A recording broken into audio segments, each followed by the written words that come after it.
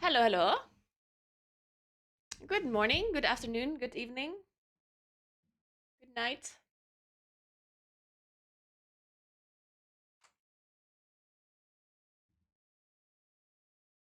How are we doing today?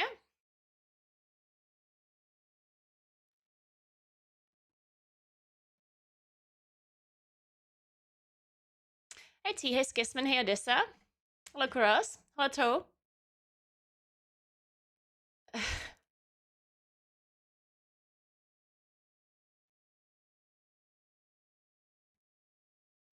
Hey.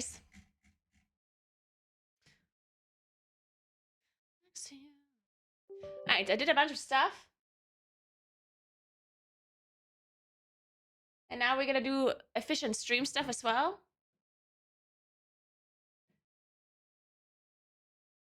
These cats are fucking terrorists. They keep trying to open this cupboard. And I have to put things in front of it so they don't open it. And then I had my footrest in front of it and it worked. And now they figured out how to move the footrest. And I put this chair in front of it. This one here. And now they're trying to open it with the chair.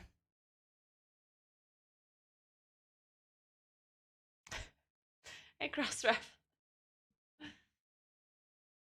Alright, so quick update. And quick schedule of what we're doing today. Alright, so today I went to the bank. Went to the post office, got my digital ID. Ooh. I forgot to do that on my PC. Oops. Oops. I'll do that later. Let me just put a reminder. So, spit. Bank stuff. Cool. Yeah. Then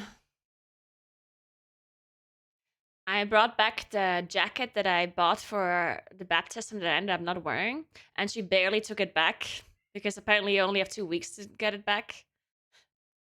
Thankfully, she took it back anyway. Um, then I went to the other bank, did a bunch of things. I took out the trash to the recycling center. I bought some pellets for the cats. I still have to go grocery shopping tomorrow. Put that in my calendar too.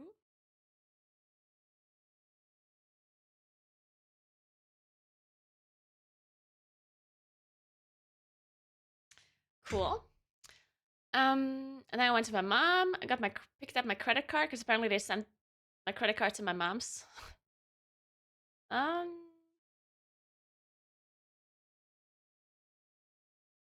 that's it. Hey D, what's up?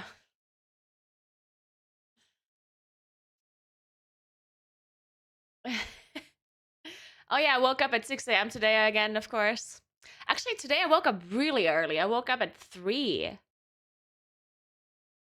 But this time I managed to fall asleep because the last couple of days I did not manage to fall asleep. And yesterday I managed to fall asleep. But I also went to bed really late. It was like, well, late. For my current schedule, it was late. I went to sleep at like 11:30 midnight.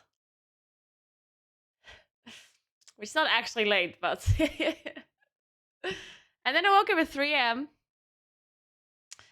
Took me a while to fall back asleep, and then I woke up at 6 a.m. again. I don't know. I know normal people wake up at 6 a.m., but not me.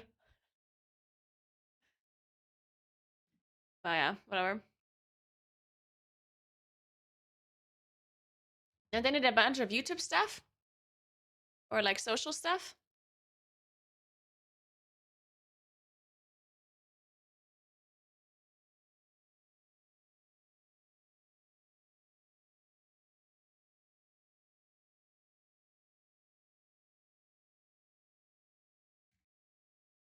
Okay. And then schedule for today, or things that we have to do on stream, is number 1, we have to do the reputation stuff in a new stone, of course. And I have to fix my UI and learn the raid bosses, which I'm gonna do today. And then if I still have time after I have to start writing the Moon King guide, but I also have to do a high and plus key as well, either today or tomorrow. And any of these things I can also do tomorrow, but I have to get some of it done. So we have to be efficient.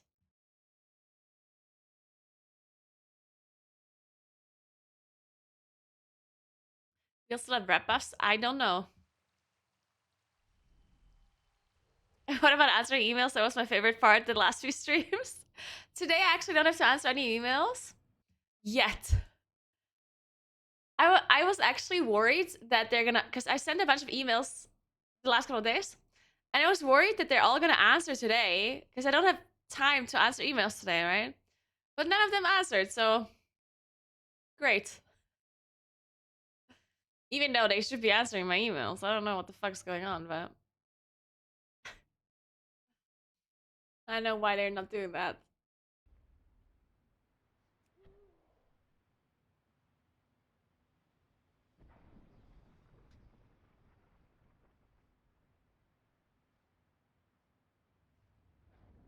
Hey Gumbo, what's up? Heroic content or SOD in the future? Wait, what? Oh, will. What? I'm confused. Manto, why are you so annoying? Why are you asking these other people to invite you? Oh my god, now I have to check how your character is called. This is so much effort. This fucking guy.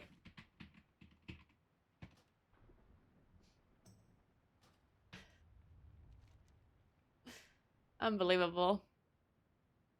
Alright, let's do the world quest first. There's only 2 world quests. Hey, Moon.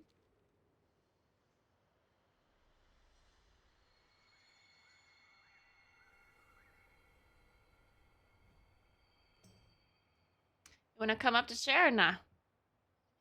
Oh, contract in the mail. Thank the Lord. Wait, fuck. How do I open the mail, though? There's a flight path. Does it mean there's a mailbox? Oh, I should also pick up the should I? This whole Dark Moon thing is so annoying.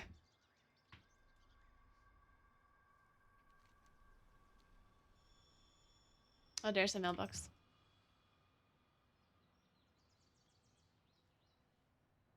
For the glory of the dragons. Oh god, my inventory is a mess. I have many lucky doos. You like? Nah, it's gonna sell all my shit, right? Fuck.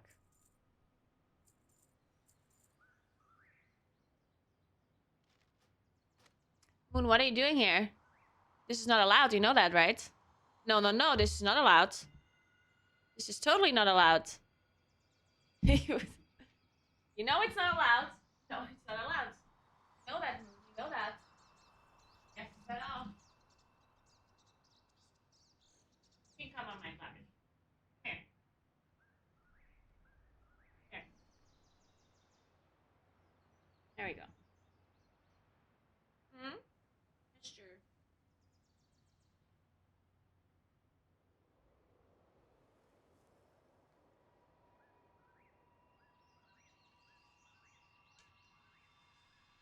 Aww.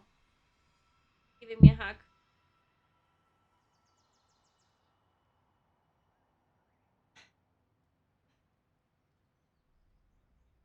Don't you have any Darkman top hats? No, I don't. Hey, Yuko. Good morning.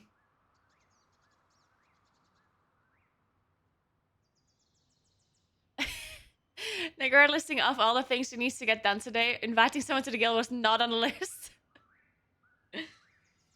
Cut.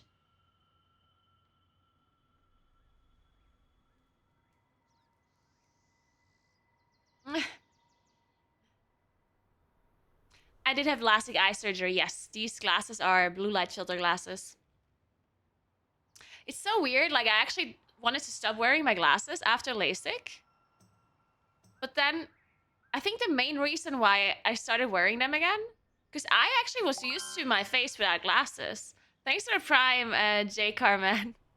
Because sometimes people wear glasses again because they think they look weird without glasses, right? Because you're so used to looking at yourself in a mirror with glasses on that your face just looks weird without them. But I was actually used to my face without glasses. I didn't have an issue with my face without glasses. I thought I looked fine without them. But every single day that I streamed without glasses, people consistently mentioned my glasses. Like every second comment was like, "Where are your glasses? You look weird without glasses. Where are your glasses?" And I got so annoyed by Twitch chat. Literally, stop! No, stop it, Sunny! That's the camera cable. What the fuck, dude?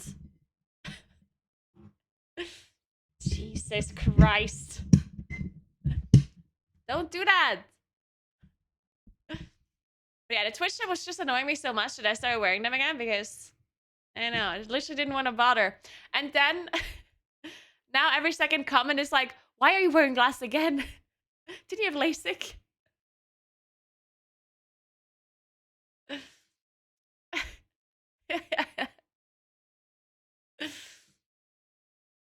Good morning, Solo. What's up? Hey, Alex.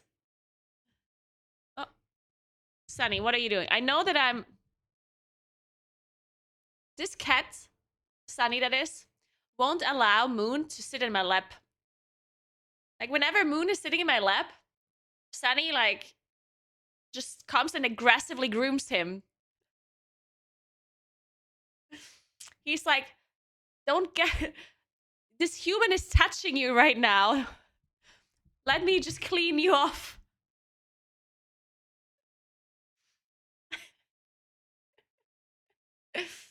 Look at this.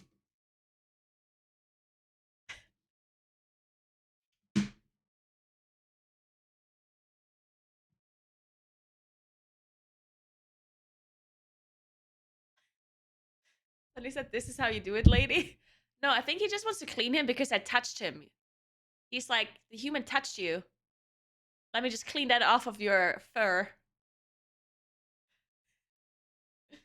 Right, Sunny?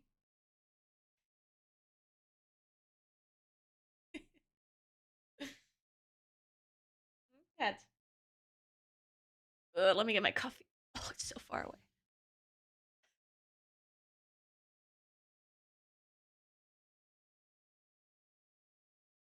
I was too busy trying to look why she looks so weird. It was the lack of headset. Yeah, they're two cats. They're just like intertwined. They're entangled. Look at Moon. Moon is just trying to chill, and Sunny's like, "No, no, no."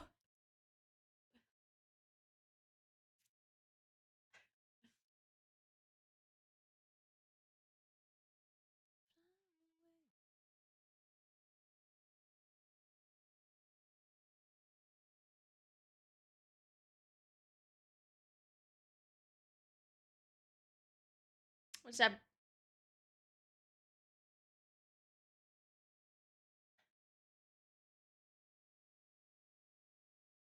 You're so fluffy. You should touch their fur. They're super fluffy. It's like a blanket. A really comfy blanket.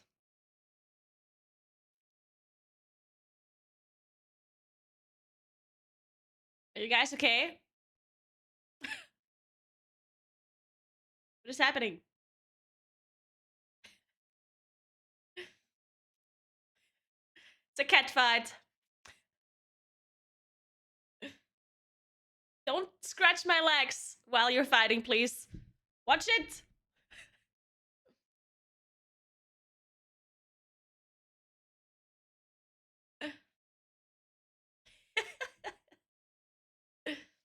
Watch it, cat.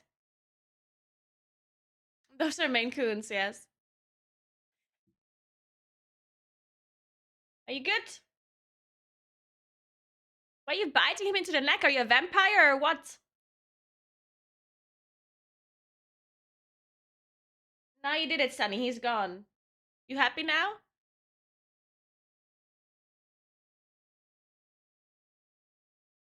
Now he jumped up the cat tree. Now you're grooming yourself? Okay. Who wins? Sunny won, of course. Sunny always wins.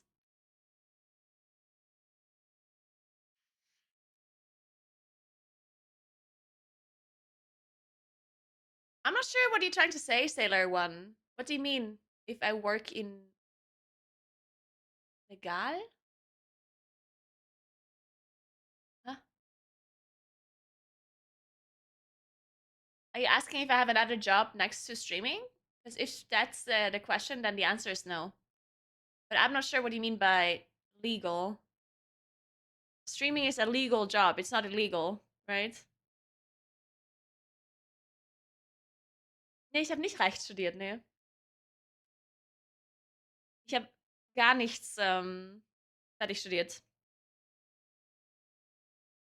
Aber ich habe technische Mathematik studiert und Informatik. War beides nicht fertig studiert.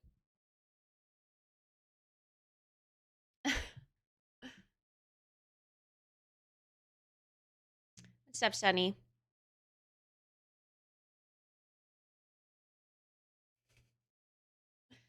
Look at Sunny. He has like a line across his neck. Sunny, look. Look. Did you see it? It's like across his neck, like here. It's cute.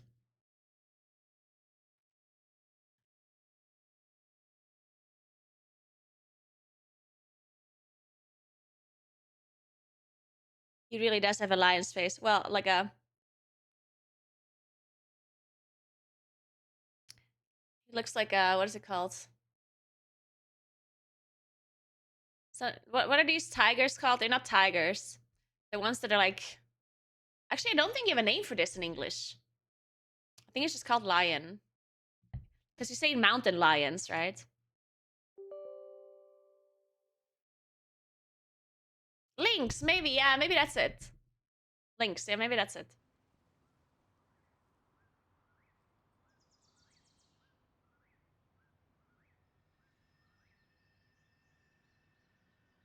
Yeah, no, my voice sounds different when I speak English versus German. I don't know why exactly. Wow.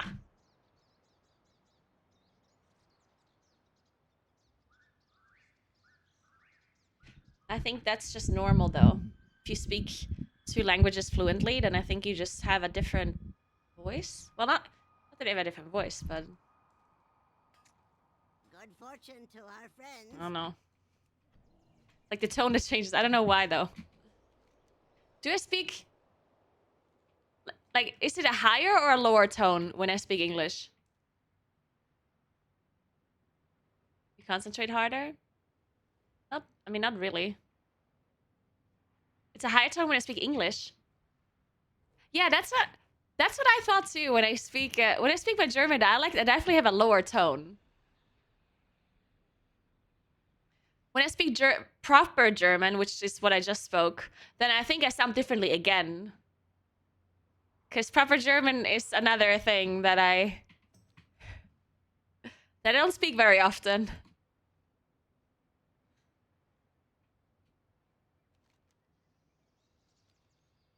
Wait, did I loot the contract?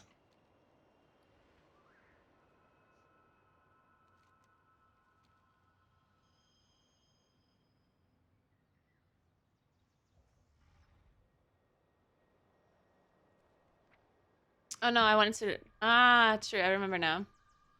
I got it.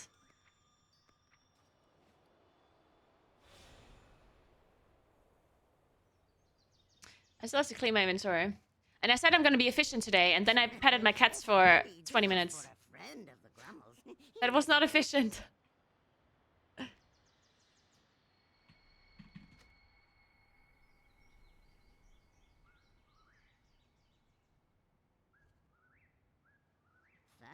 I get rid of all of this.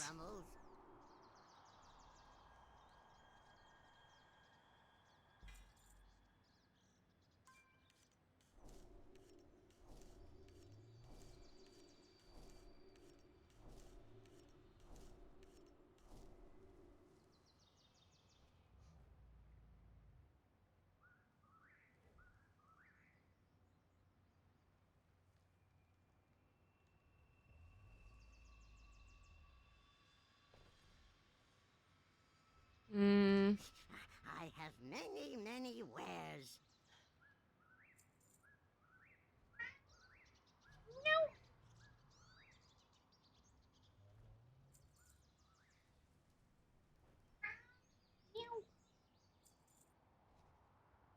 No, Sunny. We're not doing the desk today, okay? Sunny, no, you already shoot the cable earlier. No, no, no. No. This guy.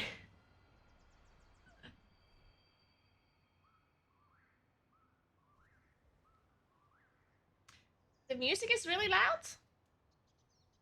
Oops.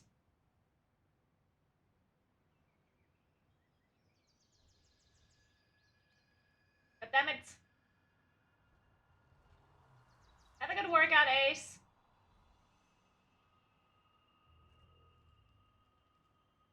God, I worked out yesterday. Oh my god. By working out, I mean I just rode my bike, right? So I was cycling yesterday.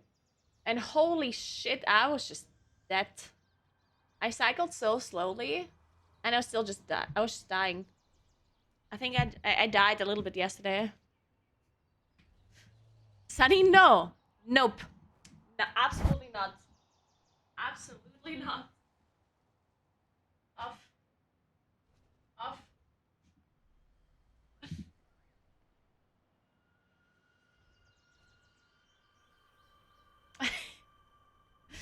Good luck with that one, so. Yeah, I know the camera is blocking because this cat keeps turning it.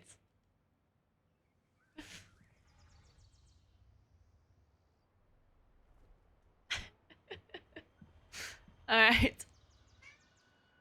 No, don't meow, Sunny. There's a cat tree and the chair and everything. Just choose a spot that is not the table. God, stop! No, my goodness. Sunny! What's your problem? Yeah, I'm talking to you. You good?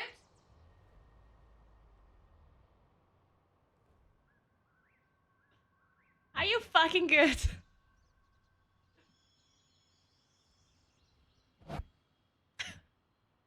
This guy.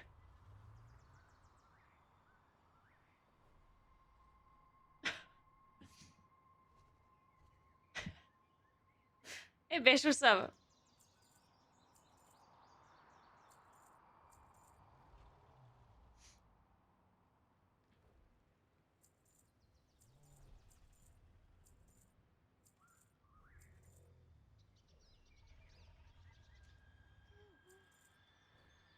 Alright,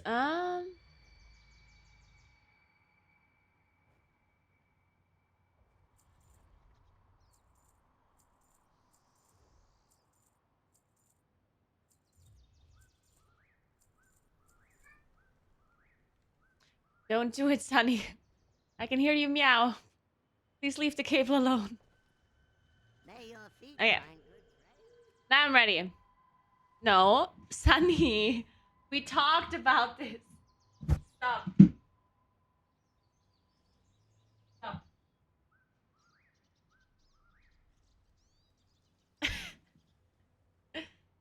Oh, now he's waking up Moon. I'm sorry, Moon. I didn't mean it. I'm sorry.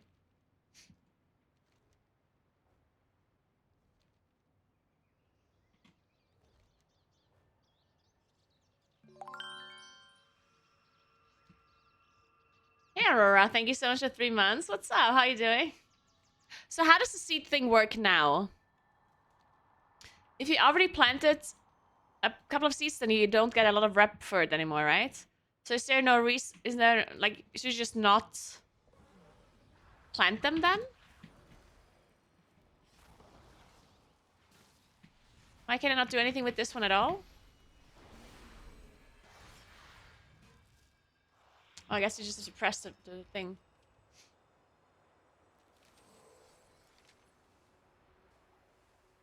Student 50 for the first 5 seats. Okay.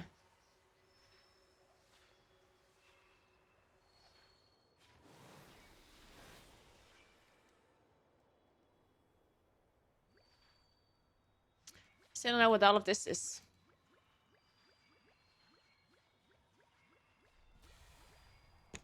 I don't know. You can Titan Force to 500? That is so stupid. Oh my god.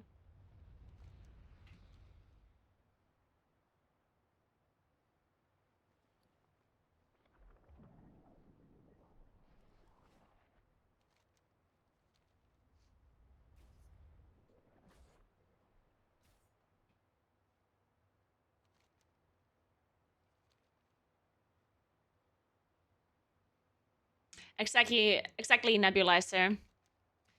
But don't sweat it. I would not give a shit if I were you, but, you know. Everyone can do whatever they want.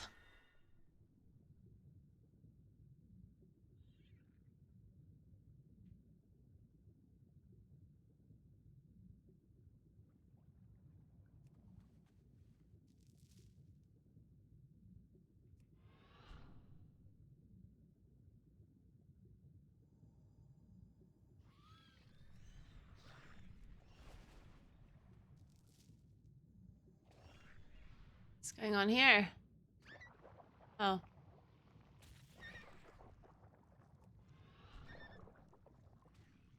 Stop attacking my dolphin. Jesus.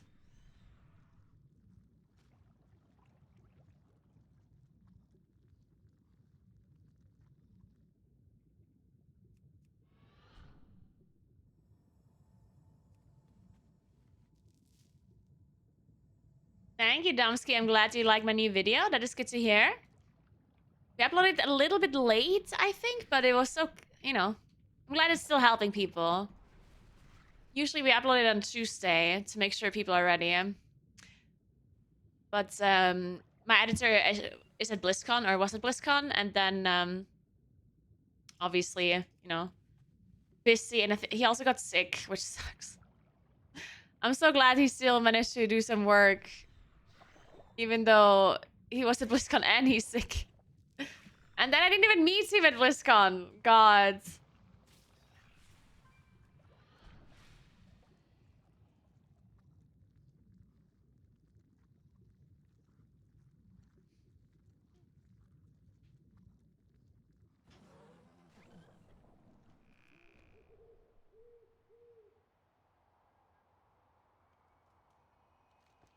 These findings would have been lost for untold ages. All right. Hey, Sona. Just started 2 weeks ago after 1 year pause, but it's just too much. I mean, like, I totally understand that you feel overwhelmed. I 100% get it. But remember that none of the stuff that is happening right now is actually very important. Like, I know you probably feel like you don't know anything, and like that you feel like you're falling behind because you're not, like, you don't know what's going on or whatever.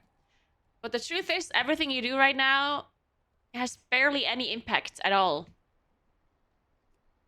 Actually, very, very little. So even if you don't know what's going on, or you do like the wrong thing right now, you can't really go wrong. Like, dream beneath the trees. Walk gently on the earth. so you really shouldn't worry about it.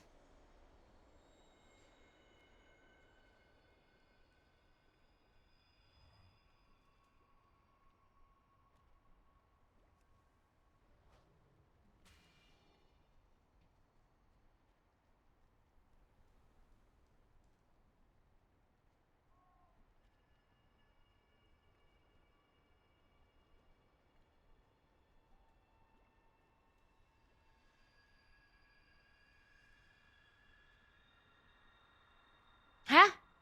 She didn't say anything. Sunny, no. No. 9. Nope.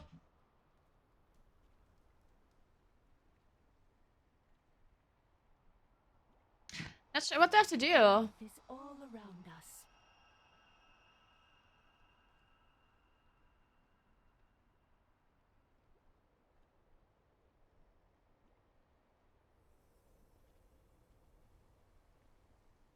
Oh, I guess so.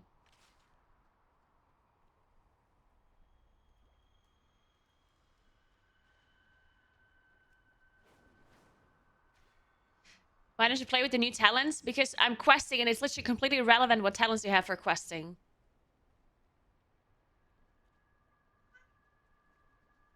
Like, I'm not doing a plus or a rating or anything. I'm literally just killing mobs once in a while.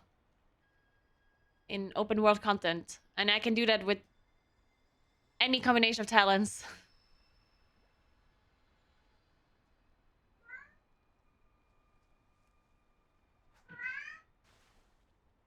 No, he can't go on a desk, Sunny. Ah.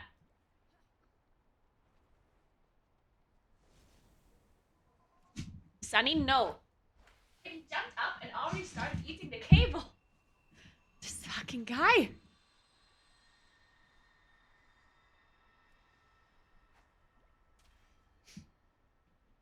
Did you see yourself a world quest? There are few things as important Absolutely not. as sleep.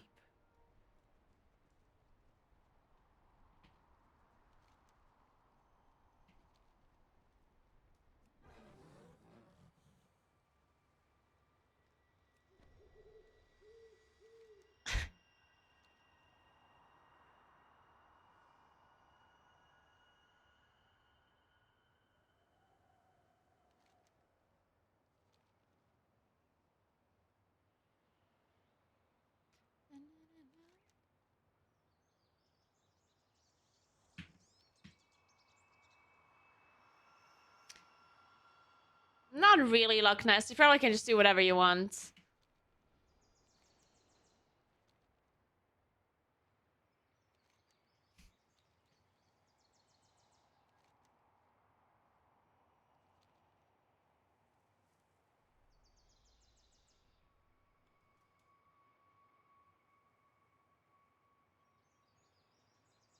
This one is underneath.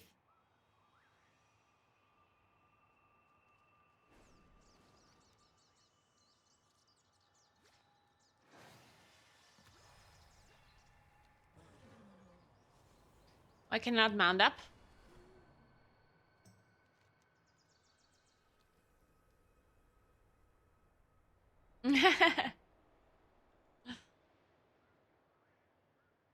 Yeah, there's no Mythic Zero.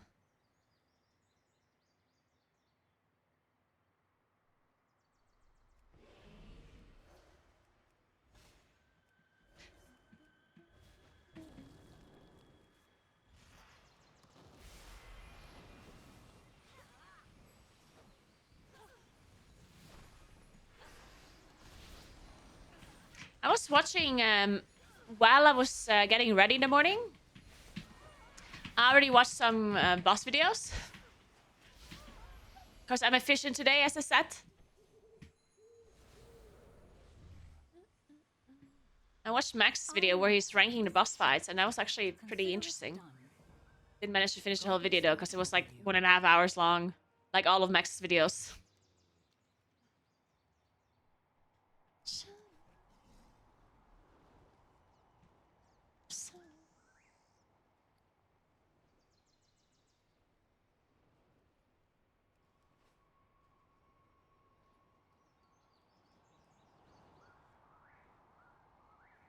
Good morning, Vikitaro.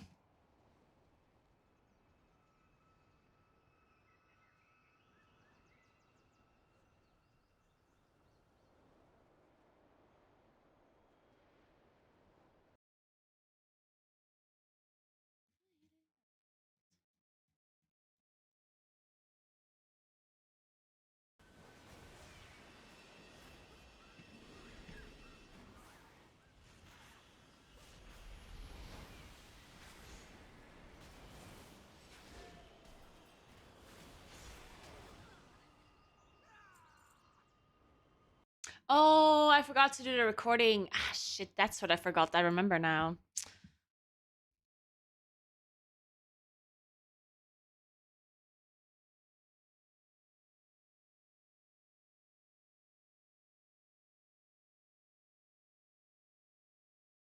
Or, wait.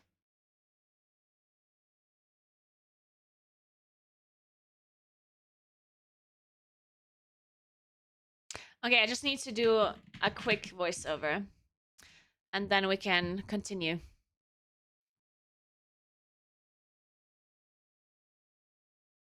Okay, here we are following Golden Guardians, pulling all 3 minutes, but these can also be tackled one at a time. Okay.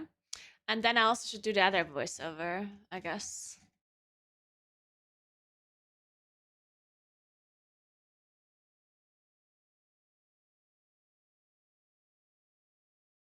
Battle against Morchi, they chose to kite the mirror images instead of luring them into time traps, which is the intended strategy for the fight. Okay, let's do this. In their battle against Morchi, they chose to kite the mirror images instead of luring them into the time traps, which is the intended strategy for the fight.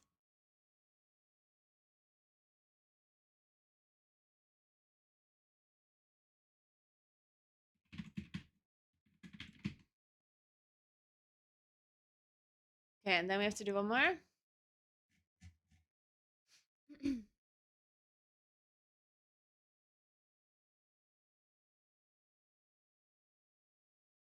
Here we are following Golden Guardians, pulling all 3 mini-bosses. But these can also be tackled one at a time.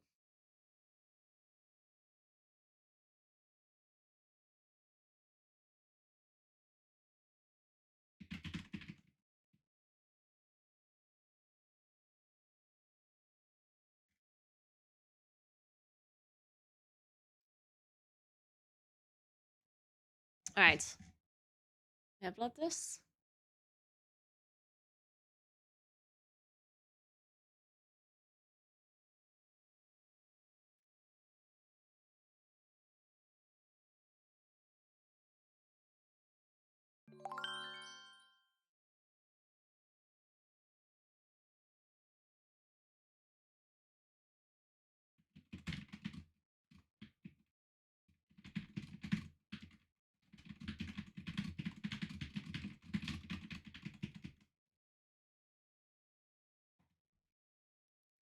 Okay. Hey, Geralt, thank you so much for 16 months. How are you doing?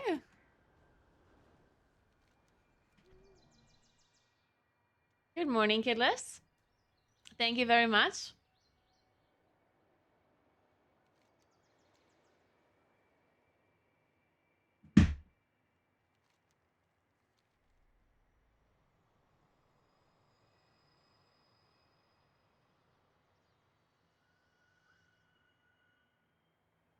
Where's this? Oh.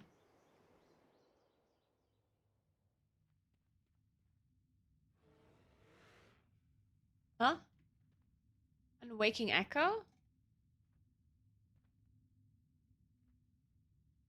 have to kill this? Or what?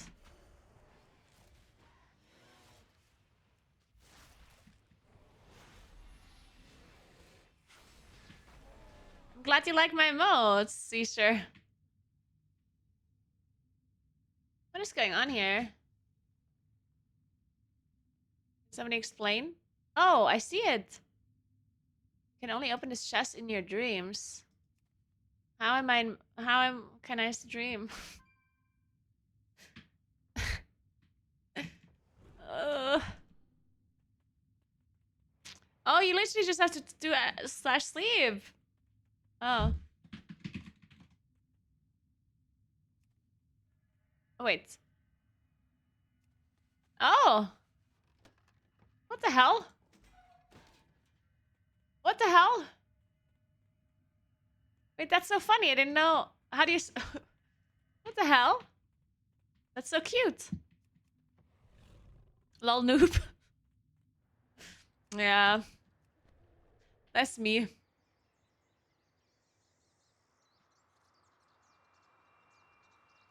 The sentinels stand ready. I live my life in the shadows. Rest until you awaken. I remember Lillian Voss. I've seen her before.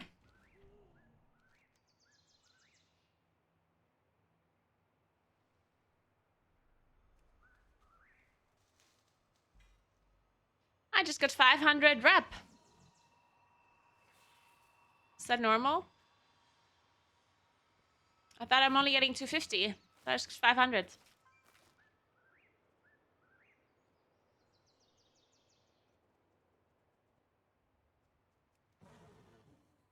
Hopcutter has the new fetch feeling. Like,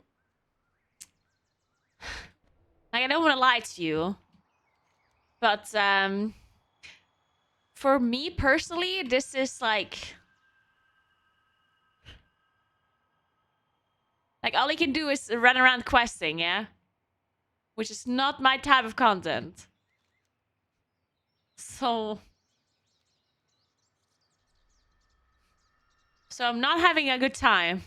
I'm also not having a bad time necessarily. But if you want to have your real opinion about the patch, you should ask someone that is into the lore or into questing, I guess. My opinion is irrelevant.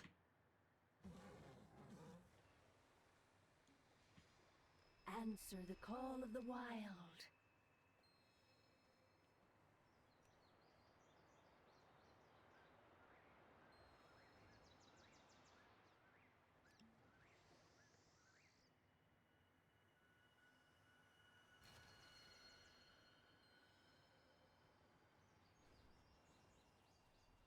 Releasing the spirits.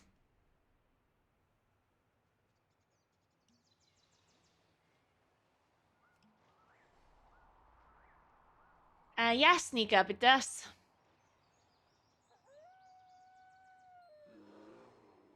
Yeah, the first week is always meh. I mean, it depends, right? Some people like the chill week where you just explore new content and stuff, like the new zone. I personally do not, because, I mean, I don't play the game for exploring or questing or the lore, so... Hey, Isabella, what's up? How you doing?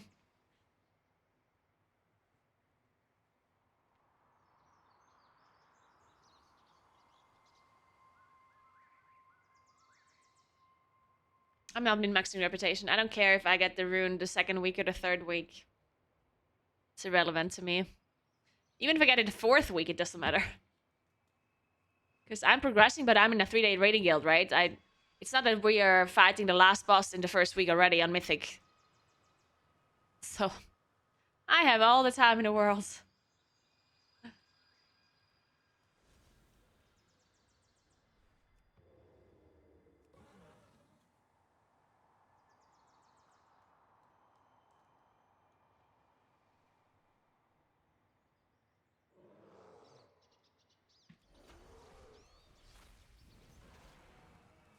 Yeah, there's no sweating required. And people think that this rune is giving you some sort of like advantage, but it does not. You know that you can just buy the runes at auction house, yeah? You don't gain any player power at all from having a rune. Because you can just use runes. Like, yes, it costs you more gold. But this is actually, like, it's actually a little bit mind-blowing to me how many people are farming this rune. It's so crazy to me. Because I am in a mythic raiding guild that is pretty high-end, right? And I don't need it. I don't need this rune at all. And somehow 90% of the player base seems to be farming this rune. Like, I don't get it. Now, of course, if you like doing it and you enjoy doing it, then obviously go ahead. But some people, some people feel like they have to do it, and it's absolutely, it's FOMO. But how can it be FOMO? I don't understand. You're not missing out on anything. I don't understand.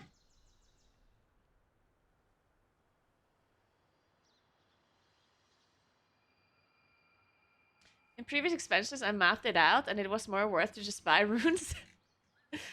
Yeah, there were times where I only bought runes as well and never farmed the infinite one. Nah, no. If you're bored and you don't know what to do and you kind of like doing it, then go ahead, of course. Then I just don't understand the people that hate doing it and then still do it, even though there's no purpose.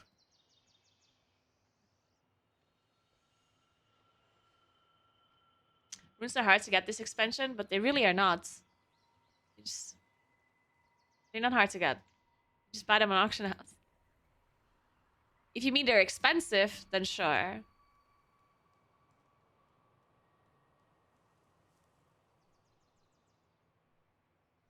But the thing is also, like, what are you doing to need the rune? Like, that's the other question, right? Not only could you buy the runes, but also additionally, what content are you doing that would require for you to have these extra stats? You're probably gonna clear the heroic raid, like even if you're a mythic raider, right? Like me, I'm a mythic raider. What do I do the first week? The first week I clear normal modes, I clear heroic, and maybe I kill a boss or two on mythic, and that's like the absolute maximum I'm gonna do in a raid, right? And I don't need a rune for any of that. I don't need a little bit of main stat to do any of this. Of course, it's gonna make my character slightly stronger, but it's negligible for this kind of content. And then I'm also gonna play in Plus, of course, next week. And for in Plus, you could argue that it does help a decent amount, but again, negligible. The funniest thing is that some people are gonna farm this infinite rune, and then they're not gonna like use potions. So they're gonna run their plus 18 keys with their infinite rune, and they're not gonna use potions because it's too expensive. It's like, okay.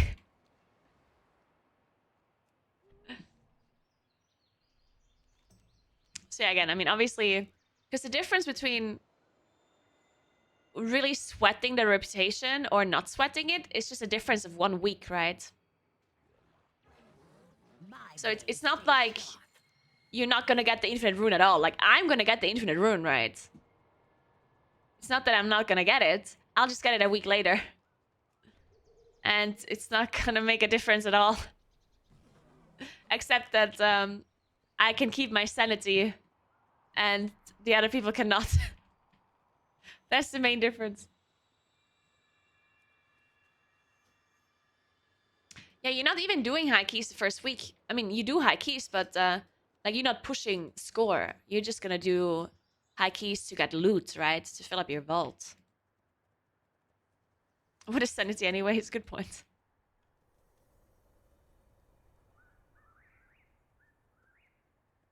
Yeah. Like, people do get misled a lot by people that are like more competitive. But then I don't understand why you can't just logically think about this. Like, do people just like, that's what I don't understand, right? Because if you're just bored and you farm the rune because you feel like it, of course, go ahead, right? But people, because how could you, like, you just have to logically think for 1 second. If somebody tells me you have to farm renown 10 on your ult and then farm blah blah blah on your main, and you're gonna have spent all of your day and time in this new zone questing just so you can get the infinite rune 1 week earlier, how does that logically make sense to you when you're a more casual player? Like, if you're a heroic raider or something, how do you not think, oh wait, I don't need that rune so quickly? How is that not your first thought process, you know? It's like, oh, I can wait 1 week for the rune. Like, that's not gonna be a big deal.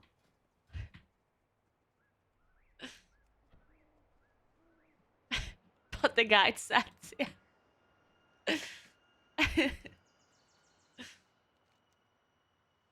Maybe it really is FOMO, though. Like, maybe people really think that they're missing out by not doing that. Even though their rational brain is telling them that they're not missing out, right? And if you think rationally, you totally understand that you're not missing out. But maybe people have this, like, subconscious urge to do it anyway. I guess that is just what an MMO is about anyway, right? People feel the need to do things as fast as everyone else, or as quickly as everyone else.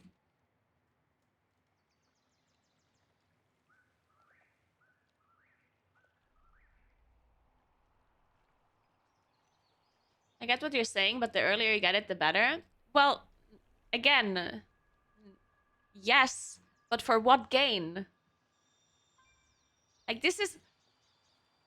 Like, the gain is so minimal. So tiny. It's the same when people were farming island expeditions all day, every day to get a little bit of a higher asteroid necklace. For 1% stamina or something.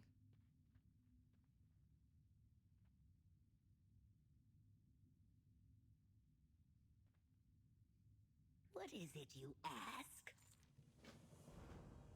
It's absolutely like... Because, I mean, there is a big difference in what kind of gain you're getting for certain things, right? If farming this reputation quickly would give me like a 5% main stat buff, let's go, right? Like, I am doing it. For a 5% main stat buff, I'm farming this all day, every day. For 20 hours. I don't care, right? But, like, I think people sometimes don't... Like, people sometimes can't quantify the gain. People just think, oh, I'm gaining something, I have to do it, right? And people in their... Like, they don't understand that sometimes a gain is so minimal that it's not worth it. For the time that you have to commit. Especially if you don't like doing it. Like, if you're gonna burn out and you're gonna hate your life... Just because you want a fucking infinite rune that does nothing, really. That's not worth it.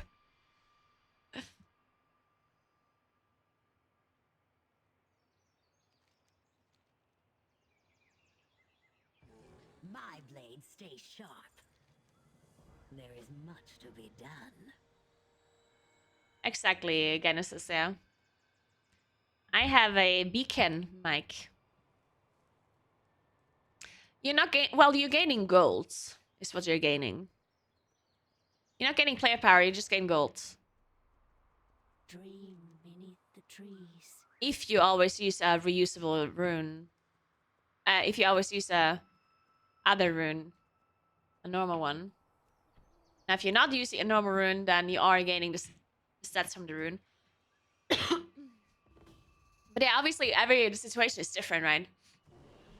Like, every player is different, and I'm not saying that no one should be farming this rune, of course.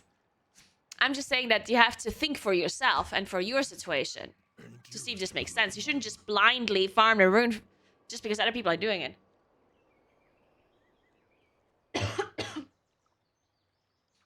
God, I'm dying.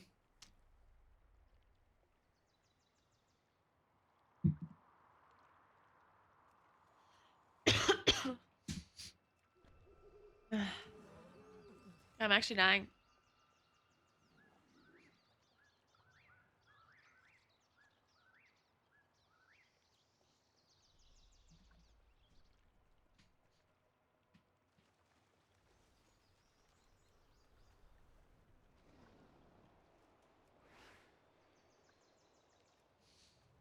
Good morning, Lucky Luke. What's up?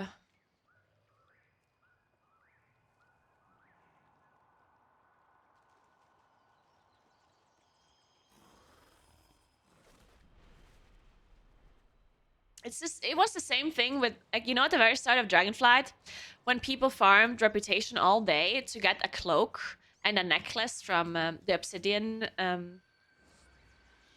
Citadel. Like, people were farming reputation here to get, like, a necklace. And then every single person replaced the necklace 2 days into the next week. And I remember sitting there telling people, don't do this. Don't waste your time. You're just going to replace this item anyway. And, you know, people just like, oh my god, I have to farm obsidian skills. Like, no, you don't. No, you really don't. Or people that spend millions of golds on BOEs the very first week of an expansion just to replace the BOEs 2 days later. Thanks for Prime 30. What's up?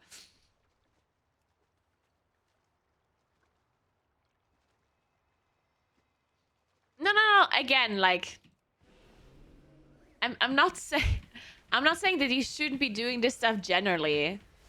of course you can farm all of the reputation that you want and do whatever you want. Like, it's just that sometimes people are not thinking for themselves. That's what I'm talking about. People just think, oh, because other people do it, I have to do it as well. And they don't logically, like, understand why someone is doing it and if it's worth it. Like, people just can't think for themselves, basically.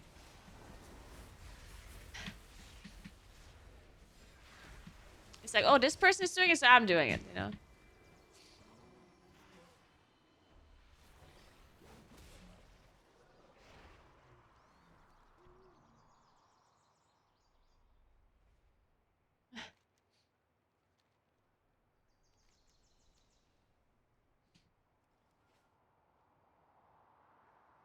Exactly, Proffler. That's exactly what I was just talking about. The cloak, yeah. Yeah.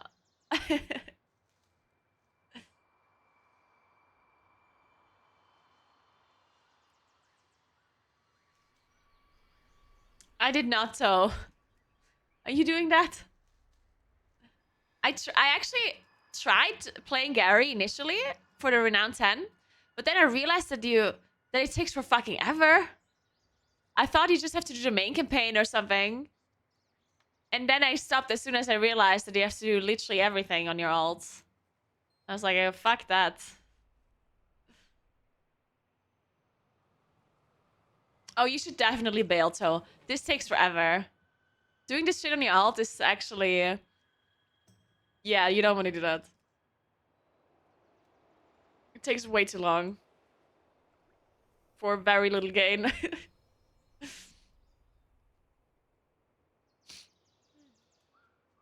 The sentinels stand ready.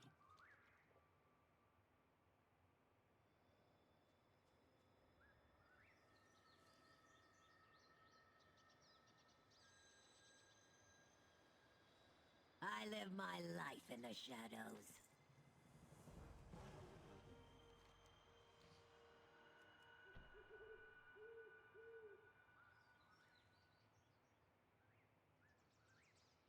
Yeah, Lini, I was the same, yeah.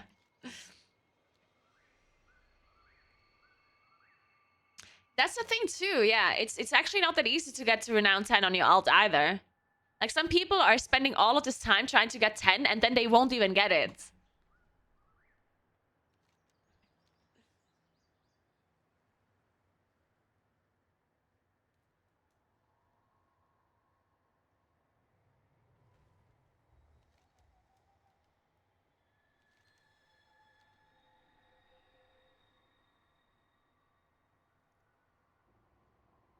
But I'm looking forward to the most upcoming expansion. Nothing really, honestly. I like the alt account-wide things, but all the things that they announced for the expansion is not necessarily something that I am personally excited about.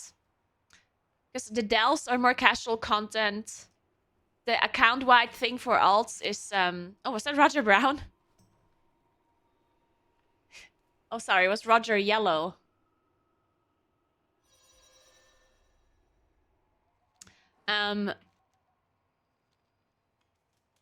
Yeah, so they didn't really announce anything that I am really excited about personally for what I play the game for or what I enjoy in the game.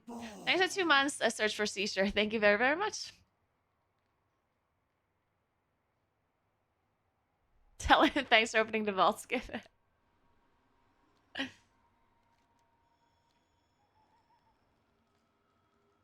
I met all the Echo people except Scribe. Well, I did see Scribe, but I never actually like said hi to him because I only saw him the first day, and then I never saw him again. That happens with happened with a lot of people. To me. Let me finish this quest down there.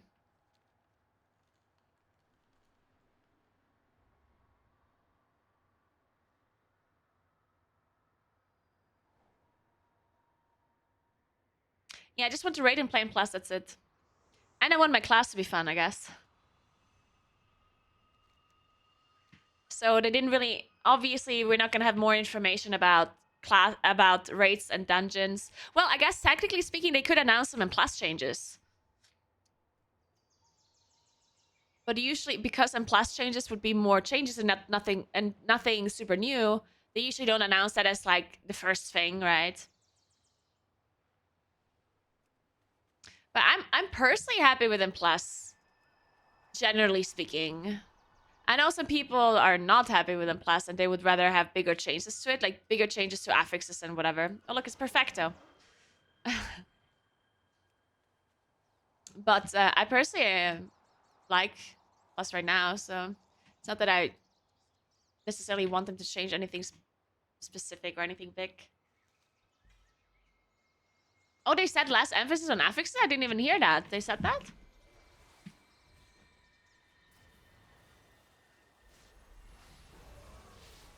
Huh. Does that even mean less emphasis on affixes?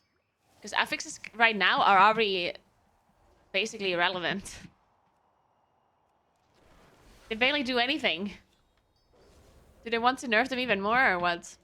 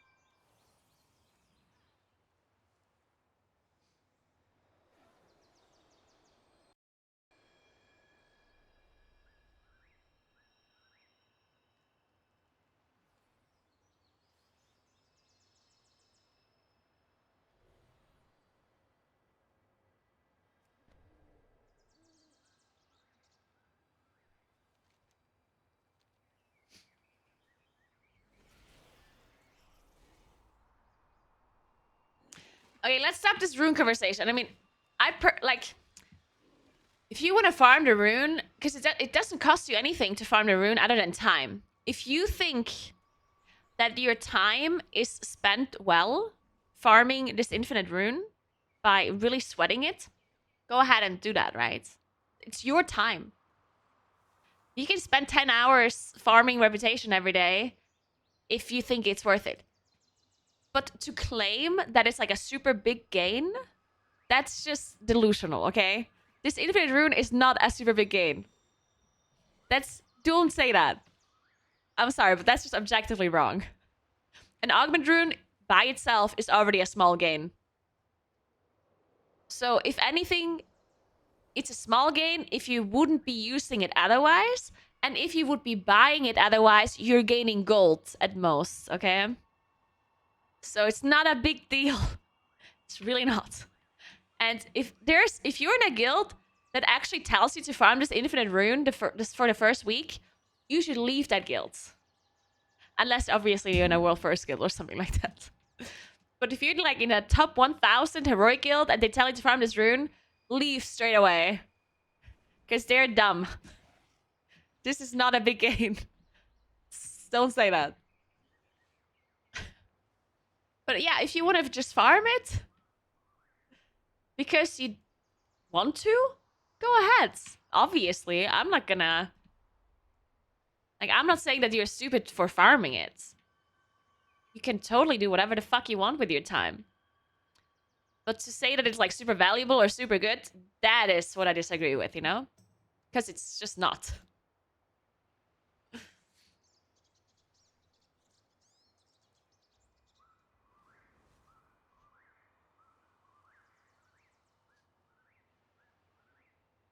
They said the rune is a must-have for week 4. That's fine, right? Week 4. That's pretty easily doable.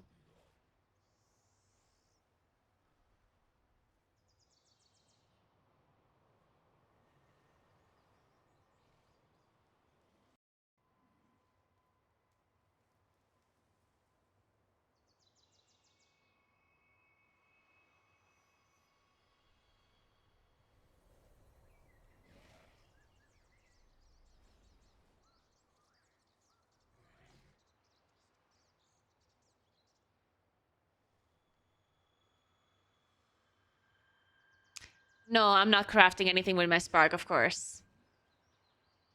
You should not craft anything with your spark this week, and like it makes no sense to craft anything with this week, yeah, because we don't have aspect crests. If you craft something this week, you just have to recraft it next week.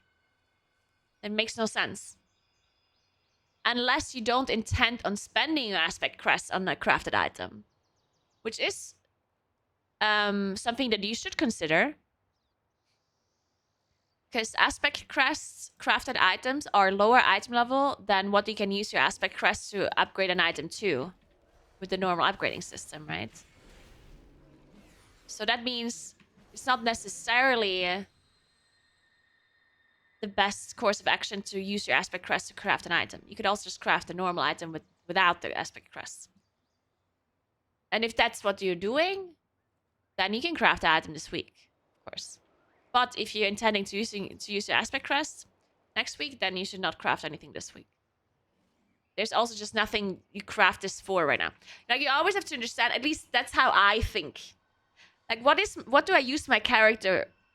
Like, what's the purpose of my character having more item level or more player power? Well, I gear my character to do the most difficult content for me, right? The most difficult content for me is mythic progression with my guild and doing high and plus, right? Those are the two things that I do personally where I want my character to be as strong as possible. And right now, this week, I'm not doing that because it's not available, right? I'm not raiding this week, and I'm not doing M+ this week. So this week, the strength of my character is irrelevant to me. Because all of the content that I am doing this week does not require my character to be maximum strength. Right? It just does not. I can kill the slasher with 100 item level less. Right? It's irrelevant. Therefore, I'm not crafting anything this week because I don't need it, right? I might craft something on Tuesday before the raid comes out just to be prepared, right? So I don't have to like waste time next I need to craft it. But I'm not crafting it like right now just because I want it. Because I don't need it this week, right? So I'm gonna think about it and then do whatever whenever I feel like I need this item.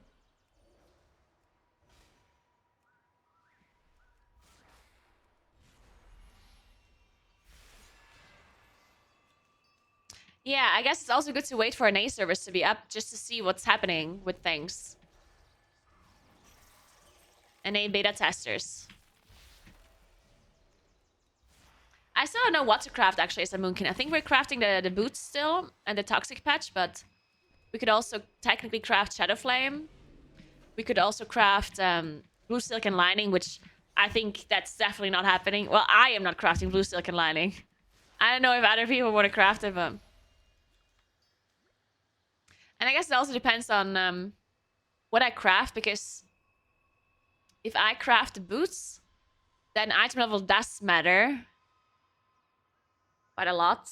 While some other items, the item level does not really matter, because if it doesn't scale with the item level, if the effect does not scale with the item level, then there's no real reason to use aspect crest for it, when you could upgrade another item with it instead, like a weapon or whatever.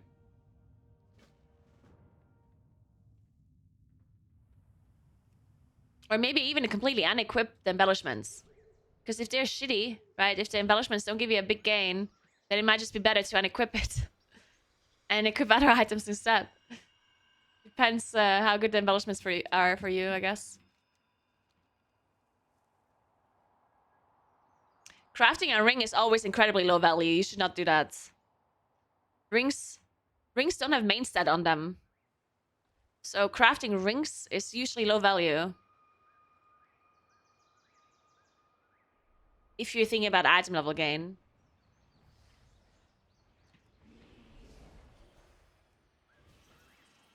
The highest value is always weapons and high main stat pieces like chest and legs. And of course, if there's any good trinket as well.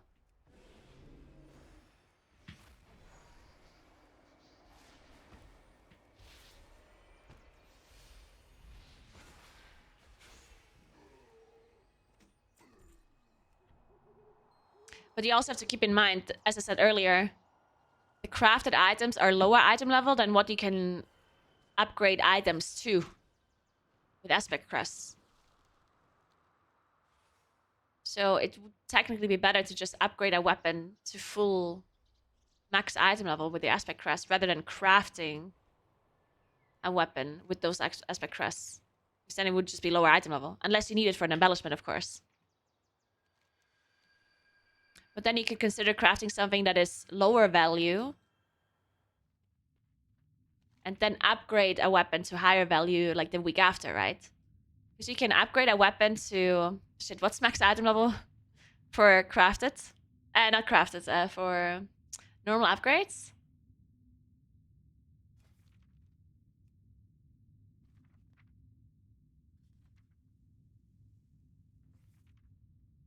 It's 489. 489, right?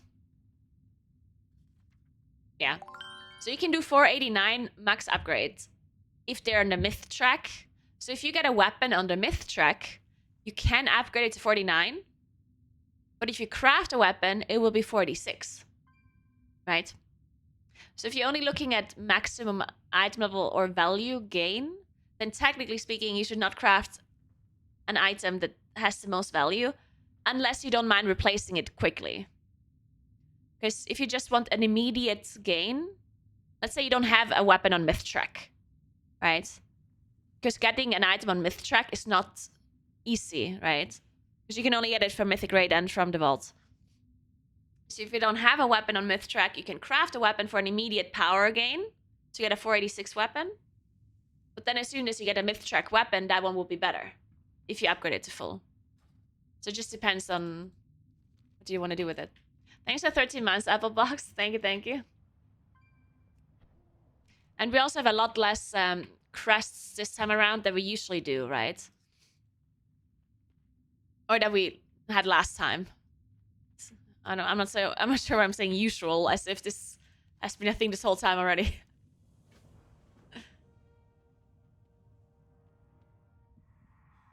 You can wear as many crafted items as you want. You can only wear 2 embellished items.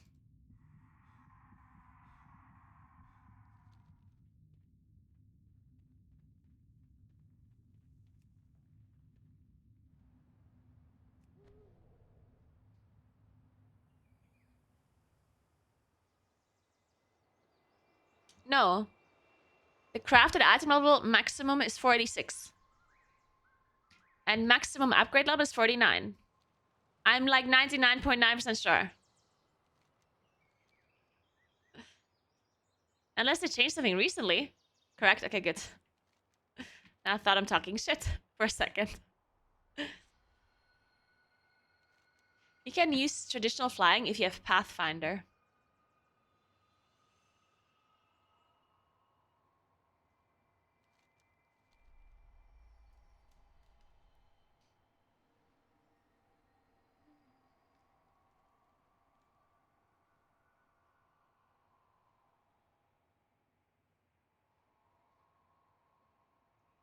Oh, yeah. Yeah, there was a 3 item level buff to the crafted gear at some point. But I already included that buff. With the 46.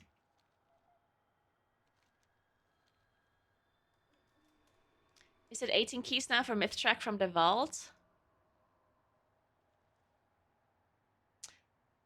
I think it's... maybe?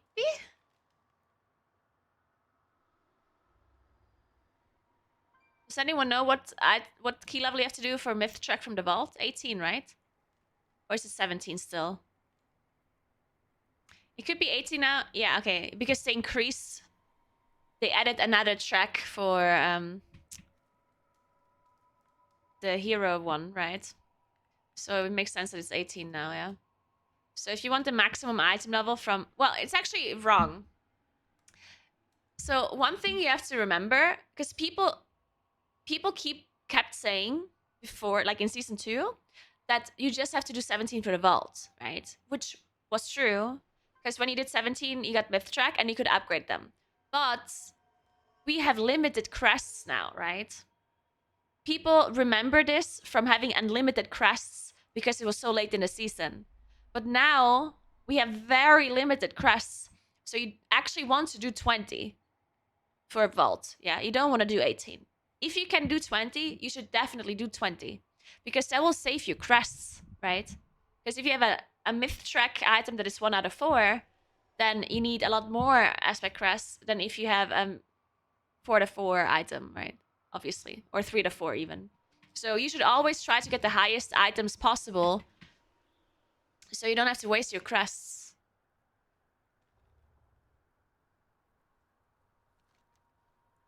If you can. Now, if you can't, then obviously.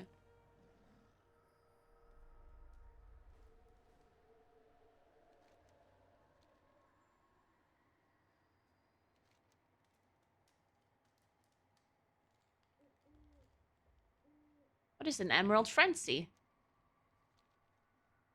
Does that give reputation?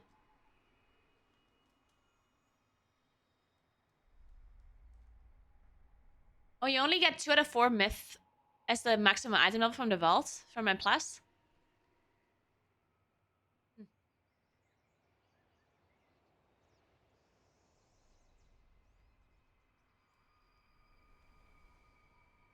to 4 only. Not even 3 to 4? So you get 483?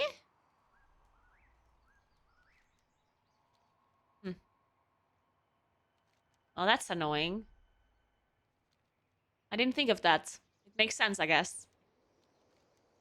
So you need 2 aspect crests to upgrade a vault item. Yikes.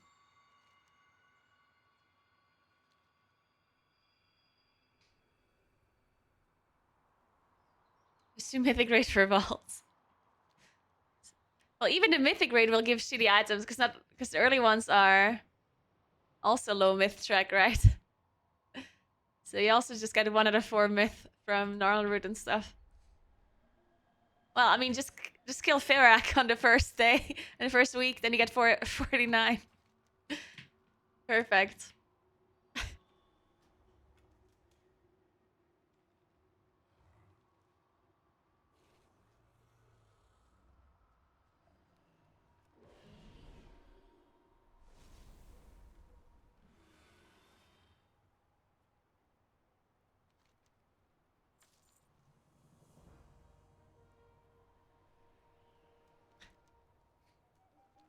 Hey, was that it?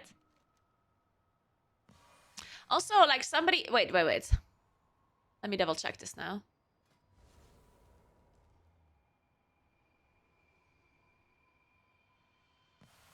Oh, it's a worm crest, okay. Like someone on my YouTube comments was saying how important it is to get 20 renown for a worm crest. And I was like... I mean... Getting the worm... It's not that it's like useless, right? Getting a worm crest is... It's not useless for sure, but... Is it very important? I don't know.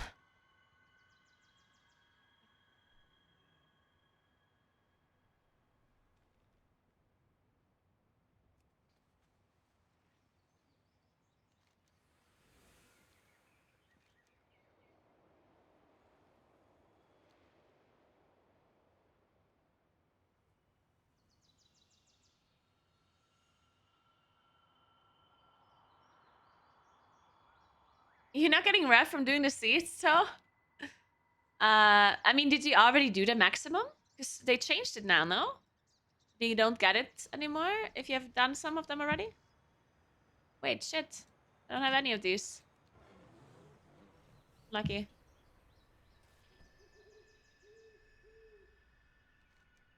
It was your first?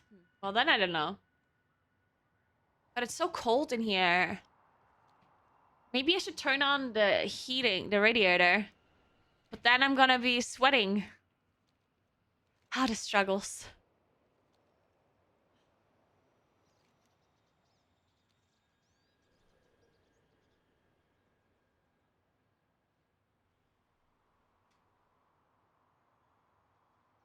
Oh, I already donated to that seed? Wait. Wait, no, I didn't. I did? No, I don't think so.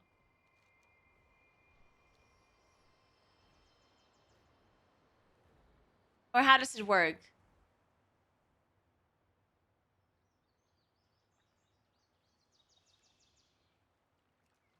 How many times can you donate to like one seat? Like whenever somebody activates it, right? It's a check mark, you have it? Oh, now I'm confused. Thanks for 31 months, Pistol. How are you doing?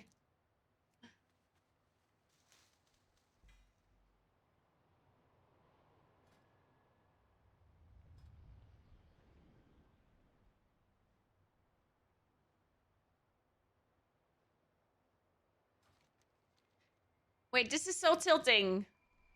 I just now realized this. They're not putting the crest next to each other in the currency tab. It's ordered by the alphabet. No fucking shot. That is so messed up. Unplayable.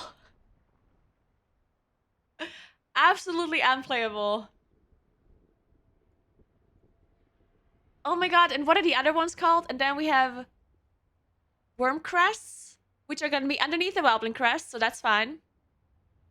And then we have aspect crest, which is the first one. So we have aspect, then dragon isle supplies, then drake, and then at the bottom we have the other two.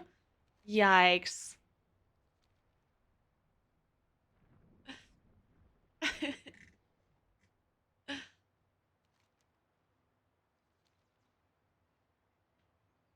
Feeling positive about Moonkin in race this year.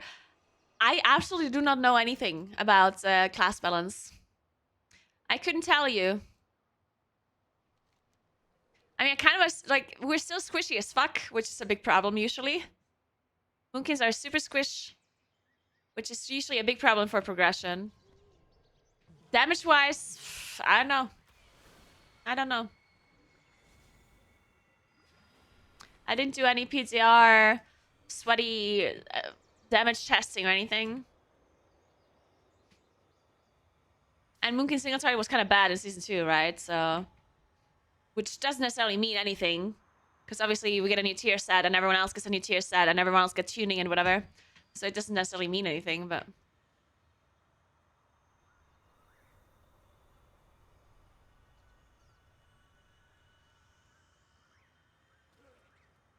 I hope they dial back on all the currency stuff. So much useless steps. I disagree. I hope everything is a currency. Like it's to me, it's much better to have a currency over the alternative, right? Because what's the alternative of having the currency? It's having things in your inventory. And I'd much rather have a currency than things in my inventory. Right? So I am a fan of the currency. But maybe what you're saying is that you generally just don't want... Like, maybe you don't want the currency and you don't want the back thing in inventory. So you just don't want systems, I guess. I don't know. Good morning, Mistu. Less systems? Yeah, I mean, that's the take. I can see that.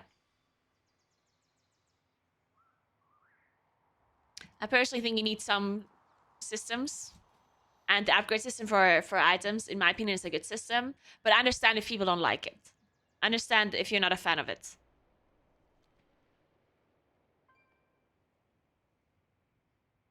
And it's cold. I need a blanket. I'm gonna get a blanket. Oh, Amy is gonna come today. I forgot. Oh shit. Wait, do I need something?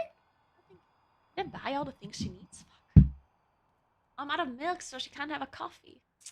She only drinks coffee with milk. No.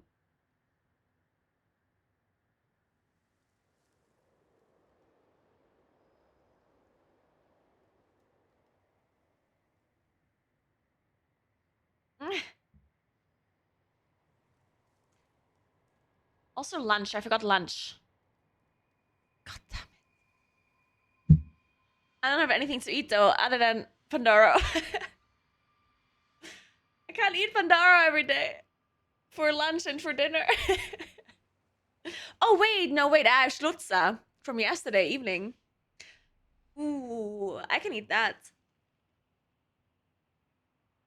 My dinner last night, I ate Stutza. Go get groceries? No, I'm leaving for Sweden on Sunday. I'm not gonna go buy groceries now.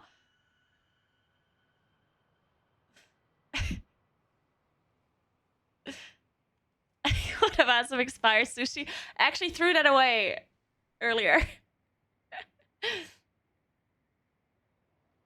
I'll be right back 1 second. Okay. And we're almost done with all of this stuff, which means we can learn the bosses and fix the UI. We'll do that. But I'm gonna get something to eat. Be right back.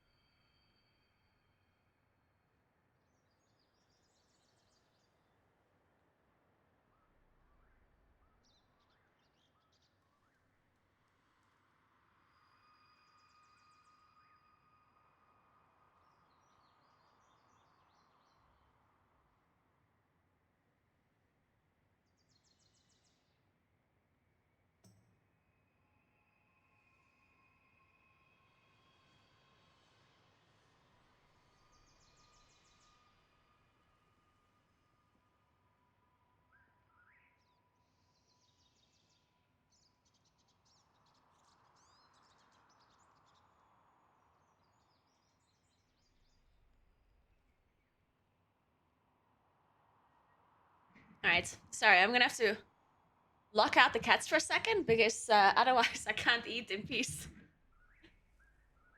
The cats were with me in the living room.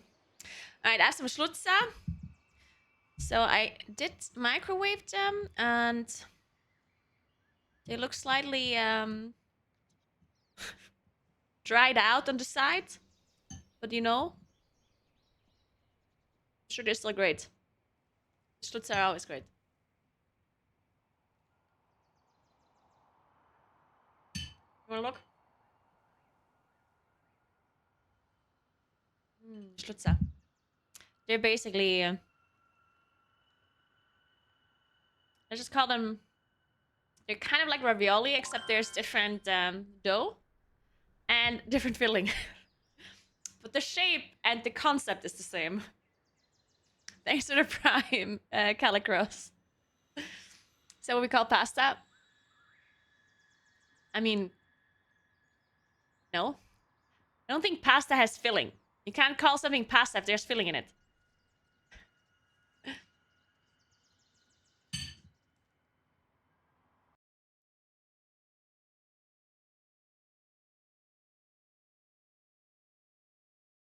I mean, ravioli are ravioli. What the hell?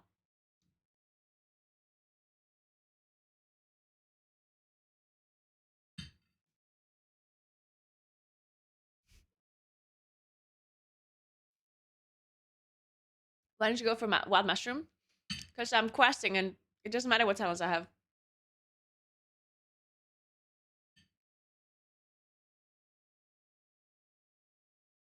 What's wrong with this music?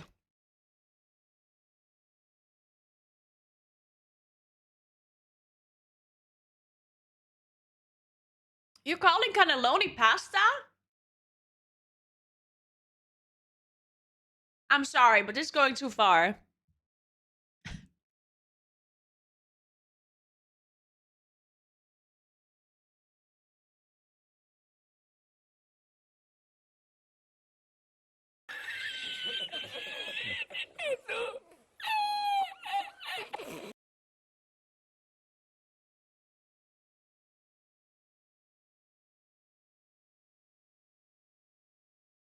Um, I don't actually know that. Hanka Boom. I don't know if you have to buy it or not.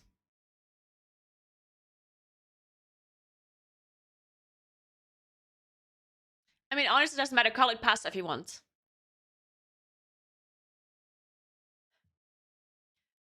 I mean, but your definition of pasta is very, very loose if you're calling schlutza pasta. But go for it. At that point, you might as well also call lasagna pasta. And you might as well just call rice noodles pasta as well. And udon noodles pasta too. You know?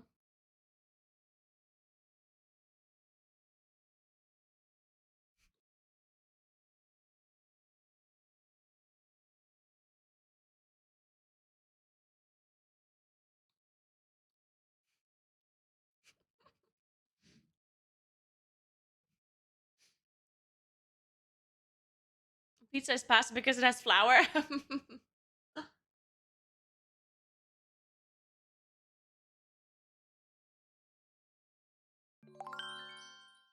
Okay, you can't say schlutza or pasta dough because the dough is not pasta dough. If you're just talking about, if you're just taking the dough as the only, um, like, if you're basically saying that everything that is made with pasta dough, like if it's just the dough itself that is defined as pasta, and everything you do with the dough turns the dish into a pasta dish, if that is what you're saying, which is fine, that's how you define it, that's fine, then this is still not pasta dough because the dough that this is made of is not the same as like pasta dough. It's different. Thanks for 3 months, Vastigeeks. Thank you so much. Appreciate that.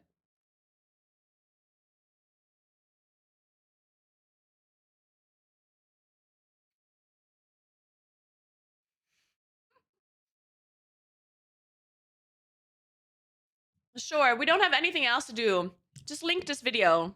Whatever it is. I want to watch it.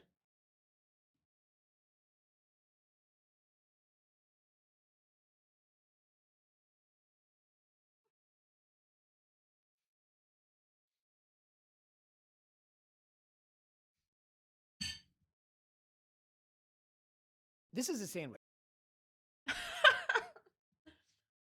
Man, is this wait, but it's about sandwiches. It's not that funny. I thought it's specifically about pasta. It's just a definition of sandwich, right? With something on top and something on the bottom. I know this one. Whatever, let's watch it anyway. So is this. Here's another sandwich. All sandwiches have starch on top and bottom. It's the cube rule of food. If food only has starch on the bottom, that's toast. Obviously, this is toast, but so is this and this. Apple crisp? That's just toast with the jam side down. Let's review. This is toast and this is a sandwich. A hot dog's a sandwich, right? Wrong. It's a taco because it has starch on 3 sides. So this is a taco and that's a taco. 4 sides of starch make food a sushi. Sushi. That's hard to say. And if there's starch on 5 sides, that's a quiche. Here's a quiche, there's a quiche, everywhere a quiche. Finally, we come to the calzone. Obviously, this is a calzone, but so are these. Don't forget the sweet calzone, creamy calzone, carnival calzone, and the Colonel Sanders calzone. That's right. Fried chicken is a calzone. There are exceptions, like the salads. These are salads. And steak is a salad. Then there's the cakes. Lasagna's a beef cake. And so's this guy. This is great. Total beef cake. Visualize your sandwiches and anything else with Lucid Chart. It's good.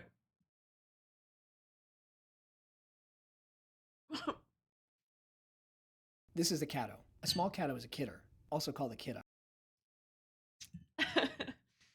So I'm eating calzone right now.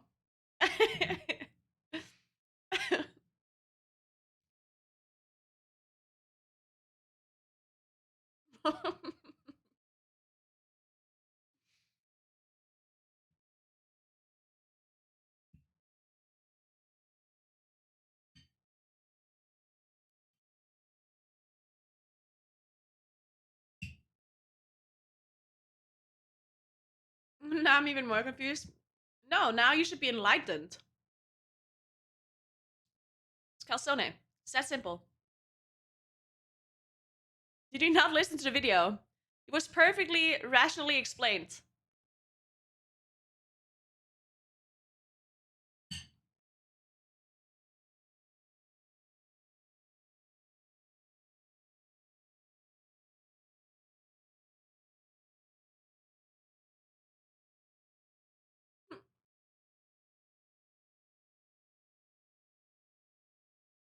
The spaghetti alignment chart? What is that?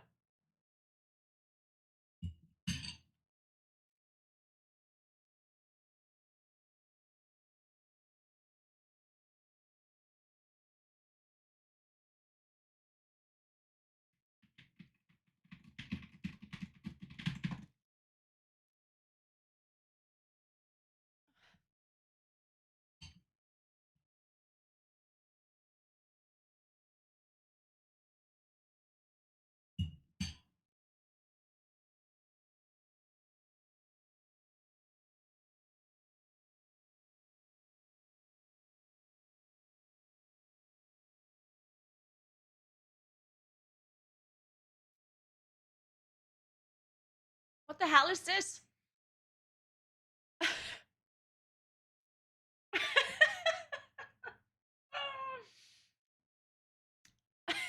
You can be a function rebel and a form rebel. The earth is spaghetti. Okay. And if you're a form and a function purist, then what do you mean bolognese is spaghetti?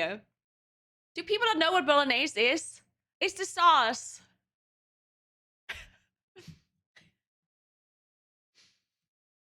It's not the dish, it's the sauce, okay?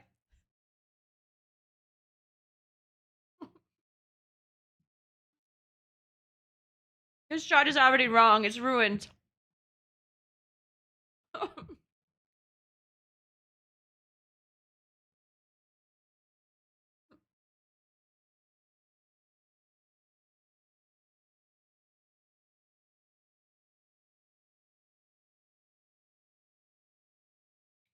I love Parmesan cheese.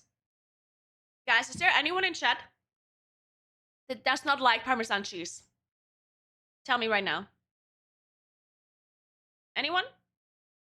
And I'm talking about real Parmesan cheese, not fake one.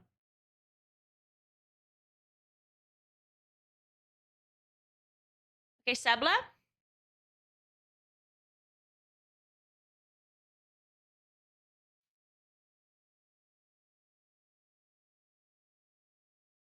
Flour for mom. Are you writing this down, Kuros? You're banning them all.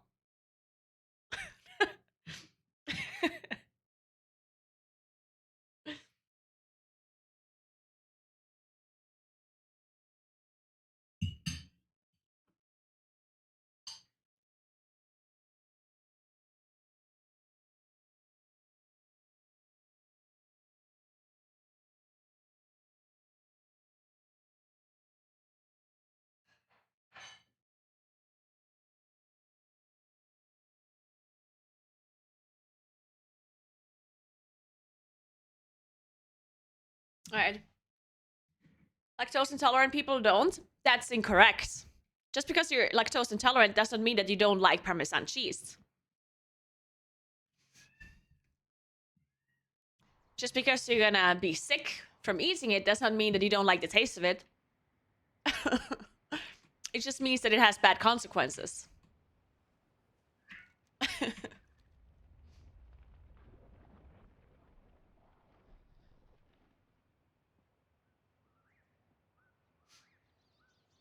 Real Parmesan is lactose free? Is that a thing? Is that actually true?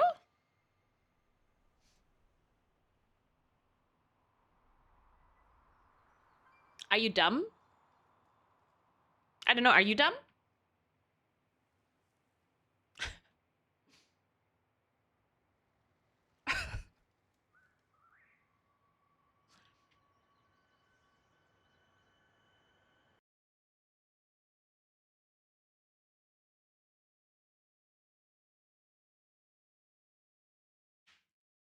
No, I'm casting the erasable first for Echo.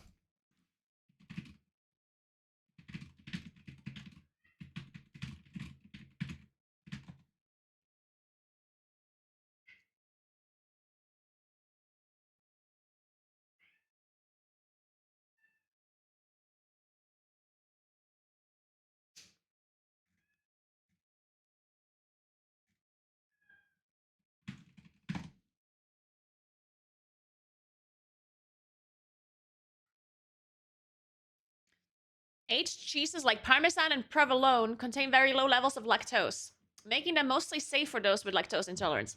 Doesn't mean that it has no lactose though, right? So this is a lot low lactose levels.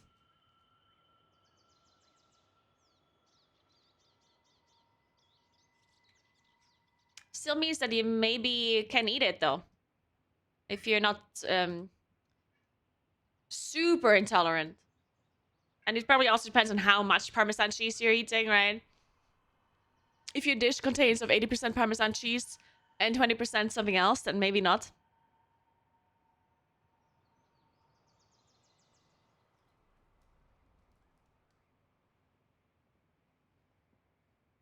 But it has to be the real one. That's made up. That's absolutely false. Do you know the real Parmesan cheese is not any different to other Parmesan cheeses? It's just like a trademark. When you mean that it should be made the correct way, then yes. But all the other things about Parmesan cheese, like when you say the real one, then it just means it's the same with like Prosecco. It's just called Prosecco because it's from the region, you know? But it doesn't mean that it's like made differently. It's just like some weird rule where certain foods can only be called a certain way if they are made in that region. So Parmigiano Reggiano just called that way because it's made in Reggiano, right? Basically. Or Grana Padano or whatever. They're all just... I mean, they are obviously good and high quality. Doesn't mean that you can't have other Parmesan cheese that is also good from a different region. It just doesn't have the name.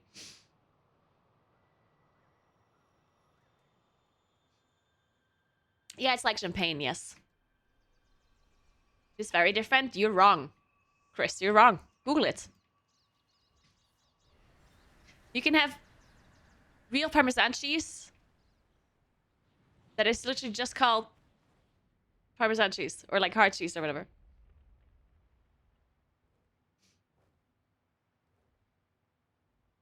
That does not mean that it has lactose all of a sudden, just because it's not from Reggiano.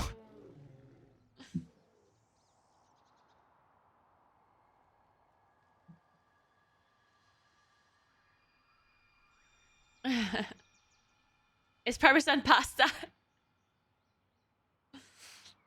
I never tasted any fake Parmesan tasting as good. I did many times. But when you, like, I think you're just like misunderstanding.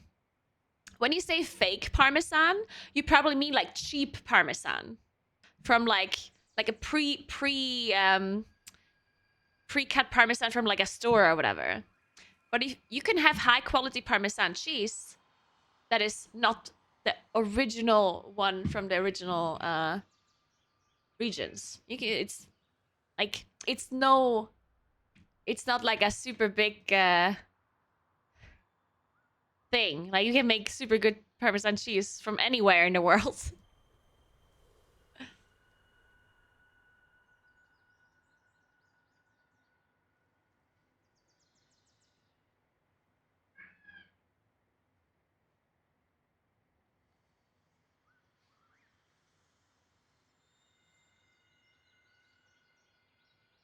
But you know so much about Parmesan cheese? I mean, I don't really.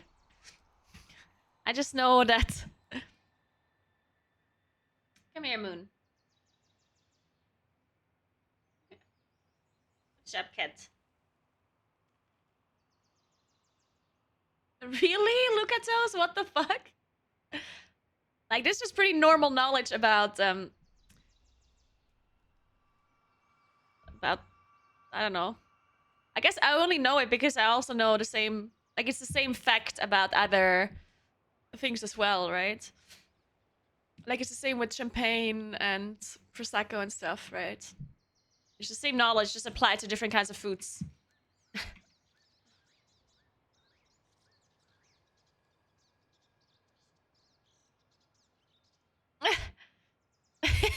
Deja vu.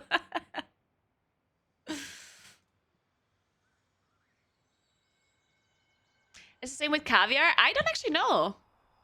Maybe?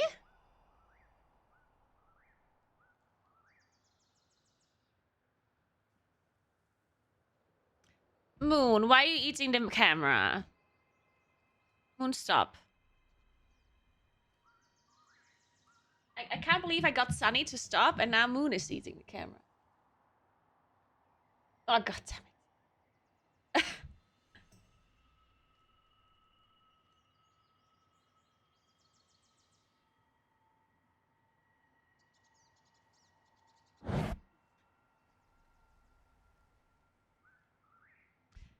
Hey, Betty, what's up? No, Moon. We're not going on a desk. What are you doing here? No, we're not doing that. Come on.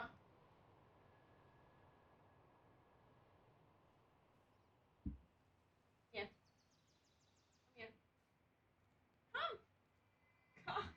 Come.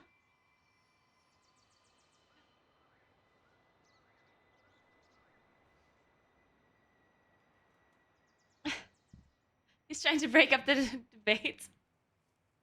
Me too, Betty. Me too.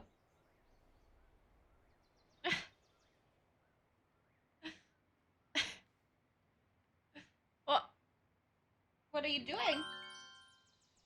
Hey, Pochon, thanks for 4 months. What's up? Yeah, we're doing the UI soon. Yeah. I was about to start. Hey.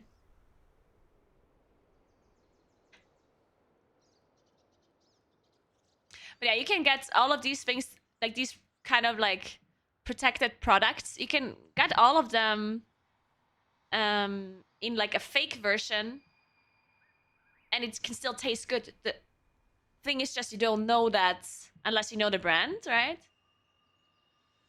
So if you get the real version, then you know it's gonna be good.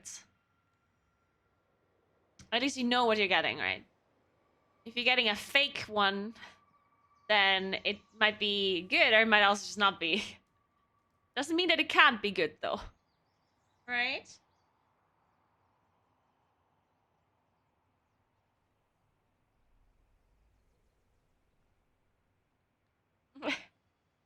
The bilingual cat education.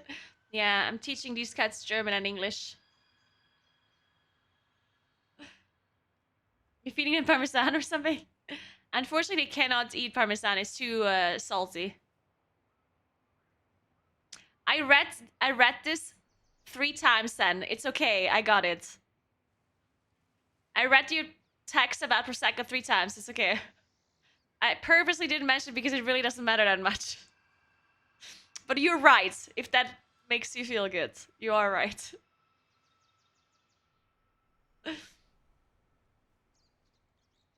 Hey.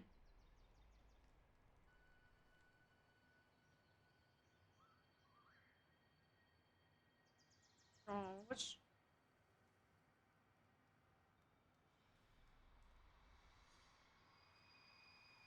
There you go.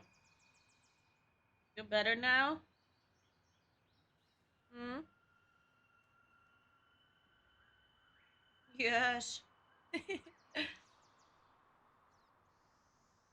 It's okay, Sen.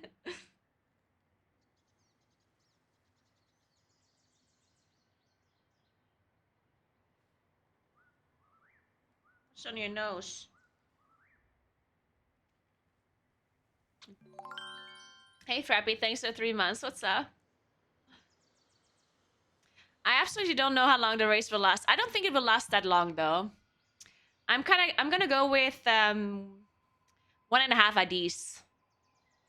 I think that's gonna be like around 9 days, maybe 8, 9 days.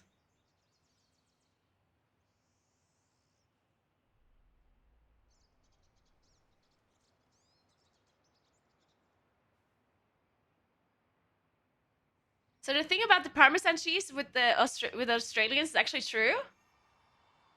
That's so funny, actually. I love that.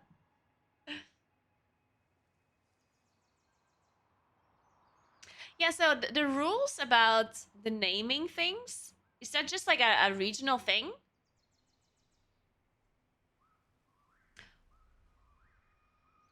Or like, I assume there's some countries where they don't give a shit about certain naming or protected things. Hello, Stove. Hardest raid Blizzard has made 1 month here. Yeah, that's not happening. You know it's Thanksgiving at the end of November, Stove, yeah? There's absolutely no shot Blizzard would not let people go home for Thanksgiving, right?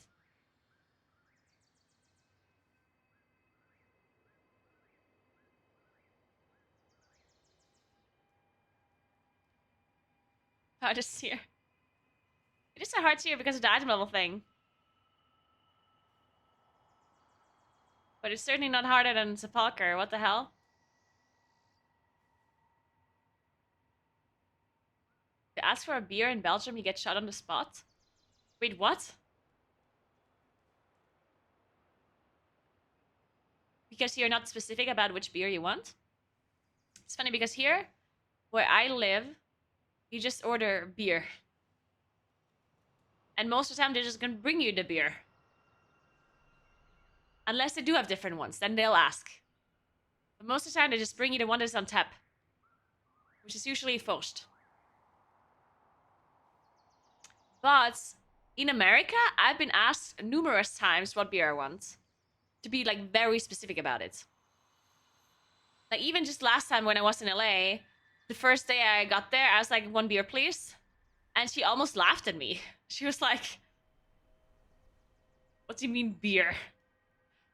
What kind? And I'm like, oh, sorry. I'm so sorry. And then she proceeded to fill up the beer all the way up to the rim of the glass without any foam whatsoever. Which makes it even funnier. Hey, Aventus, what's up?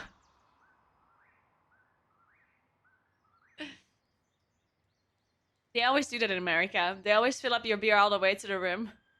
It's very weird.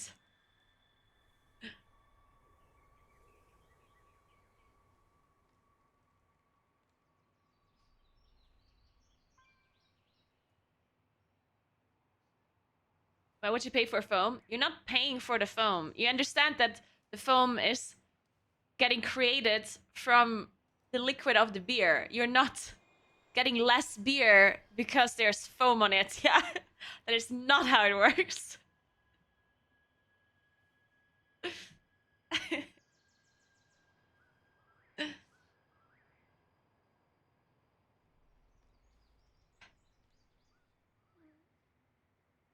You being so nice today, Moon. What's up? You're so cuddly.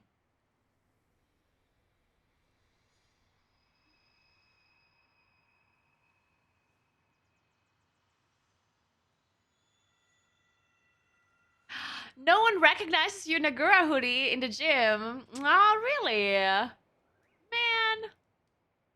To be fair, maybe they just don't want to talk to you because you're at the gym, you know? Maybe they don't want to bother you. Maybe everyone recognizes it. It's like literally everyone knows, oh my god, this guy's a Naguura fan. But I'm not going to speak to him because we're at the gym.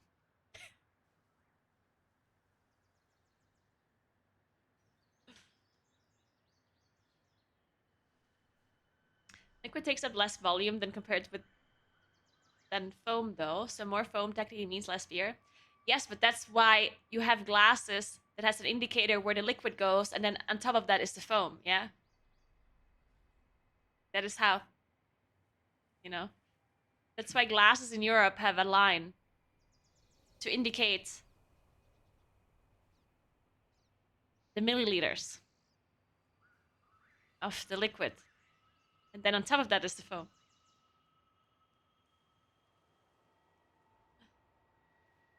If you tilt it and pour slowly, you will get zero foam. But why would I want zero foam? Man, Americans, guys, listen to me right now. Americans, that was enough for you today, okay? You have to stop speaking about beer now. All right, that was enough. I had enough of you guys. I'm sorry, Americans, but first you talked about Parmesan cheese, then about pasta, and now you talk about beer, and I'm not having it anymore. Shut up now. It's too much. I can't handle you right now.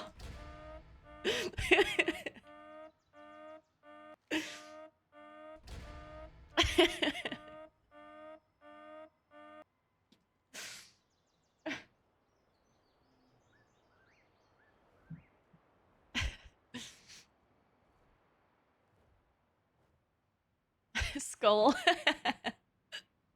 Also, did you guys notice that I hinted that I'm casting for Echo, by the way? You know, like I wasn't able to tell you guys that I'm casting for Echo for a long time, but in my stories, in my Instagram stories and in my Twitch stories, I kept using Swedish ways of saying hello. Did you guys notice? I was like, Tjena and hey. I did all the things. Severin noticed, actually? Really?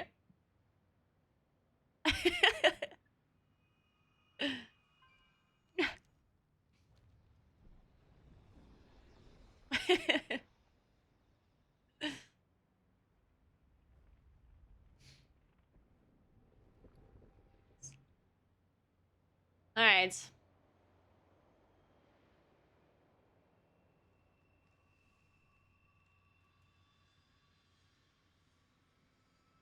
It's time to learn the bosses and fix my UI. Are you ready? Are you ready for some top-notch content?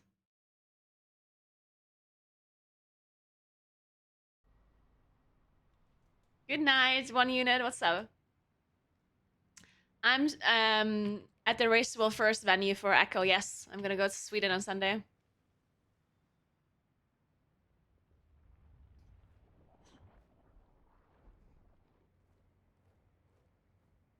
Oh yeah, I will do that real quick, Kuros. I also was thinking that I want to change my profile picture on like Twitch and on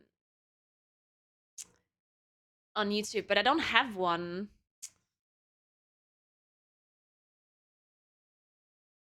And I don't want to make a pic. Like I don't want to take a picture. That's too much effort.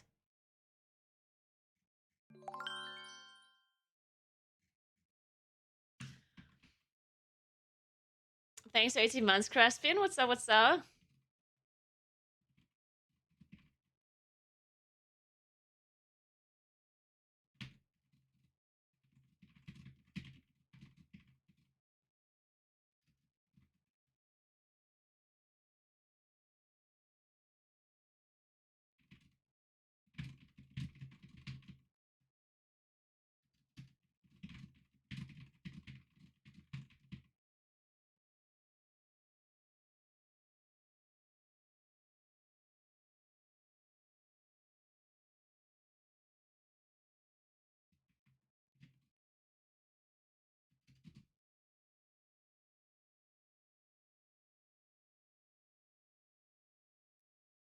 A sec.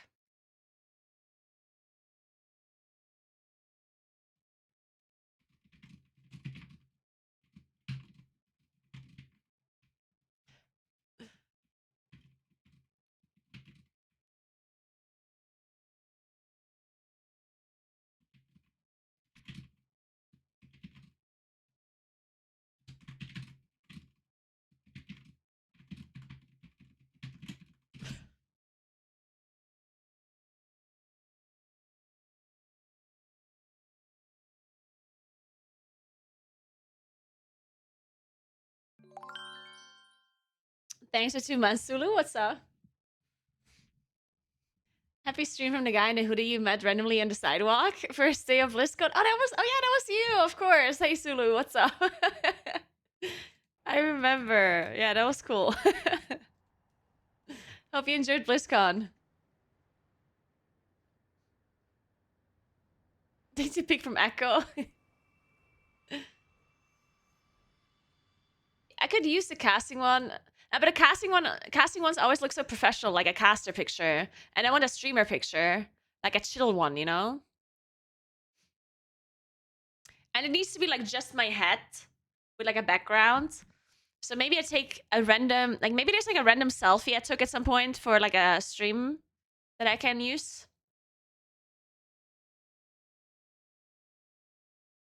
That I can just cut out. Thanks for 13 months, Asano. Thank you very much. Okay, let's update the video. Yeah, guys, there's a YouTube video I made about the new patch where I'm explaining how the new crest system works, how this week works with titles and achievements and vaults, and how low the key level is going to be next week, and blah, blah, blah.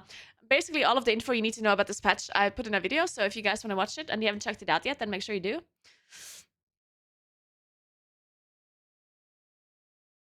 I'm going to put it in the description below.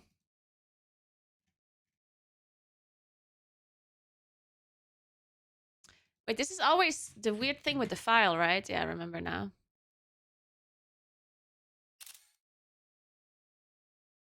Let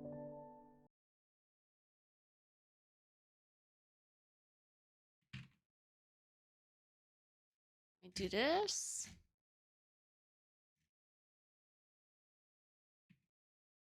Oops.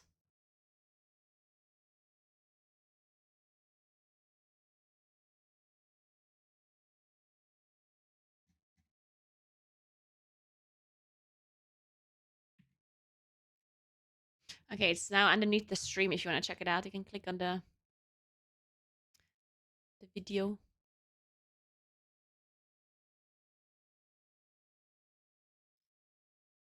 Oh yeah, I'm really close to 100k followers on YouTube. Yeah, I am. I got so many followers from this video. That was so quick. Look. I'm at 99.5k. So close.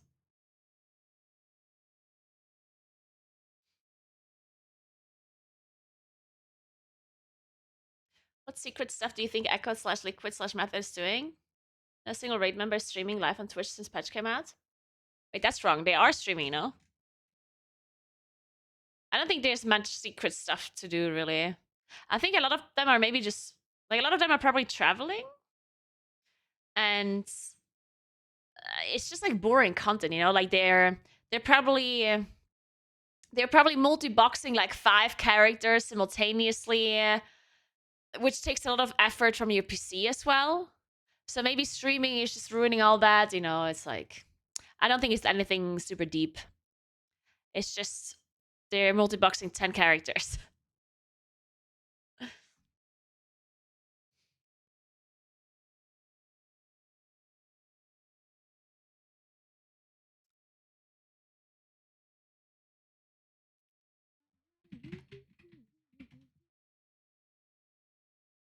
Don't tell her, she doesn't know.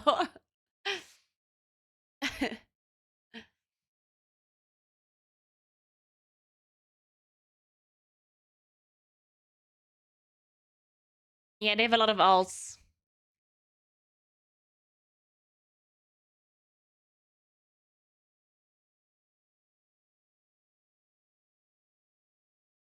Stove, tell us the secret. What are you doing?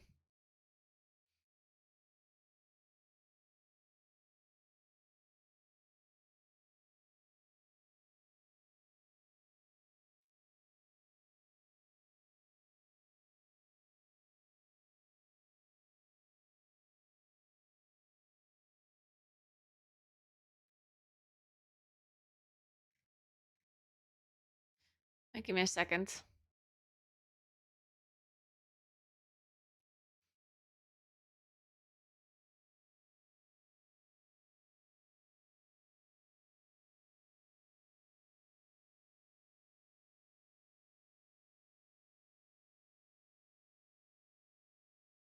Oh.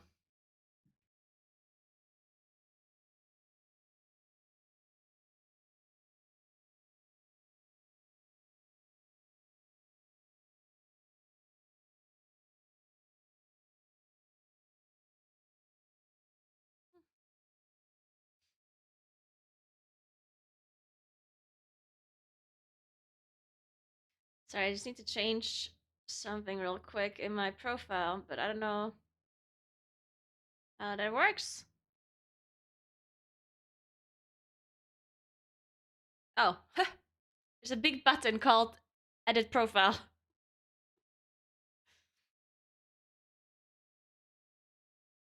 Maybe I should use that one.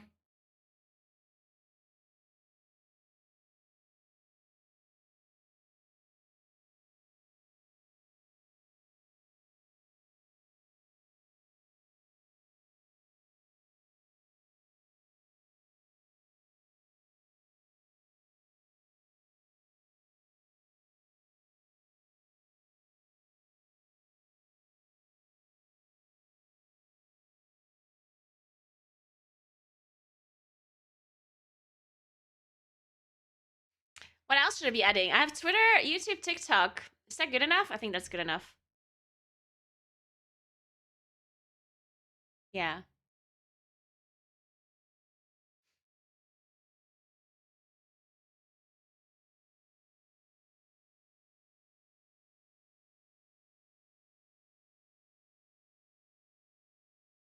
Perfect.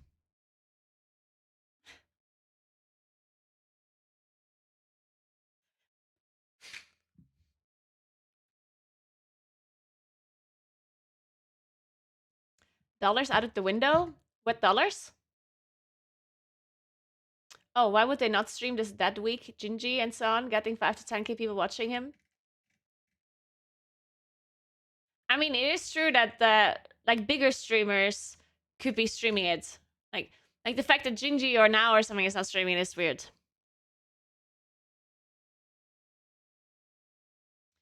But like, you know, it could be as simple as they're just using a lot of their time to talk about preparation stuff. I don't fucking know. Or maybe they do have a secret thing on how to get more reputation somehow. Or now was live whole day yesterday. Wait, now it's actually not rating Raceville first, so it doesn't matter.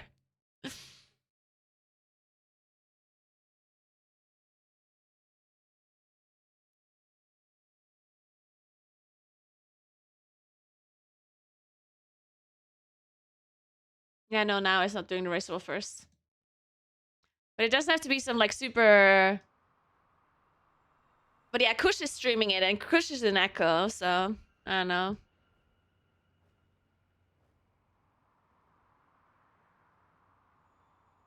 And Gingy's not streaming. I mean, maybe Gingy is traveling? Or setting things up? I don't fucking know. Like, I don't think it's that deep. Because this week, there's nothing you can really do outside of getting their reputation, right? You cannot get aspect crests. You cannot get worm crests. You cannot... And even if you could somehow, I mean, it's not gonna be that... Like, I don't know. Like, nothing you can do this week is in any way super relevant. Except for the Racewell First players.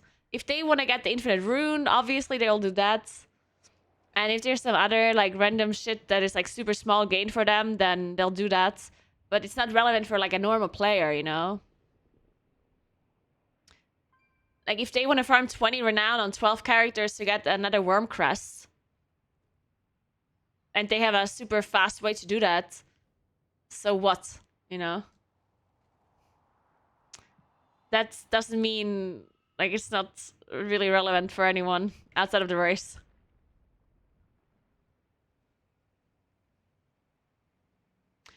I follow loads of Racewell First people and not a single person is streaming. But you're wrong, they are streaming. Kush is streaming. There are some people who are streaming.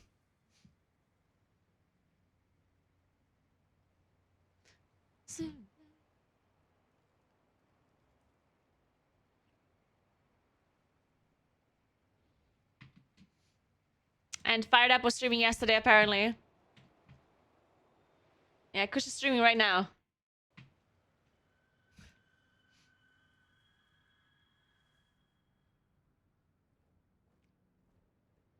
But yeah, like, I'm not saying you're wrong. There might be something that they know that they do that is not public knowledge. But it's not, like, it's not something super interesting. It's gonna be some boring shit, you know? It's gonna be like, oh, they figured out on how to do... to get faster seats on their characters, to get faster renown or some bullshit, you know? Like, it's gonna be some dumb shit that a normal player doesn't give a shit about. Hey, Bratero! I'm so glad I helped you out with the portal.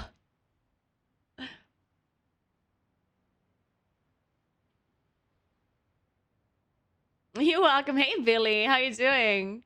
Are you liking 10.2? Well, there's nothing to really like about it. I'm just flying around looking at the sky. Hey, Audio, what's up?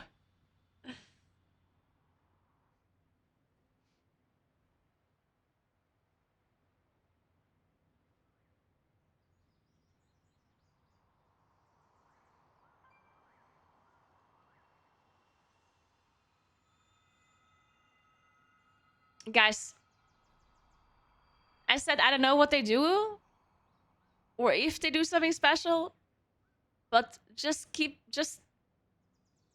know that it's not going to be anything super relevant, yeah? Don't worry about it. Please don't worry about it.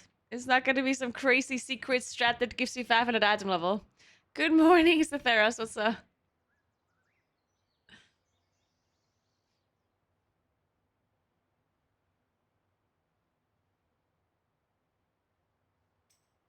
Yeah, multi-boxing is probably rough on people's PCs, right? If you...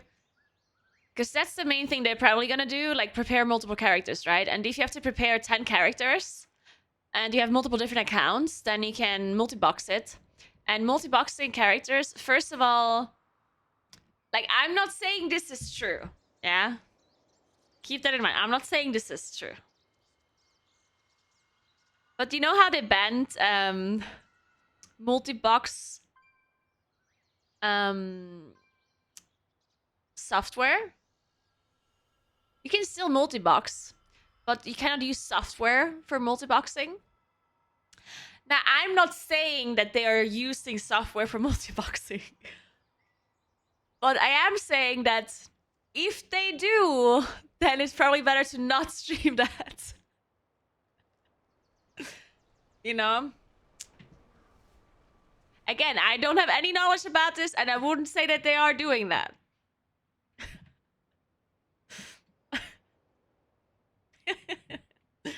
Just saying it is a possibility.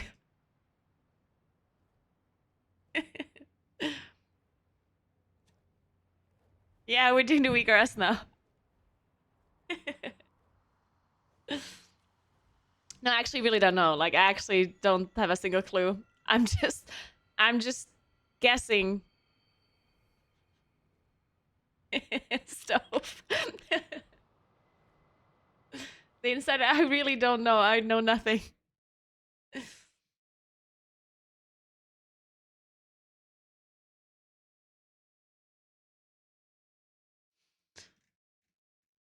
Okay, so what we're doing now is we learned how the boss fights work while making the UI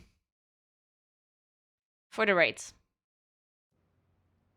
So what we're gonna do, we're gonna do a bunch of things simultaneously. We're gonna fix grit, weak RS, big wicks, and possibly nameplate things. And we do that all while learning how the bosses work.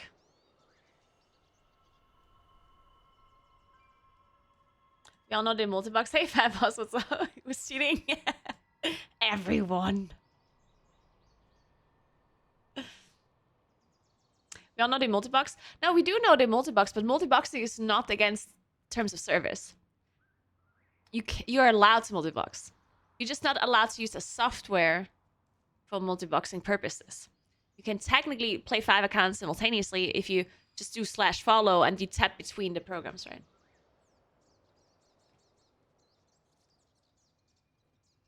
Yeah, input broadcasting is what you're not allowed to do.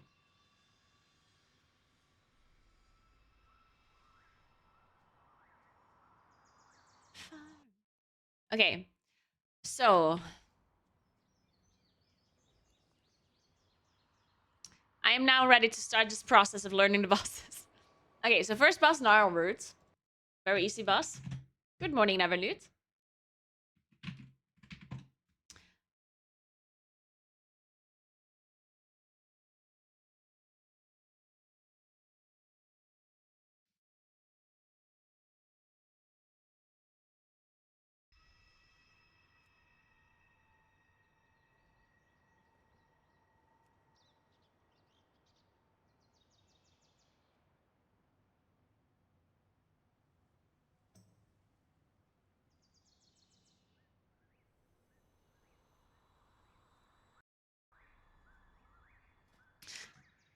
Okay, so let's do heroic first and then mythic afterwards. Alright, so Gnarlroot's pretty simple, but we should watch just a ready check pull guide first because they're so fast and Alright, so Naguura is the first boss of the raid, and he's got just to, you know, a reminder in case I forgot two half the alternating things. phases. Phase 1's all about AoE padding on a bunch of little ads. On normal, the ads I forgot about that. We're back.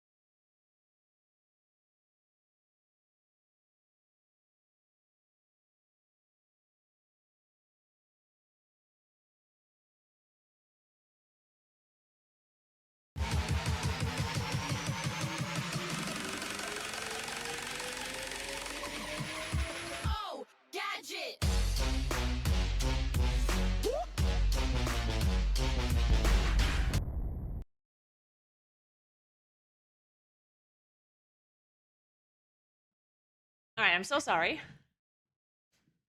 Oh, and I didn't even have music on. I'm sorry. I'm so sorry. Um, sorry. Amy arrived and I had to talk to her for a second. But I'm ready now to continue. Pulling?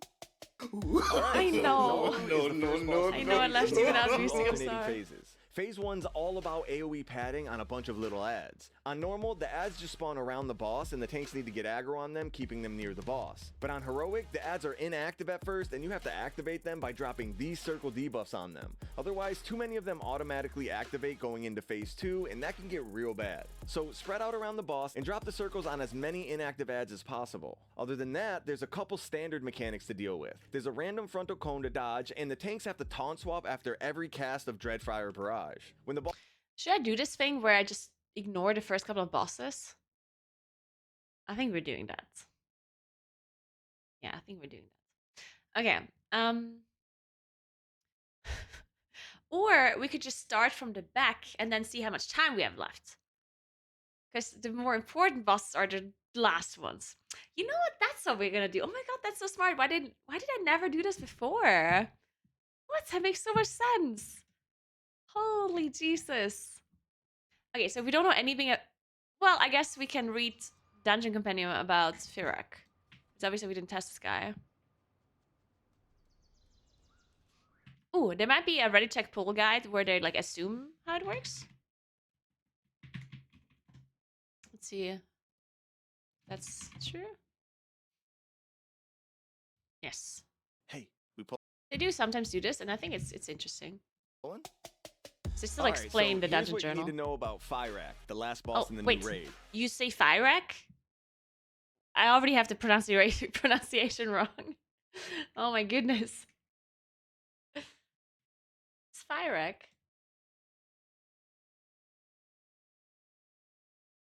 You say that Fyrak? Fyrak? Oh, okay. Okay, good.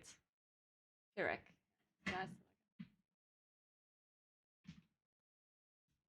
There's no actual footage of the boss since it wasn't tested, so we'll update this guide once we can confirm the best strategy from Heroic. These predictions take a ton of time to make, so if you like it, check out the Patreon. You'll get early access to all of our other guides too. Okay, so this fight is all about stopping Fyrak from burning down the World Tree, and there's 3 different phases, with an intermission after phase 1. Now, jumping into phase 1. The most important thing you have to do in this phase is keep fire away Nurture the World Tree with the energy of the sun. Okay. from the roots on the ground, or else the raid instantly wipes. The fire only comes from the ability Firestorm, which spawns swirlies on the ground near random players and leaves fire patches where they spawned. This fire also spreads on its own occasionally, so long story short, keep the boss and the raid far away from the roots and rotate around the room whenever more fire spawns. The other major ability in this phase is Dream Rend, which spawns a rift for a few seconds that does a ton of raid-wide pulsing damage, and is Dream Rend, which spawns around the room whenever more fire spawns. Toss burning meters down upon players, inflicting shadow flame damage to players for 90 yards. Flames. Shards for each meter and something. The other major ability in this phase is Dream Rend, which spawns a rift for a few seconds that does a ton of raid-wide pulsing damage and pulls everyone towards it. You take less damage the farther away from the rift you are, and you basically get one shot if you touch the rift, so, you know, run away. Everything else in this phase is on the simpler side. Dispel a dot on random players called a flame, which is permanent, so dispels are required. For the tanks, face the boss away and taunt swap at as few stacks of the tank debuff as possible. And on Heroic, move away from the raid if you get the blaze debuff so everyone can dodge the waves that come out of it. When Fyrak gets to 70% health, he starts the intermission, where he gets a big absorb shield and starts breathing fire at the World Tree. You have to break this absorb shield within 30 seconds or else you're dead. While this is going on, orbs spawn this absorb where he can dodge the waves that come out of it. And on Heroic, move away from the raid if you get the blaze debuff so everyone can dodge the waves that come out of it. When Fyrak gets to 70% health, he starts the intermission, where he gets a big absorb shield and starts breathing fire at the World Tree. You have to break this absorb shield within 30 seconds or else you're dead. While this is going on, orbs spawn from the fire on the ground and move toward the boss. These need to be soaked before they get to him, because if one does get to him, you guessed it, you're dead. Once you break the shield, the boss starts phase 2. No more roots in this phase to worry about, no more spreading fire, and no more rifts to run away from. However, the tree's heart now has a health bar which you have to keep from getting to 0 or else it's an instant wipe. The only way God, to what do is that this? is by The healing jailer? friendly spirit ads that spawn around the room and walk toward the heart, sacrificing their health to the heart once they get there. It's super important that every healer knows that they have to be healing these friendly ads. There's also Ooh, some healing important NPCs. not Healers are gonna friendly be ads happy in about this that. phase. A couple big Colossus dudes spawn that have to be tanked and quickly killed before they reach full energy and explode, wiping the raid. And Fyrak jumps into the air and casts this big flying breath which spawns little ads that pulse raid-wide damage. These ads also need to be killed quickly because they kill any of the friendly spirit ads that move too close to them. When Fyrak lands after doing his flying breath, it does huge fall-off damage to anyone close to it. And the rest of the mechanics are the same as Phase 1. At some point, probably when the boss gets to a certain health percent, he starts Phase 3. No more tree health bar in this phase and no more ads to deal with. This phase is all about surviving an occasional raid-wide one-shot called Apocalypse Roar. The only way to survive it is by having players pick up seeds that spawn from the tree, and protect them long enough until they can be consumed to give a massive absorb shield to nearby players. If the seeds on the ground or Hey, players Kratos, holding the thank you seeds so much get for hit 2 by months. just What's about up? any mechanic, the seeds explode on the raid and you're probably dead. So only your best players are allowed to touch the seeds. So, you know, no demon hunters, no warriors, and you might want to think about having Billy sit out of this one.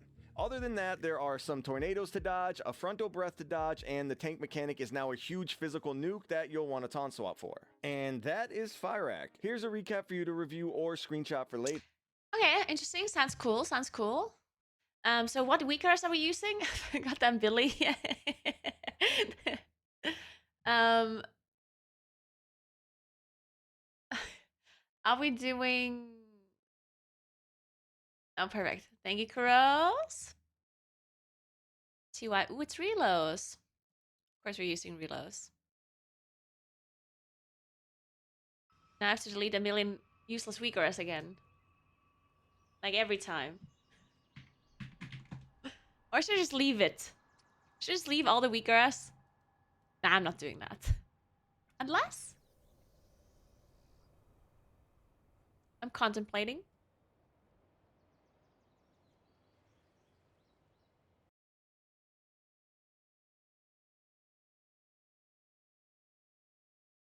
Unless.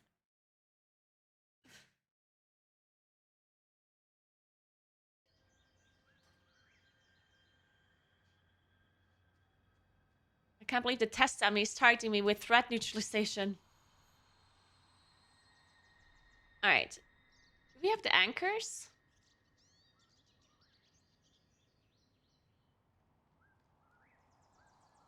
Is this where my anchors are? No.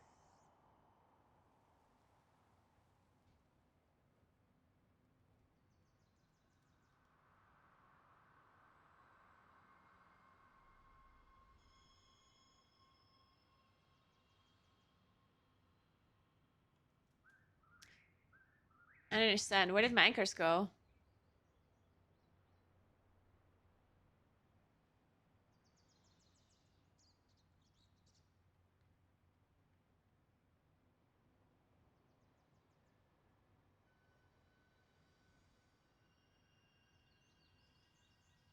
Oh no, I see a private aura thing and I don't like it.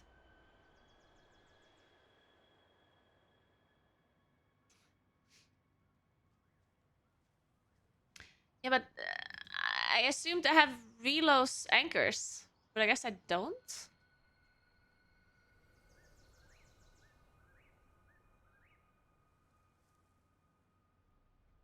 I'm sure I downloaded Relo's anchors like a million times already.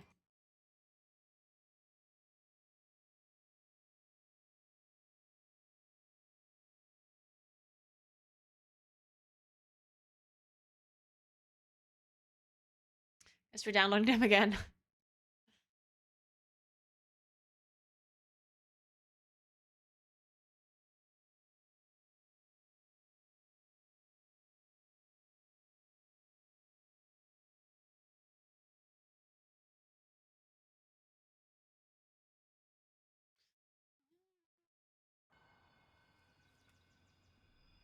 So you have it. Yeah. Updating it, I guess.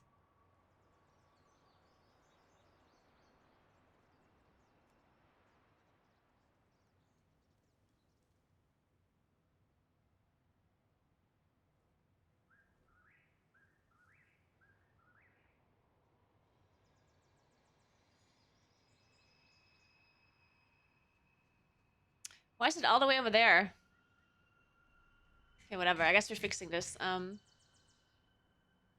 Well, this is correct. Or is it? Wait a second.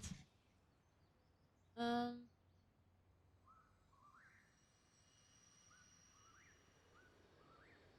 this is certainly not correct. Okay, so now we can move it. So this is dynamic icon. This should be just be in the middle of the screen now.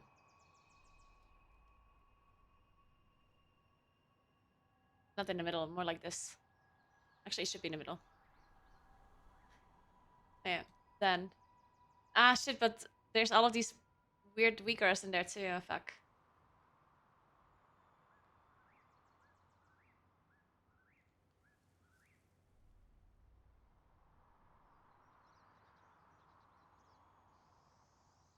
Whatever, I'll figure it out. And why does this keep... Oh. Oh, it's in plus. If I'm plus, this is fun.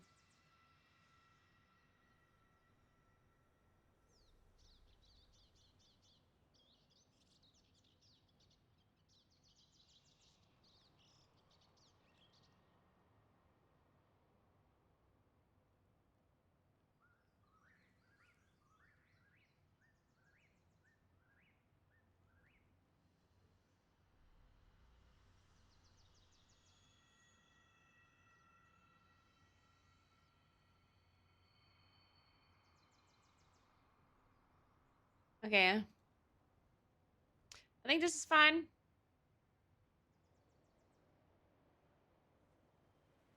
Sure.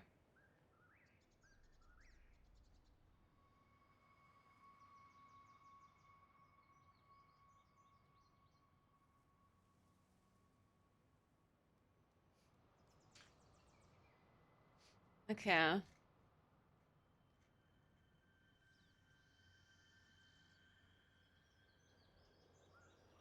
Yeah, this is fun.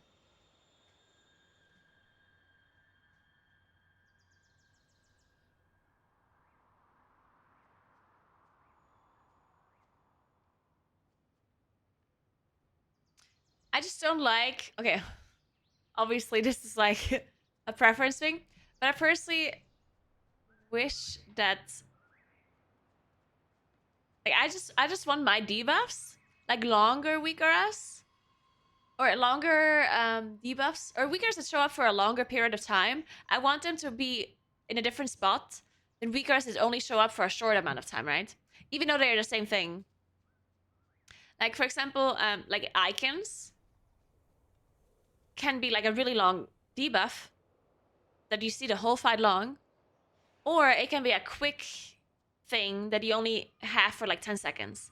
And I personally want them to be separate because things that are important, like 10-second debuffs or whatever, I want them to be in the middle of my screen so I notice them. But debuffs that I have for the whole duration of the fight, I don't want to be in the middle of my screen because, I mean, right? So that's the only thing that I wish we had different anchors for. But I'm pretty sure that's just not a thing.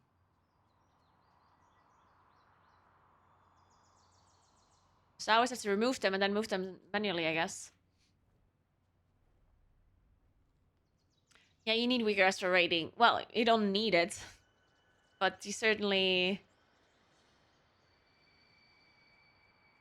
are gonna do better if you have good weakers.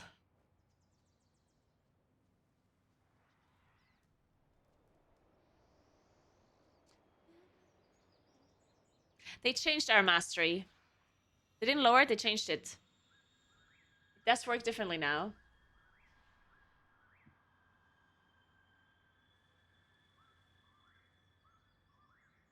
You can use weakers and boss mods together, yep.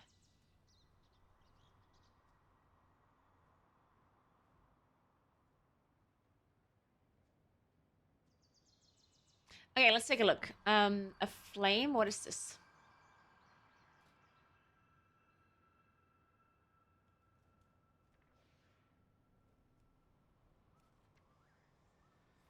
What the hell?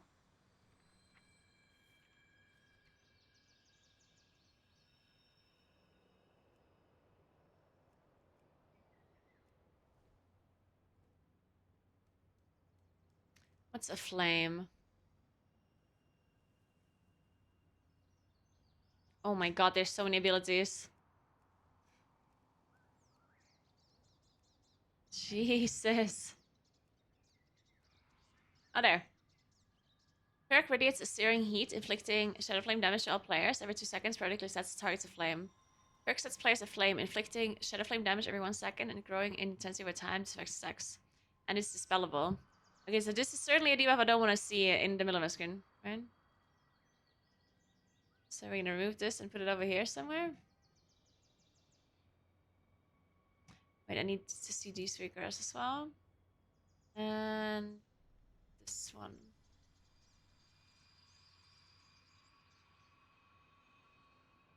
So we put it here. Okay.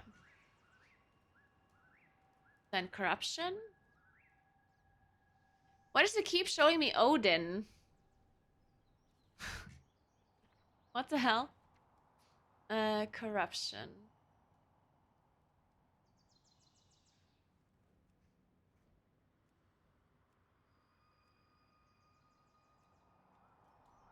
Corrupt.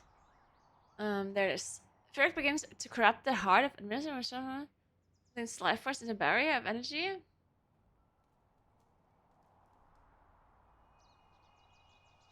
Not that it corrupts and demonstrates.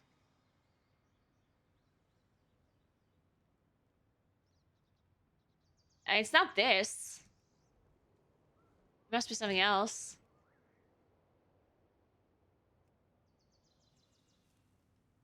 I don't know what this debuff is.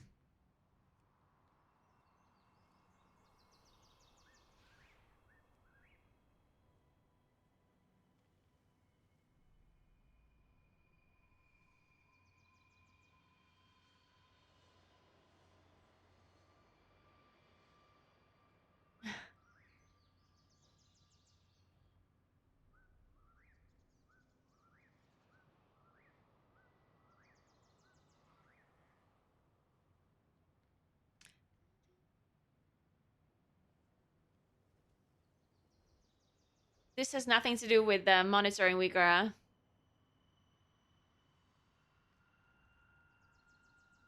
No, I know that redone, but this Uyghur tracks a debuff on a player. So it can't be for a raid leader. And it's also like it's a thing. Just because I didn't find the debuff in 2 seconds doesn't mean that it's not there or that it's something special, right?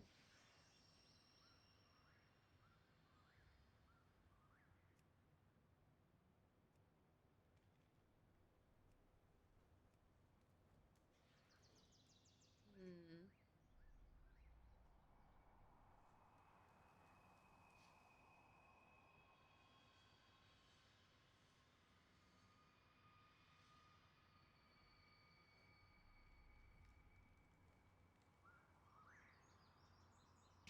There's a mythic thing.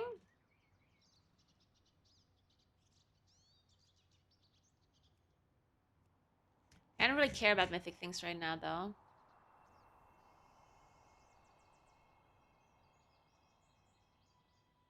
Okay, let's leave this for now. So just fix it. There's another corrupted one. This one looks more like this debuff, though. It looks like incinerated. Burning Rift inflicts sort of damage every 1 second place within it. Oh, this is a boss one. So this is maybe the debuff on the roots. Like if the roots are aflame, or if they're burning.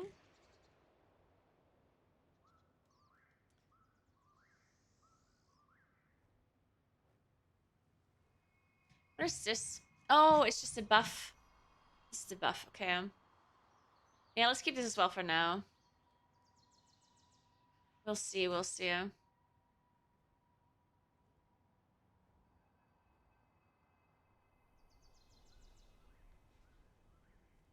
That's a lot of bars.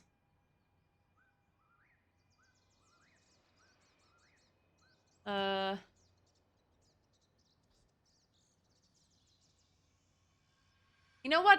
We're not doing Firak. We're starting with Tindril.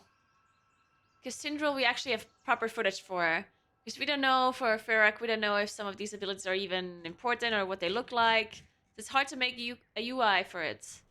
I'll do that later. Sebla.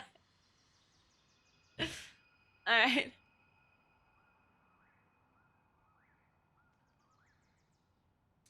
Alright, we're doing Tindril.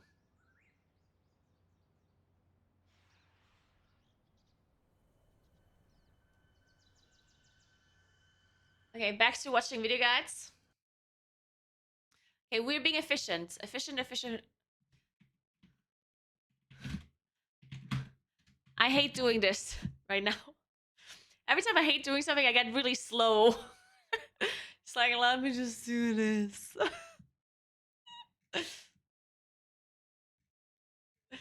Wait, there's no ready check pull guide for this boss. No.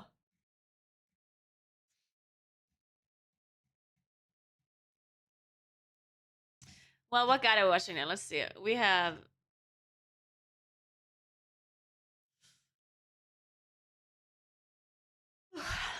We have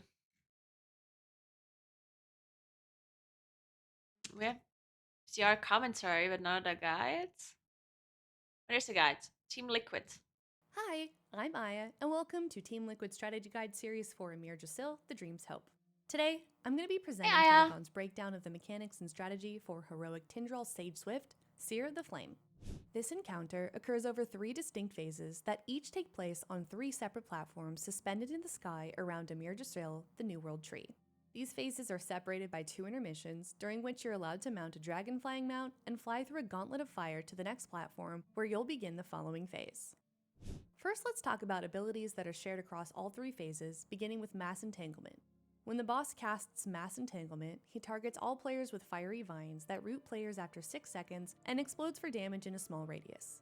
You'll want to spread tightly around the boss, attempting to maximize the amount of cleave and AoE that can be done to the roots. These roots must be killed to free the player, unless you use or receive an effect that removes roots or immunes magic debuffs. Falling Star causes the star to crash into the platform, dealing a Wait, but small you're not supposed to get rid of them with immunes and stuff, right? Because then the net spawns or something? amount of raid damage to all players and causing swirlies to spawn around the platform that should be dodged. Fiery Growth debuffs several players with a 20-second only fire mythic? damage dot. Upon removal, players spawn Scorching Ground beneath them, causing area denial. This is a magic debuff and may be dispelled. Tindril periodically casts Blazing Mushroom, spawning mushrooms around himself every 3 seconds for 9 seconds, resulting in 4 total mushrooms that must be soaked. Each mushroom explodes after 3 seconds, inflicting 900,000 physical damage and almost 400,000 fire damage to players within the area, as well as applying a 500% amp to this damage for 3 seconds. Failing to soak a mushroom will deal moderate raid damage. As a result, tanks will want to alternate soaking mushrooms to ensure the vulnerability falls before soaking again. Tindril also applies a stacking fire dot with every melee swing, which serves as the taunt swap mechanic for the boss. Now let's break down phase 1 alone. The boss will use all the abilities we just reviewed, as well as periodically swapping into Searing Moonkin form, casting Fire Beam. On Heroic, these slam into the platform at 2 separate locations and create many moving pillars of fire that radiate outwards from the impact location and must be dodged. On Normal, the mechanic only contains the initial impact portion, losing the moving beams. These main phases are timed, with Tindril like this phasing guy. into Flaring Owl form to begin his intermission. He will cast Typhoon before flying away towards the Phase 2 platform, pushing back all players and dealing light raid damage. Empowered Fiery Feathers will litter the platform, and moving through one will enable you to mount and dragon ride to the Phase 2 platform. You'll have to fly through a sort of gauntlet where Scorching Plumes, Sirkin, which good appear morning. as balls of fire hanging in the air, need to be maneuvered around while flying efficiently. Colliding with these Scorching Plumes will deal a moderate amount of damage, as well as removing 3 Vigor. This can be a large increase in flight time and should be avoided. Along with the flaming orbs, there are also smaller green orbs called Dream Essence, and flying through them applies a stacking damage and healing buff. You'll want to stack this buff to make the beginning of Phase 2 and 3 easier. There are also Emerald Gales, which appear as dragon riding winds. Flying through them propels the player forward for 3 seconds and grants 3 Vigor. When you land on the Phase 2 platform, the boss will begin channeling Supernova, shielding himself with Anders. a large absorb. I'm good, how are you? This absorb must be broken to make his cast interruptible, and doing so will cause Phase 2 to begin in earnest. In Phase 2, we are adding several mechanics. The first of which being Burning Treant form. When Tindral shapeshifts into Burning Treant form, he will periodically debuff random players with Suppressive Ember, which is a moderate healing absorb. His main mechanic in this form is called Flaming Germination, which causes a large number of seeds to spawn around his location. Interesting. So he basically casts the Bad Tranquility, right? And then he also casts Bad Rejuvenations? Yeah, I'm out of milk, unfortunately. I would love another coffee. I'm really tired. Oh, it's just because I didn't sleep, though. And I already drank a lot of coffee today. I shouldn't be drinking that much more. While setting the platform ablaze, dealing raid damage over 10 seconds.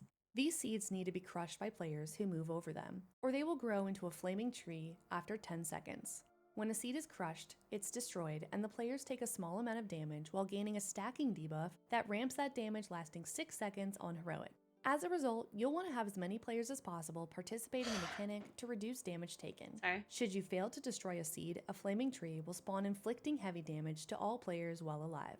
On a timer, the boss will again become an owl, casting Typhoon and flying away towards Platform 3 while you play another intermission as before. Land on Platform 3, break his absorb, and interrupt his supernova cast to begin Phase 3. If you've been paying attention, you may have noticed that in Phase 1 he used Moonkin form and in Phase 2 his Treant form to augment abilities. In Phase 3, he'll use both forms in addition to base abilities, resulting in the most difficult phase of the fight. Challenging ability lineups of Mass Entanglement, Fire Beams, and Flaming Germination will cause problems throughout this phase. When it comes to healing, Flaming Germination deals the most damage and you'll want to heavily plan around it in Phase 2 and 3. Mass Entanglement deals consistent damage throughout every phase and can become more dangerous if cleaving spawns for more advantageous root positioning.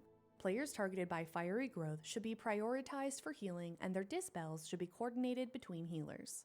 In terms of strategy, you'll want to create conventions for boss movement, spreading tightly around the boss with Mass Entanglement, positioning for dispels with Fiery Growth, and immunity assignments or regions of soak priority per group for Flaming Germination. With that, we very much hope you found this guide useful. I did find this very useful. Thank you so much, Aya. And make that was very good.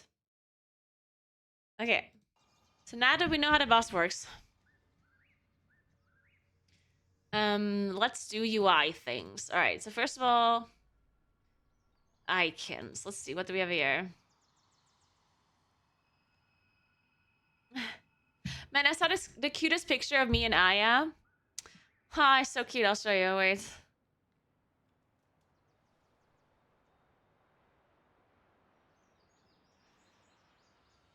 Wait, I'm getting distracted. But now I have to show you because I said I will show you. Oh my god. Where is it? There.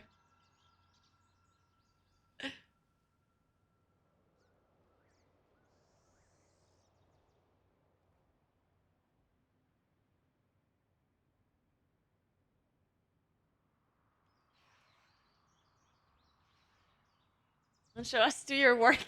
Too late, I'm showing you now. I'm working afterwards.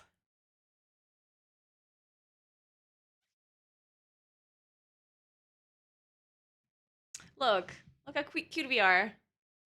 Look at us. Aww. Right? Are we the cutest?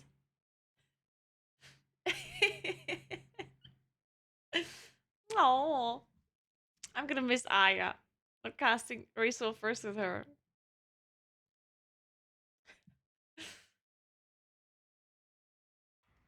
Alright, anyway. Let's do the boss. Dream Essence. Oh, that's the buff from the intermission. So I'm gonna put that certainly not in the middle of my screen. So we're putting that here.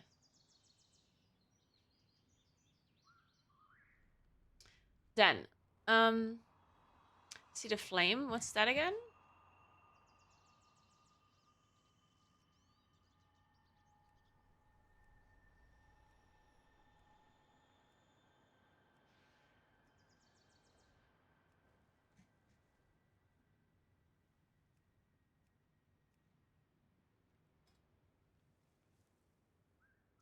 Is it just like the thing where you have to go outside?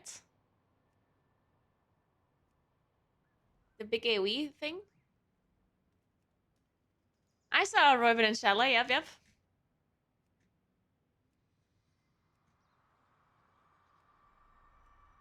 Oh, there. Oh, it's mythic. Okay, what is it? Seed of Flame, unless crushed by player, grows into a flaming tree. Ah, when a player steps on a Seed of Flame, it destroys the player's surface. No, wait, what?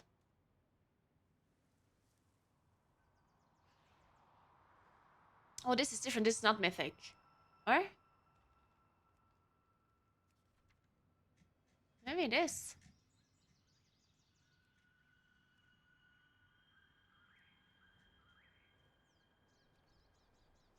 Oh, no, it's not. It's not mythic. Okay. Unleashes seeds of flame around himself and sets the platform ablaze, inflicting... Seeds of flame, unless crushed by a player, grow into a flaming tree after 10 seconds. When a player steps on a seed of flame, it is destroyed. The player suffers 5 damage. Is it just a debuff here? That this effect increases damage taken from Seed of Flame by 50% every 6 seconds as X? It must be just that. I think. It's only a 6-second debuff that stacks, so I think I actually want this in the middle of my screen. I think that's fine. Then Flare Bomb. That's for sure where you have to walk out, right? That sounds like the definition of having to walk outside.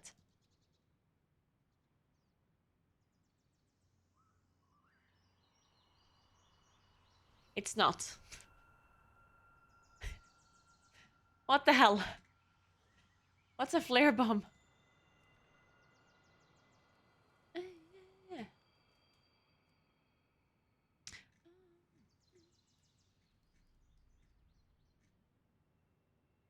Oh, there. Flare bombs fell from the sky, inflicting 5 additional flare when they reach the platform. A flare flying through the flare bomb. Dragon Riding Man observes the flare, inflicting 5 damage and increasing their damage taken from the flare bomb. Oh, this is mythic, right?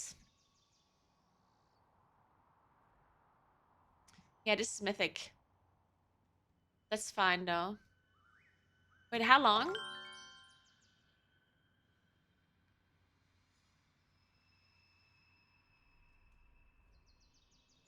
Oh, it's 1 minute, so I'm removing this as well. I'm gonna put this over here.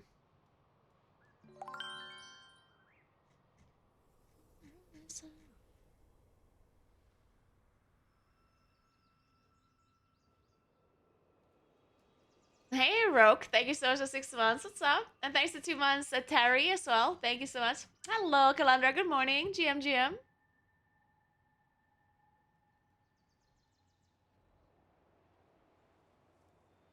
Oh, yeah. Then we have Seed of Flame. That one is fine. Lingering Cinder. It also seems to be mythic. Cinders from Fear, Growth, Explosion, Linger on all players, inflicting 5 damage every 1 second. Stacks. Each additional stack of Lingering Cinder.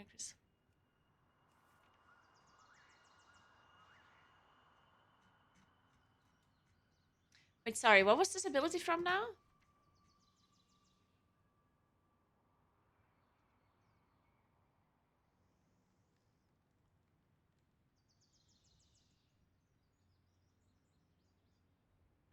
Oh, it's just a debuff that drops the big AoE, and that's not a heroic thing?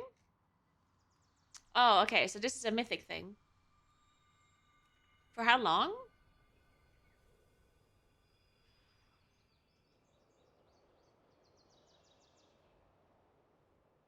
Three seconds, okay.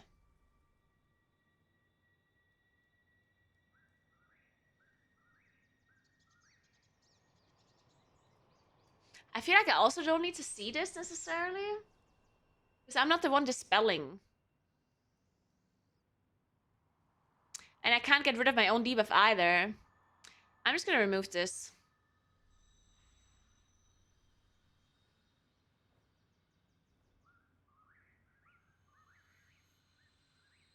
Okay, and then this is the AoE, the Tranquility, the Bad Trank.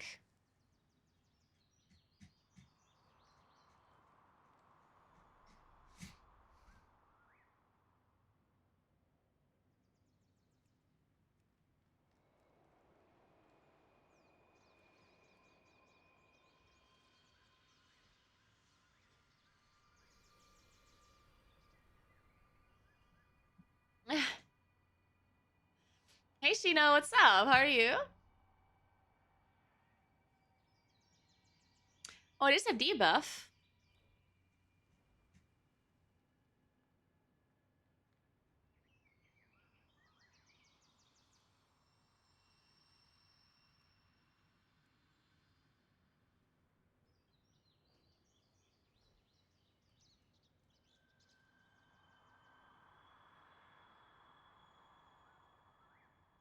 Flaming germination. Oh.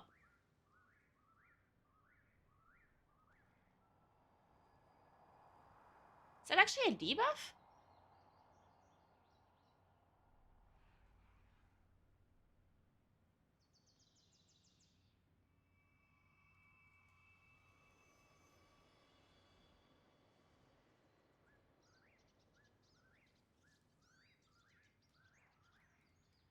I'm confused. Is this a debuff? Isn't it just an AoE from the boss?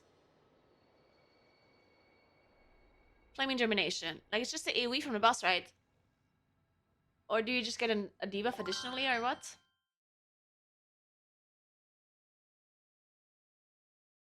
Hey, Crispo, thank you so much for 38 months. How you doing? Chihuahua, chihuahua.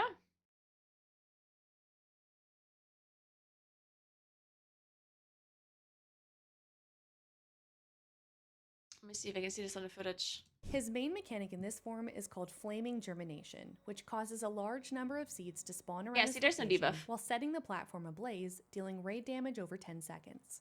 These seeds need to be crushed by players who move over them, or they will. Well, now I don't understand.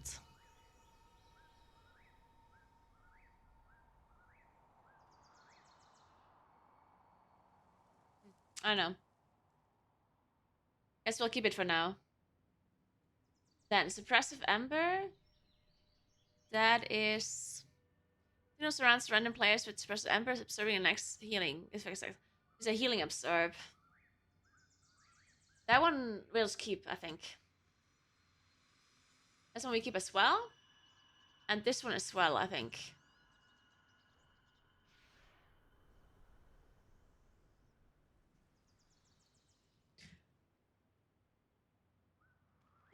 Sorry.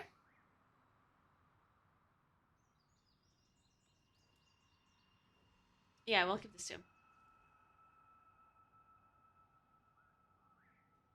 Okay. Then... With bars. For Fire Beam, Dodge. Soak Seeds. So... This is a placing mushroom thing. Yeah, whatever, I guess. Supernova. Oh, that's the shield. Okay, that's fine. That's fine. That's fine. Okay, that's perfect. That's it for Tindril for Weakoras. Let's do Grid.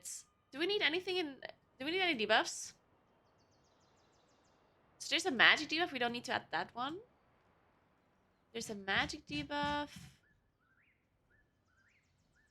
Nothing really major I need to see, I think.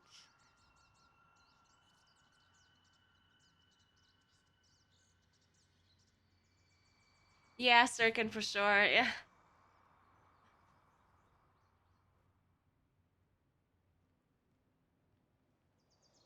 I think I'm good. Let's look at big wigs.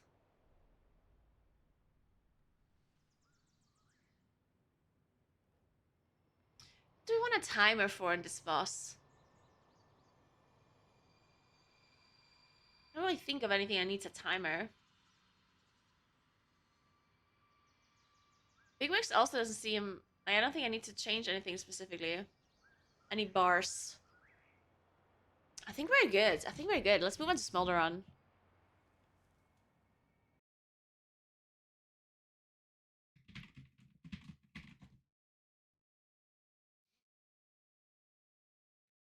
Let's watch the Liquid Guide, because I like that one. And welcome to Team Liquid's Strategy Guide series for Amir Drasil, The Dream's Hope. I'm Aya, and today I'm going to present Telegon's breakdown of the mechanics and strategy for Heroic Smolderon. This encounter occurs in 4 main phase intermission phase cycles. After the 4th intermission, the boss soft enrages, casting encroaching destruction, causing lava to slowly flood the arena. Throughout phase 1, the boss periodically casts lava geysers, which splashes lava pools around random players, which persist throughout the entire encounter. As a result, we will want to play to maximize our play space by baiting these puddles around the room and tanking the boss near the edge of the arena while keeping the center mostly clear. Smolderon periodically ignites several players with overheated, causing them to pulse fire damage in a small radius for 10 seconds. When the debuff expires, the players explode for moderate fire damage, and on Heroic, fiery tornadoes propagate away from the player's model. We recommend having targeted players move to and spread along the outside of Why the did arena. one person get Note a that the tornadoes thing pass spawn, are like a sensitive puddle? to character facing, and that Oh, you it's the can tank. coordinate debuff players facing would in assume. order to What? make the tornadoes easier to dodge. Remember that for any mechanics with moving projectiles, moving your camera into a top-down position and facing the origin can make them easier to avoid as well. Brand of Damnation decimates Smolderon's primary target with physical damage, while players within 9 yards of the primary target split a large amount of fire damage. All players who soak the brand are debuffed with Cauterizing Wound. Keep in mind that if Brand of Damnation fails to hit at least 4 players, the raid will take heavy damage and likely wipe. Tanks will need to alternate taking Hey, Brand of Artemide, Damnation thank you due so much to the for Prime. What's up? vulnerability it Welcome, welcome. applies. Cauterizing Wound debuffs soaking players with a large healing take and absorb. Upon removal, players drop exploding circles beneath them, such that you'll want to stack, move, and drop these in an orderly fashion. Healing these absorbs off should be a priority to ensure that the puddles dropped do not spawn overly staggered. On Heroic, the primary target for Brand of Damnation explodes after 6 seconds, dealing fall-off damage to all players. As a tank, you'll want to do your I'm best so tired, to I need minimize a the nap. damage the raid takes by moving farther need away a while your co-tank 1 hour takes nap. the boss. To begin his intermission, World in Flames, Smolderon runs to the center of the room to channel, slamming his weapon into the ground and knocking back branded players. When players are knocked back, living flames are ripped out of branded players. Soaking these living flames applies a stacking damage and healing done I don't buff. think coffee's helping It's anymore worth at this noting point. that stacking this buff does not extend the duration. These orbs cannot be allowed to reach Smolderon as they will buff him as well.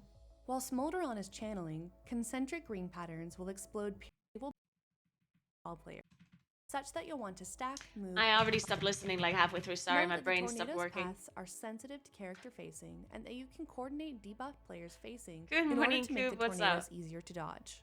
Remember that for any mechanics with moving projectiles, moving your camera into a top-down position Butter and and coffee is facing the gross. origin can Butter make them easier to It's not avoid gross as in well. anything. Brand of Damnation decimates Smolderon's Take that primary back. target with physical damage, while players within 9 yards of the primary target split a large amount of fire damage. All players who soak That's when the you know you're brand getting are old. debuffed with When you're Cauterizing tired. Wound. Keep in mind that if Brand of Damnation fails to hit I at least kn- 4 players, I the know. raid will take Only heavy old damage people and get likely tired. wipe. Tanks will need to alternate taking Brand of Damnation due to the It's vulnerability 340. it So applies. what? Cauterizing Wound debuffs soaking players with a large healing take and absorb. Upon removal, players drop exploding circles beneath them, such that you'll want to stack. Thank you move, so much and for the drop 6 these in an months, orderly Scuba fashion. Arius. Thank you so Healing much. these absorbs off should be a priority to ensure Wait, that the and the puddles tier dropped 3 do not sub? spawn overly Wait a staggered. second, you just subbed On for 6 Heroic, months? The primary target for Brand of Damnation explodes In after 6 advance? seconds, dealing As a fall-off tier 3? damage to all players. What As a the? tank, Thank you'll you want to do so your best much, to minimize the Cavarius. damage the raid takes by moving farther away Damn! while Thank your you so co-tank much. takes This the is boss. insane. To begin his intermission, World in Whoa, Flames, that's Smolderon runs to the crazy. center of the Thank you room to so channel, much. slamming his weapon That's into so the cool.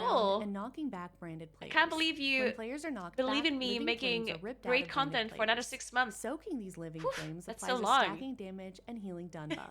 It's worth Thank noting that stacking this you. buff does not extend the Anytime. duration. Thank you so much. These orbs That is cannot really be cool of allowed you. to reach Smolderon as they will buff him Okay, as sorry, we have to go back. I was distracted again. healing take and absorb. Upon Because I'm removal, old. players drop exploding circles beneath them, such that you'll want to stack, move, and drop these in an orderly fashion.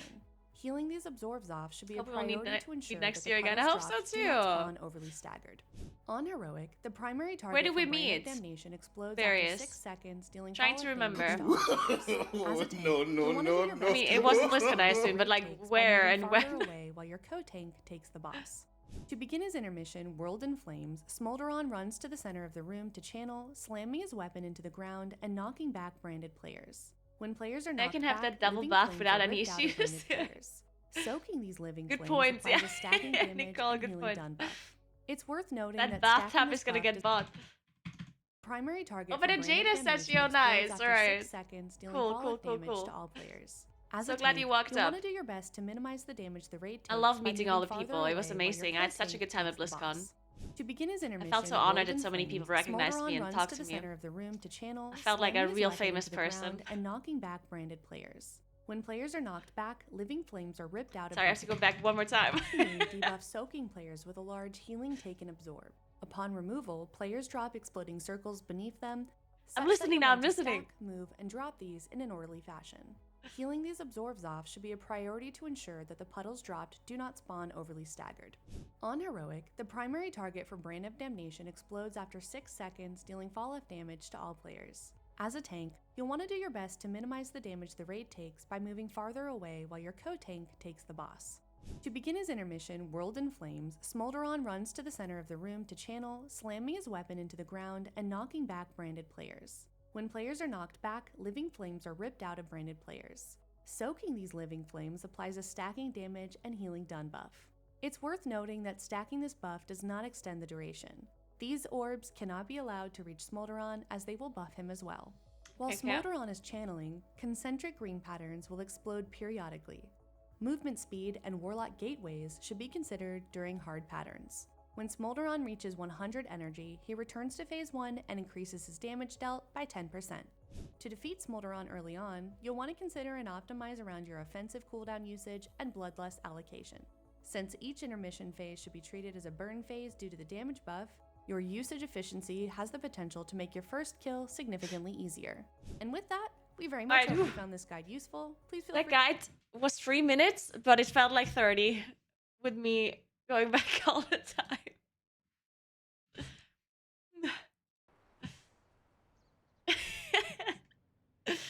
Okay. Smolderon. Let's see. Let's look at Atkins first. Searing Aftermath. That is... Run out. Oh, that's the debuff. Okay. That's good. Then, Cauterizing Wound. What's that?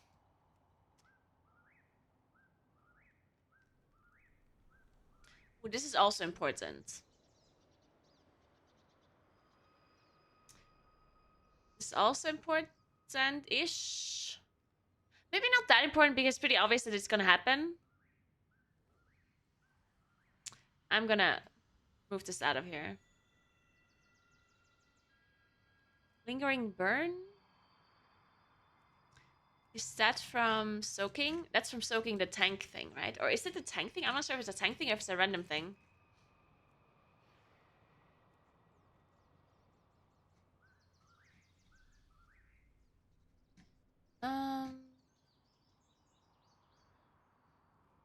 Brand of Damnation. Okay, this is both. So Smolderon decimates his primary target, inflicting 1 million physical damage and inflicting them with Searing Aftermath. Additional fire damage is split evenly among all players.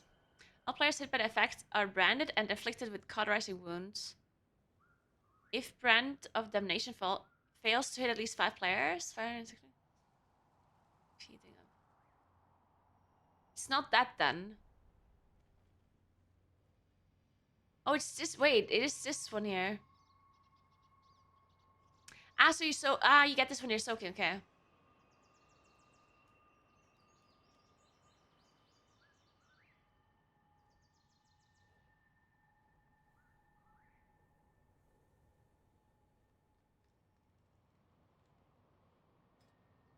What is this then? Lingering Burn.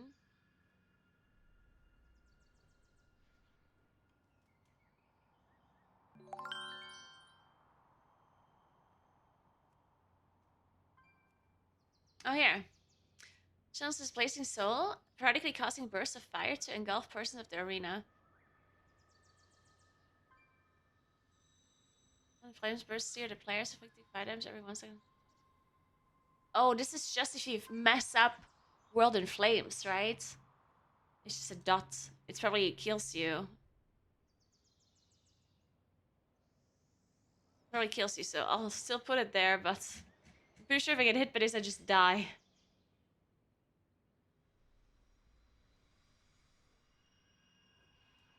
Thank you so much for Prime, Horton. Thank you so much. Seeking Inferno. Here, this is Mythic. This one creates several Seeking Infernos that fix it upon random players. Players who touch a Seeking Inferno become afflicted with Inferno. When one reaches its target or after 30 seconds, it explodes and inflicts fire damage to all players. This explosion causes all players to take increased damage from seeking inferno for 3 seconds. I'll keep that just in case I need to soak it. Like, I think it's important-ish.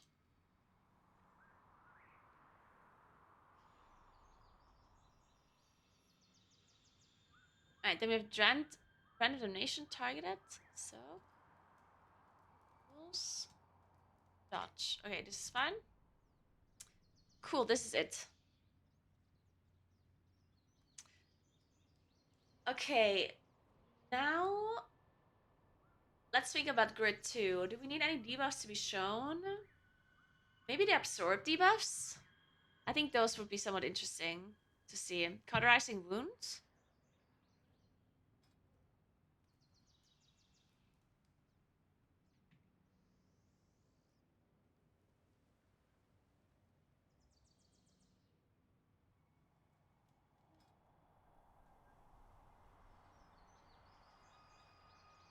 Great. We just put this in the middle.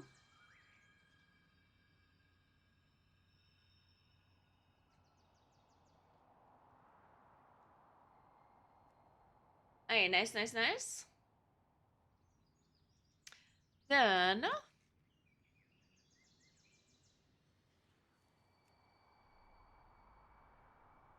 what else? Nothing really, I think. I guess we can add stuff like the Inferno, the Lingering Burn, but not really.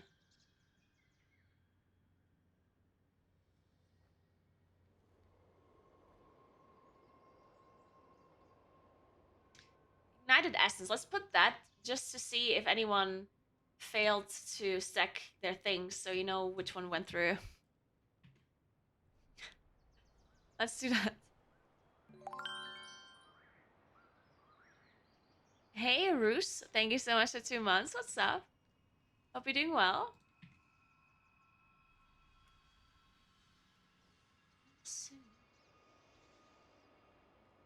This one is called what? Ignited Essence?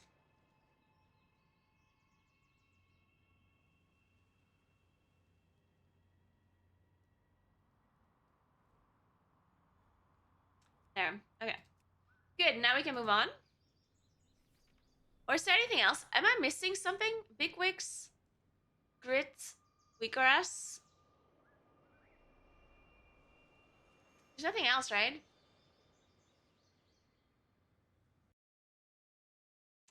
I don't think so. Okay. Then. Next up would be Nimue. I don't know how to pronounce this.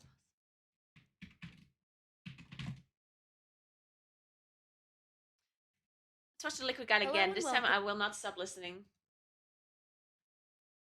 Welcome to Team Liquid Strategy Guide series for Amir Jasil, The Dream's Hope. I'm Aya, and today I'm going to present. That grid menu looks OP. Grid is super nice. I love grid a lot. The only annoying thing with grid is that you... Well, annoying. It also has its positive things. But you have to like manually add debuffs because it has it's basically a white list rather than a black list. So by default it shows nothing. Usually they add the debuffs at some point, but they're not always there from the start. Like you have these raid debuffs that eventually they're adding. For M plus and for the raid. But it's not there from the start usually. Like for the new raid, I'm sure I have to add them manually, and then at some point they're gonna add them. So you have these debuffs here that you can enable or not. But yeah, grid is nice. I like it. It's like much cleaner, I think, than most other raid trims. Breakdown of It has more mechanics and options. strategy for heroic Nimue, Weaver of the Cycle. The Nimue encounter occurs in a Phase 1, Phase 2 rotation, and today I'm going to present Telegon's breakdown of the listening now. mechanics and strategy for No more heroic distractions. Nimue, Weaver of the Cycle.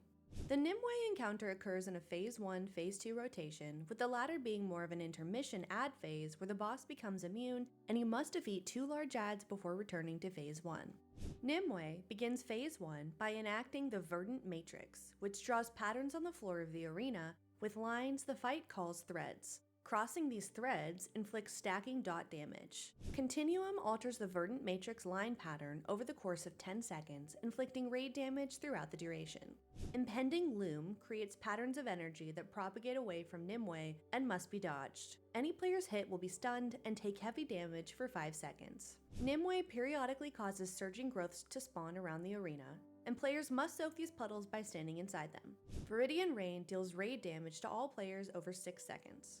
Nimue's tank mechanic is called Weaver's Burden, which debuffs her target with an explosive seed, dealing nature damage over 6 seconds. This effect ramps over time, and upon expiration creates a barrier blossom at the target's location. On heroic difficulty, this ability applies Woven Resonance and spreads to 2 additional players. Woven Resonance is a damage vulnerability intended to prevent you from taking repeated Weaver's Burdens. Barrier Blossoms create zones that players cannot move through, and attempting to do so will cause damage and knock you away. As a result, we'll want debuff players to drop blossoms in convenient places.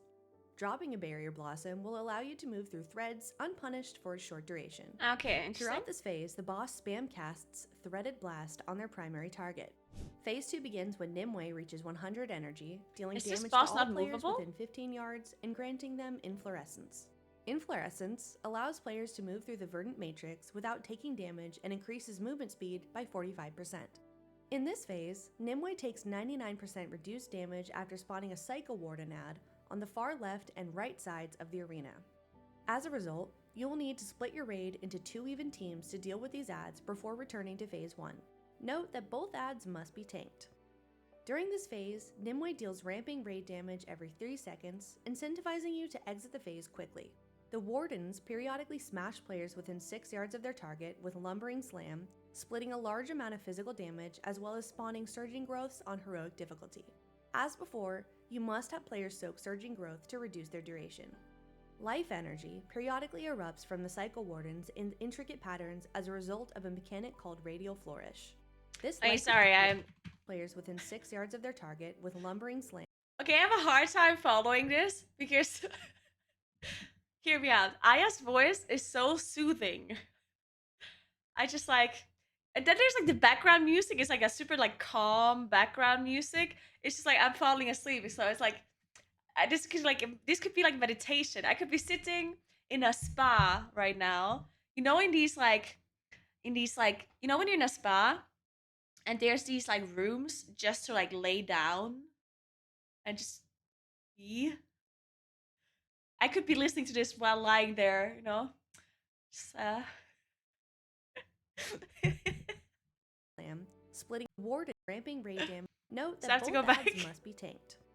During this phase, Nimue deals ramping raid damage every 3 seconds, incentivizing you to exit the phase quickly. The Wardens periodically smash players within 6 yards of their target with Lumbering Slam, splitting a large amount of physical damage as well as spawning Surging Growths on heroic difficulty. As before, you must have players soak Surging Growth to reduce their duration. Life energy periodically erupts from the Cycle Wardens in intricate patterns as a result of a mechanic called Radial Flourish. This likely manifests much like Impending Loom in Phase 1 due to the similarity in wording. Finally, the Cycle Wardens cannot be allowed to cross Verdant Matrix lines or you will likely wipe, with the damage being increased by 100% for every line crossed. With that, we very much hope you found this guide useful. I'm gonna have to watch another guide. That was too fast for me.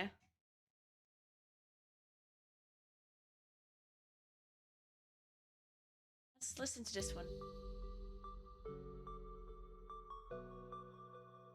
This music What's is up, also everybody? Another beautiful day indeed, Dragon Owls, and today we're quiet taking a and look calm. at heroic Nimue. Now I'll be going over all the new mechanics, how they work, and how to deal with them. Do keep in mind that this is PTR, so things can change or be reworked completely. I Looking always at the watch my encounter Lincoln area, videos in the a floor spa. is covered in a pattern of lines. Some of these lines will be filled up with Verdant Matrix, and if you cross over a Verdant Matrix line, you take some damage and get a stacking dot. And the damage ramps up fast from this as you stack it up, so the verdant line pattern will change following intermission into a new pattern, or well, more lines. Throughout the fight, the boss will spawn surging growths. Each active growth will deal ticking damage to the raid over a minute, and players needs to stand in these circles to greatly Okay, I reduce get their it now, duration. okay. It is easy to get overrun by these if everyone doesn't help out soak. Range and healers, make sure to spread out a bit in range. Dude's talking like he's the movie trailer epic voice guy. So true. The growth spawns everywhere, and since you have verdant lines, you can't really run all over the place to get to them. It is fine to cross the line every now and then, but taking multiple stacks is a great way to win damage. Taken an overall death. TLDR, if there's a small green circle up, After this stand boss, in it. Players remind me targeted by to Weaver's call Burden someone. will drop a barrier blossom when it expires, which is like a ring of peace, but with a pretty flower. So you need to be careful where you drop these. They take up a lot of space and players will need to move around. So building a wall of flowers blocking a path is not the way to go unless you want to screw with melee, which I can understand. When this expires, you get inflorescence, Unfortunately, you cannot which makes choose you who I'm spawn calling. grass and pretty flowers where you walk, making you immune to verdant lines for 4 seconds so that you can get back to boss or your range position again. It also gives you woven resonance, which increases nature damage taken by 100%. way he's reading this guide On is heroic, perfect. this targets a tank and a few random players. When we tested it, we got 1 on tank and 2 random, but could be more if you're 30 man. And for you tanks out there, you want to swap on each Weaver's Yes, servers Burden. are down Players again. beware of impending loom. Oh, know what's good such an about that? impending loom, which makes balls fall from the sky and get connected That by the a EU servers beam are not when they down. reach the ground and travels outwards. If you get hit by the beam, you get stunned and you take a ton of damage. Now, if you look at the balls, you can see in what order they'll drop and where the next beam will spawn.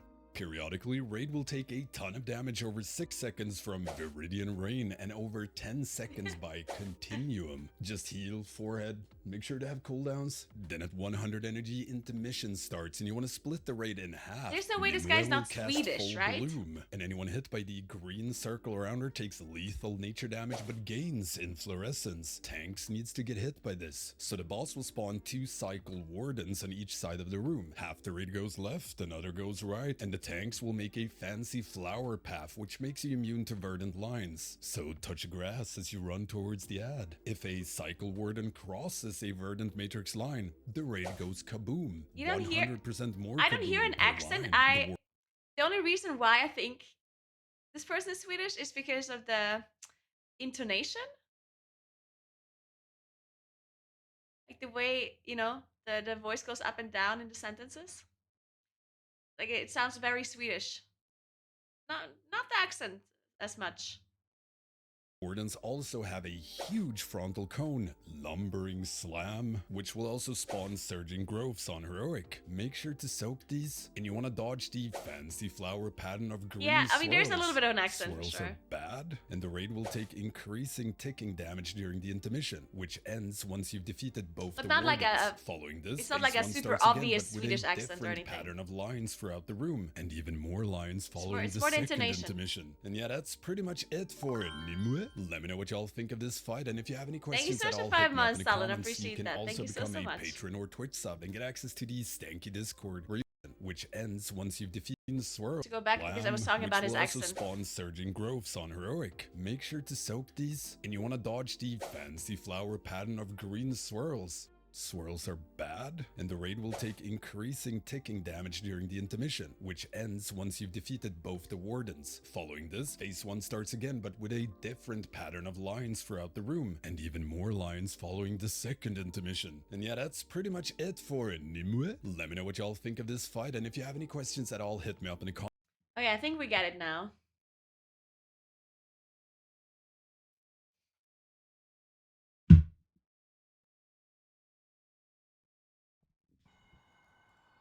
Okay. Guys, I don't know what to do. Quick interruption. I have to take some stuff with me to Sweden, and I absolutely do not know how to fit it into a suitcase and it not going over the limited or the maximum amount of weight that is allowed. I think I need a second suitcase that I can take with me as carry-on. Because I need to take this microphone I need to take my camera. I need to take the digital audio mixer. I need to take my keyboard, my headset, my mouse.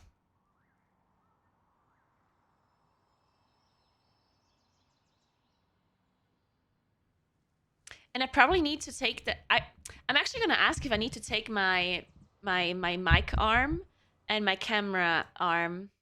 I'm gonna ask them right now. Because if I don't have to take that, that would be super good.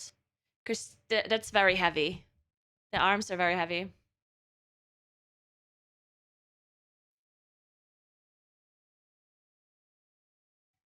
Who to ask? Sam?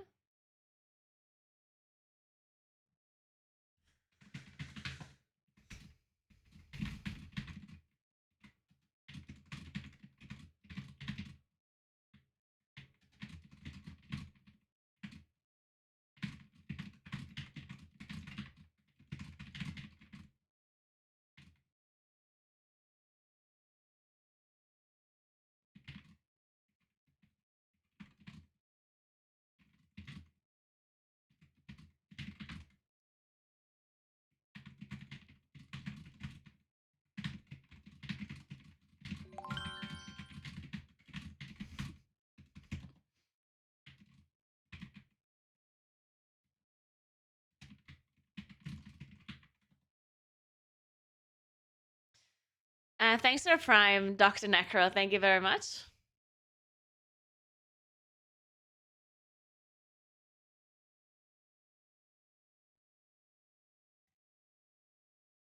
Just build a new PC when you get there, then you never have to travel with it. You can simply ship it next day. I'm not doing that.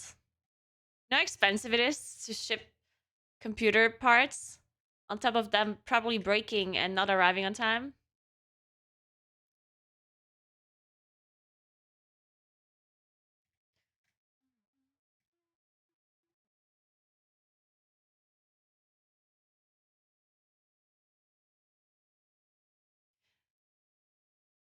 What do you mean free? I mean, it would be free if I carried up to Sweden in a backpack. Anyway, because if I have a smaller suitcase that I can bring with as carry-on, then I can put my clothes in there or some of it, and then I have more space in my suitcase. It might just be too heavy though. Only if I have to bring my arms, it's too heavy. My multi-mount and that stuff. If I only have to bring the mic itself, that shouldn't be that heavy. Yeah, that's fine. Also the light. If I have to bring a light, that would be heavy too.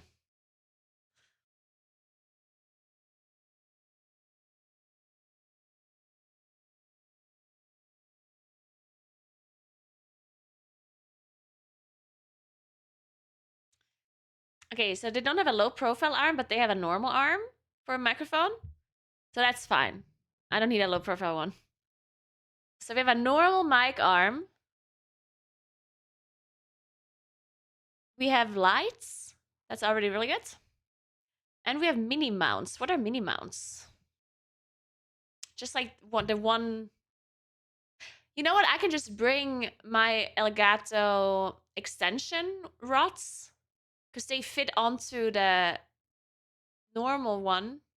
And then I can move it around the way I want.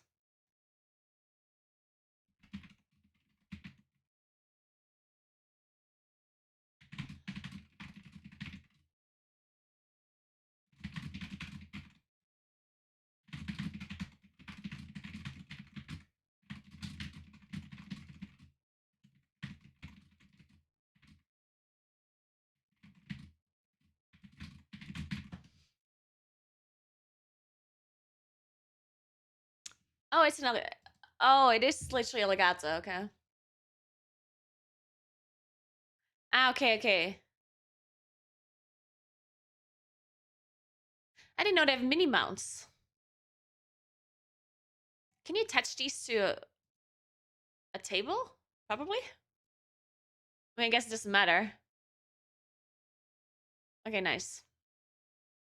Yeah, I'll just bring. I'll bring some of the extension rods then.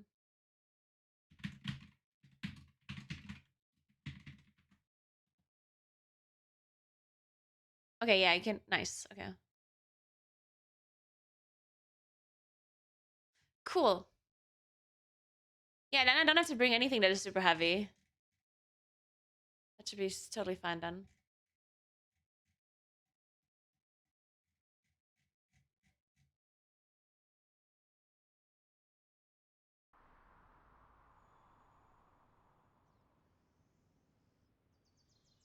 I think we would have provided the mic and the light.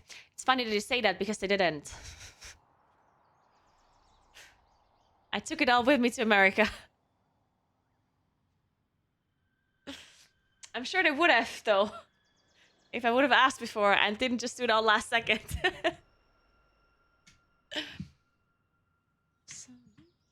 But let's not talk about me and PCs.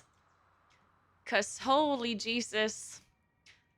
That was so tilting. I can't believe my PC broke 3 times at the Alienware facility.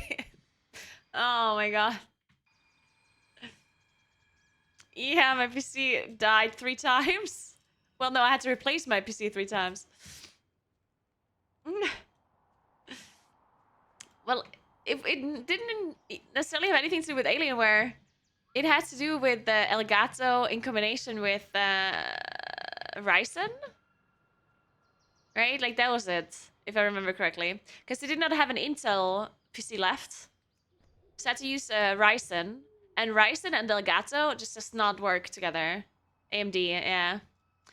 Just use, like, AMD and Elgato are just not compatible. I don't know. So it just kept dying. And at some point, I think I got an Intel PC at the very end that one ended up working.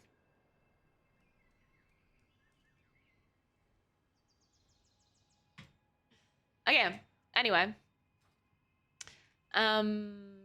We're doing the UI. Okay, we're at Nimue. Let's take a look.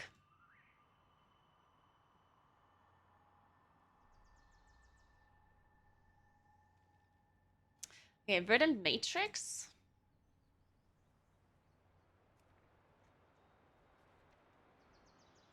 That's just the lines, right?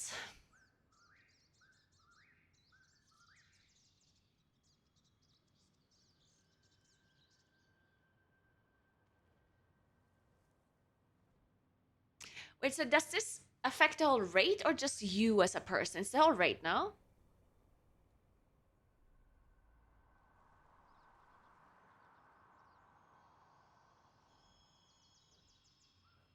Hey, Domos, I'm glad you are looking forward to me casting for Echo. I'm looking forward to it too. It's just me? Okay.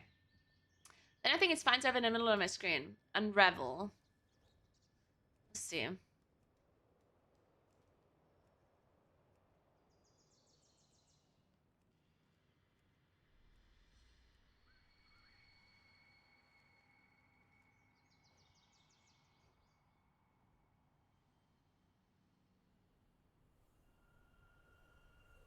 Wait, what is this? Is this just like a random AoE that happens once in a while? Or...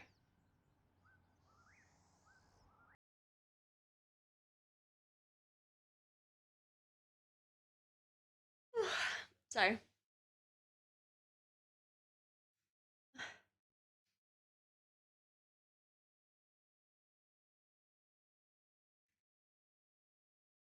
Oh, is that what I... Is it?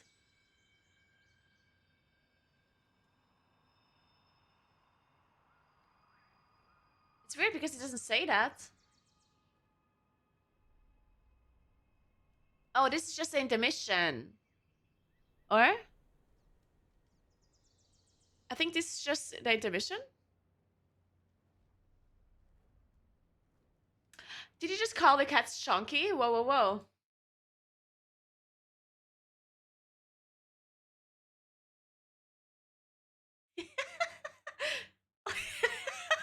That's such a good clip, actually. They're just fucking having a cat fight and...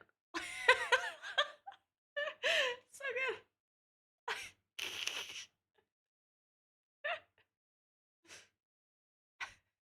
good. I was so worried they're gonna claw into my leg at any moment.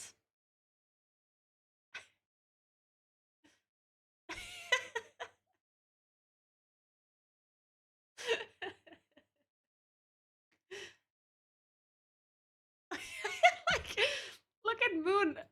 Look at Moon's face here. He's like, help! He's like, ah!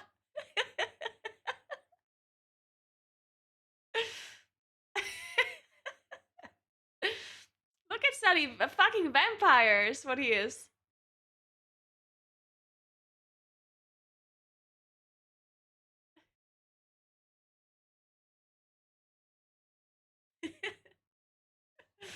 Oh.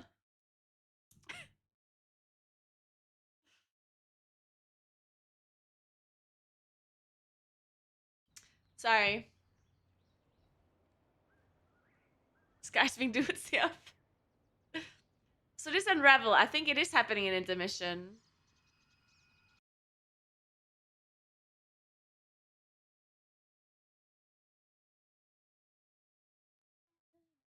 Fuck it, I'm calling her now. I'm gonna do this later.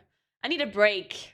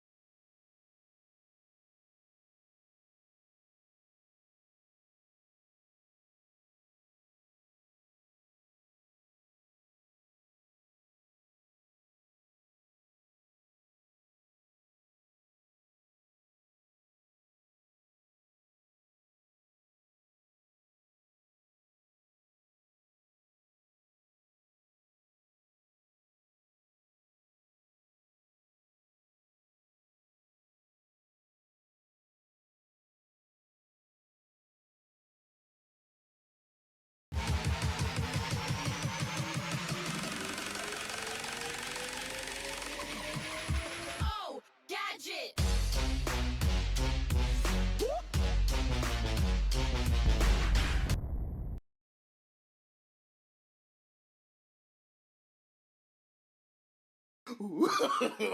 No, no, no, no.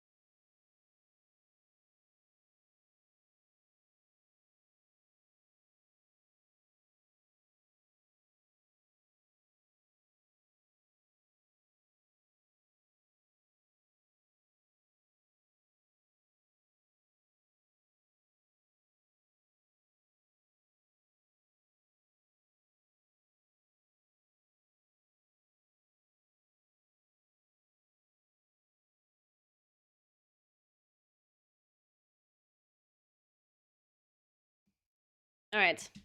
Sorry, I was just talking to my favorite carpenter lady. Oh shit! I forgot to ask her about my brother. God damn it! I'll message her about this real quick.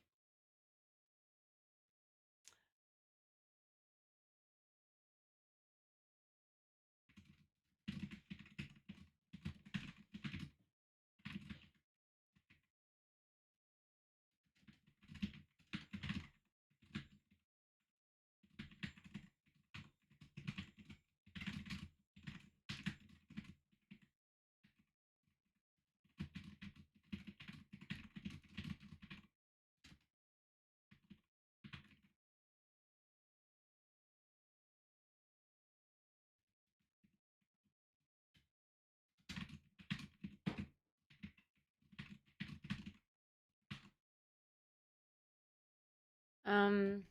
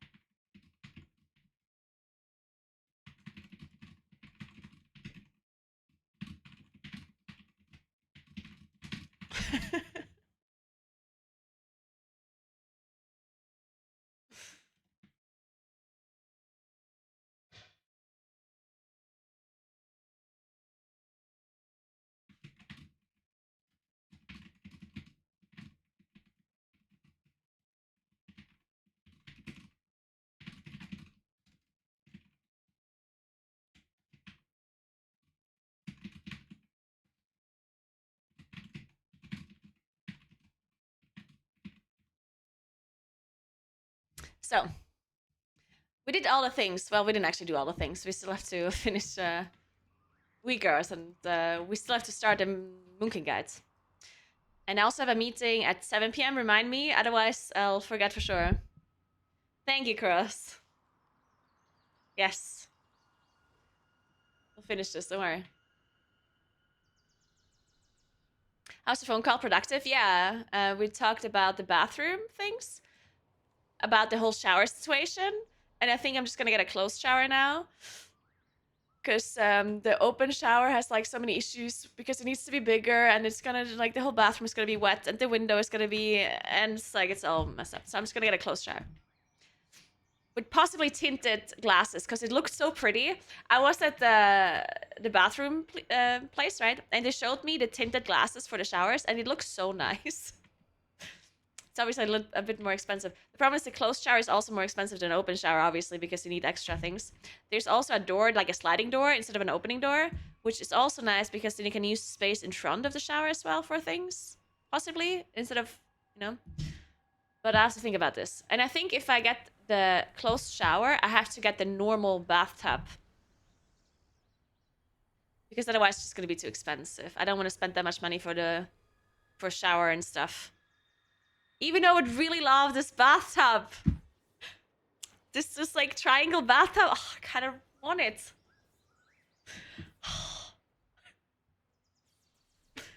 Why is everything so expensive so quickly? Just buy it. I'm gonna run out of money.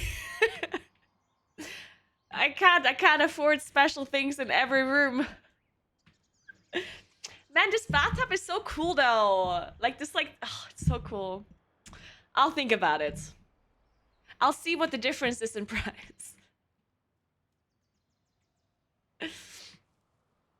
All right.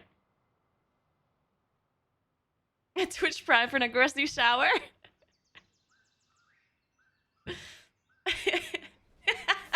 Thank you so much for 5 sub gifts, Sim. Appreciate that. Thank you so much. Bathtub fund. Oh my god. Wait, I didn't see it. I didn't see the donation. It overlapped with the sub gifts. Oh, thank you so much for €5. Never knew it. I'm gonna add this to my bathtub fund. Maybe I can afford it. Thank you so much. And thanks for 5 sub gifts. Welcome to Ismaya, Kim Young-Foon, Lexius, Andrew, and Thankles. I'm gonna show you the bathtub that I want.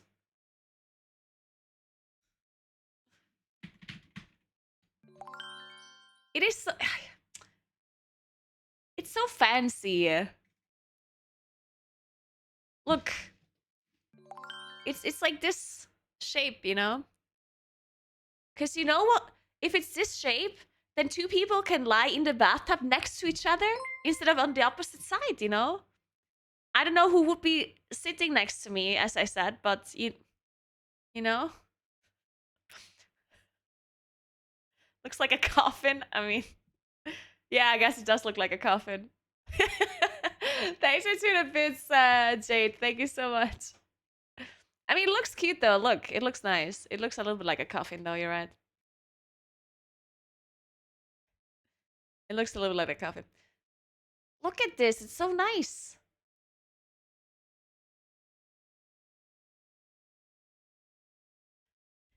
Finish your wheatgrass? Fine. I'll finish your wheatgrass. They are nice.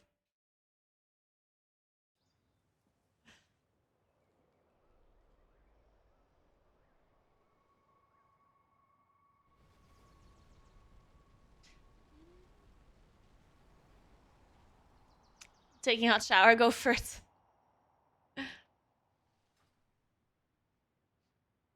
I also show you the shower with the tinted glasses. That was also very pretty.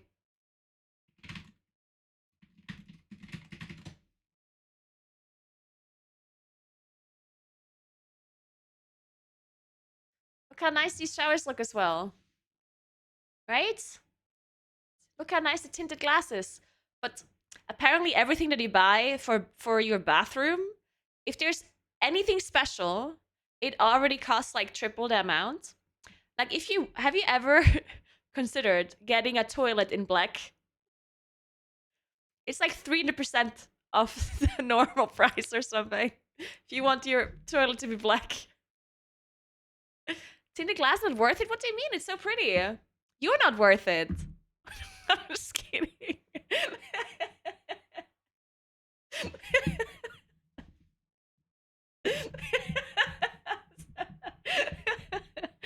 I'm sorry. Oh. Okay, I deserved that toxic one. I deserved it.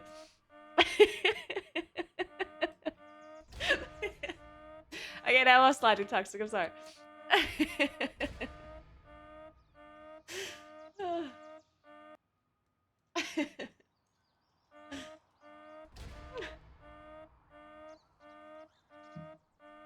Okay, I'm working. Unravel. I still know when the boss casts Unravel. Hey, you. Damn it, Sebla. I'm trying to work here. Yeah, you. Want to do some... I'm singing the song, it's very good. Math? It's just Glenn. Of course it's good then.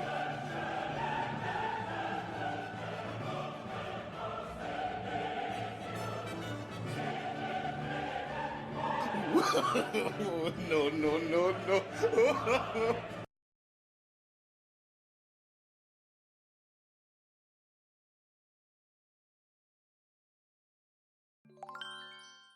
Thanks for 52 months. 56 months, sorry, Tatsu. Thank you so much.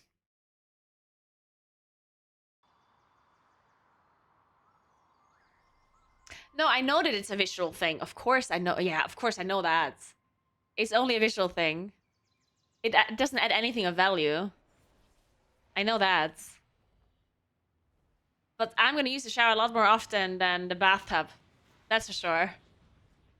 And I'm gonna look at the shower more often too, probably.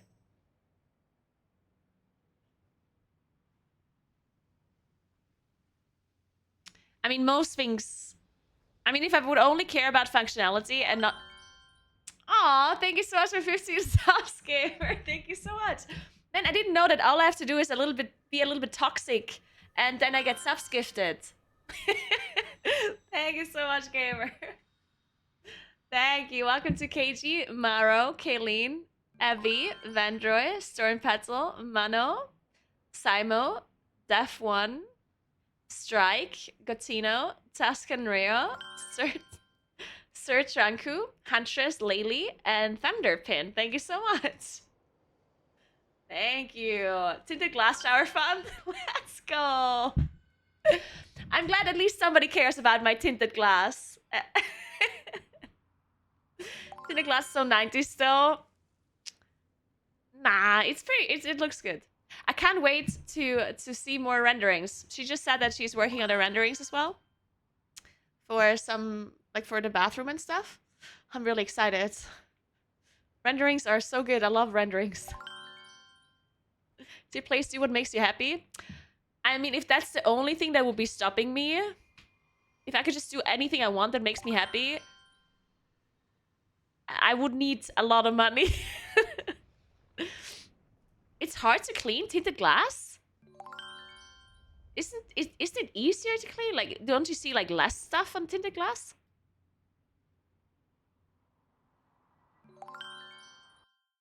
I also just told her about the golden sink. She was excited. Man, I wish I could see a picture of this golden sink. Because obviously showed me when I was at the bathroom place. But then, like, I don't have a picture of the golden sink now. And it looks so cool. Thank you so much for Prime, Skyo Man. Thank you so much.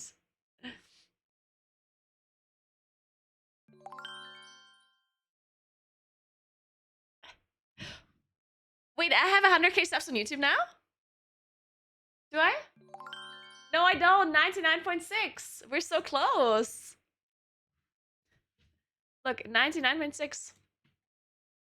Oh god, I don't want to zoom in on my face. So close to 100, guys. So close.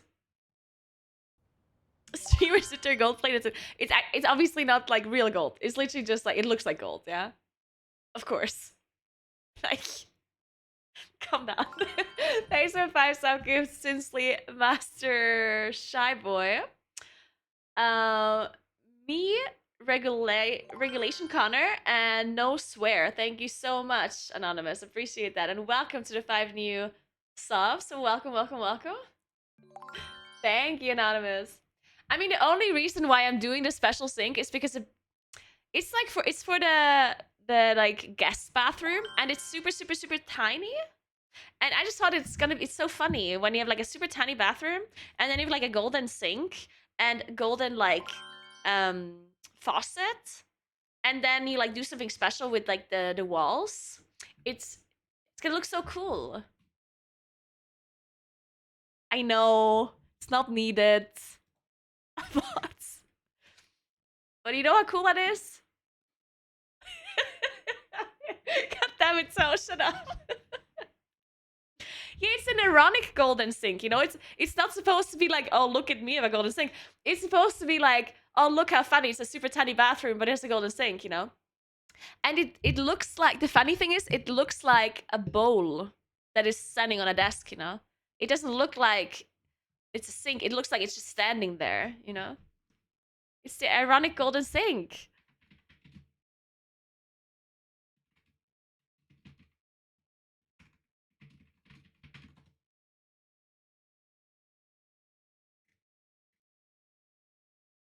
It's also only gold outside. It's not gold inside.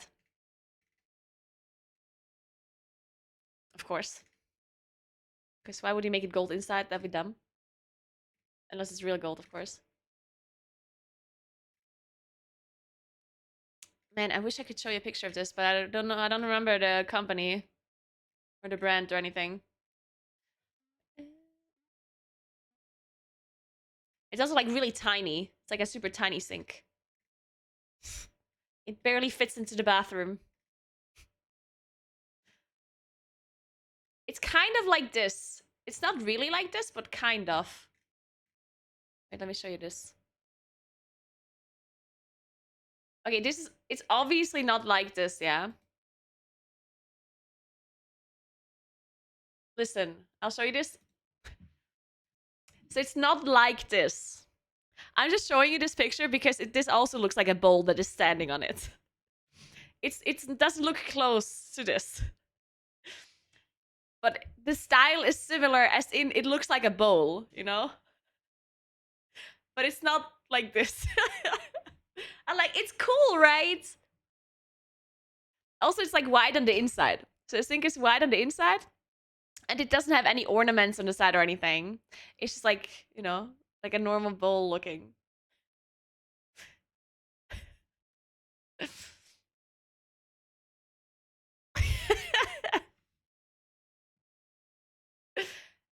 It's not. Hey, don't you? Okay, this one is pretty hideous. I do have to say it's not good looking.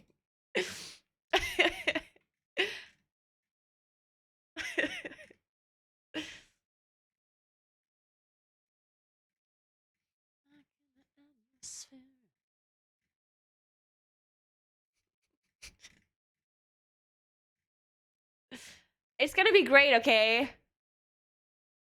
Don't you talk shit about my golden sink, yeah?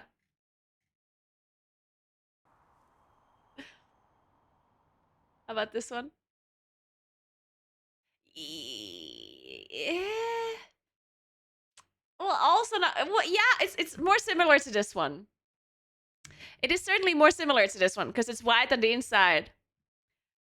It's something like this, without any like fancy ornament things or whatever. And it's also like at the bottom it goes a little bit outward. But yeah, it's something like this.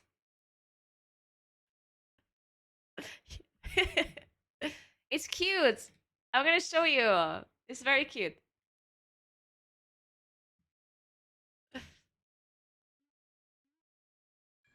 Sorry, I need to continue to work. Fuck. I keep getting distracted by the golden sink. The table is going to be all water? Why?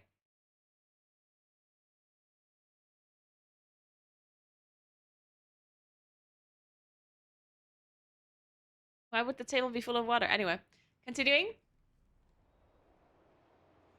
It's hard to keep all the water in a bowl that's above the table. That makes no sense. Why would it be harder to keep the water in the bowl just because the bowl is above the table? That logically does not make sense, right?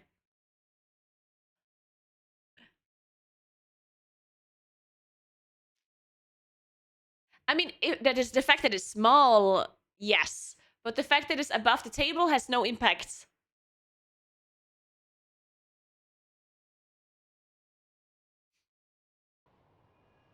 Like, the fact that the sink is small, of course, makes sense that it would there would be water. Like, it's more likely for the water to go out. But the fact that that it's above the table rather than inside the table doesn't make the sink bigger or smaller, right?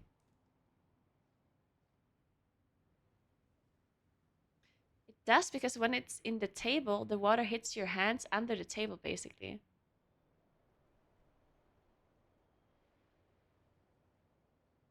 Wait, no.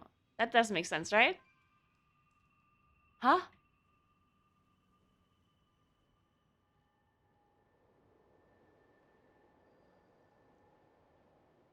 Like, the sink is the same distance from the faucet, and you're the same distance from... Like, the only thing that changes is the table height, right? Everything else is the same. So there's not going to be more or less water spilling out. The fact that your hands are underneath the table is completely irrelevant. Because if it goes out of the sink, if the water goes out of the sink, it will do that no matter what. The table position is completely irrelevant. Anyway, sorry. We're doing it. Okay, calm down. We're working on this guide right now, okay? Calm down, guys. Calm down. Jesus. Jeez. Wow, can't even talk about a golden sink for a minute. Unbelievable.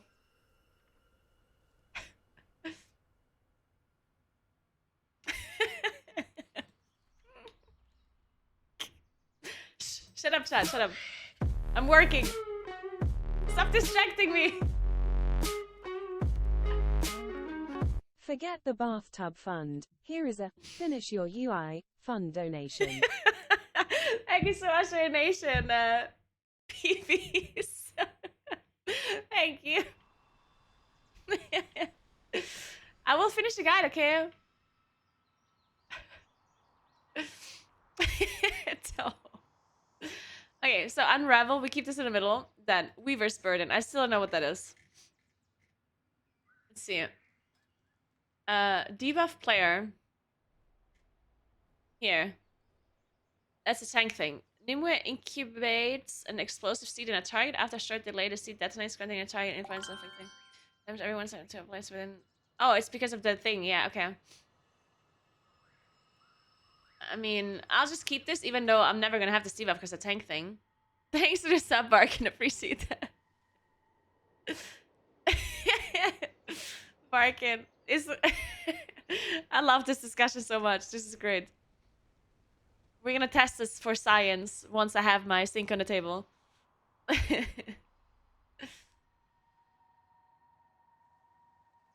Okay, then we have surging growth. Nimue causes surging growth to burst from the ground, inflicting nature damage to all players every minute. There's a standard growth. Okay. This one is also important. Do I want this in the middle of my screen though? Probably not.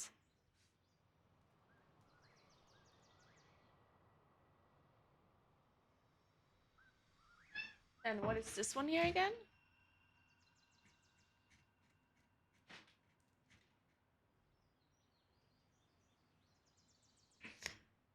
Lucid vulnerability. I never know how to say this word, actually. Vulnerability. Why is there an L in it if you're not pronouncing it? There. Swirling verdant energy surrounds the manifest dream, inflicting nature damage.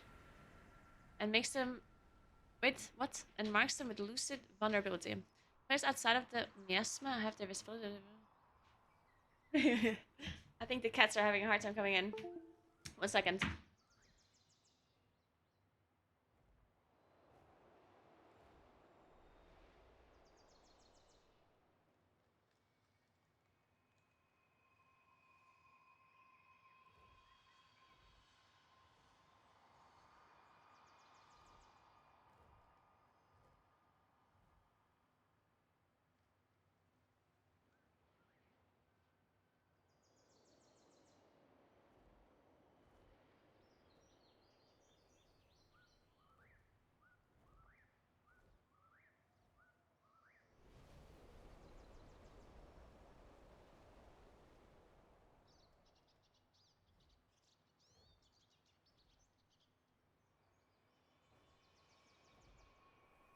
I bought some more of these Thrive things from...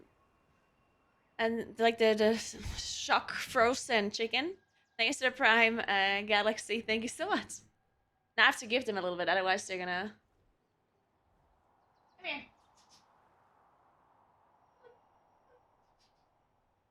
What do I have here? Look.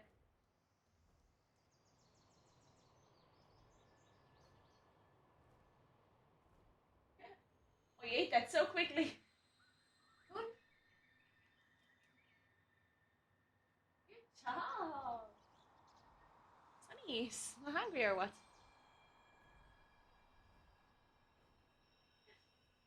Sunny, Sunny, Sunny. He does not give a shit. Ow!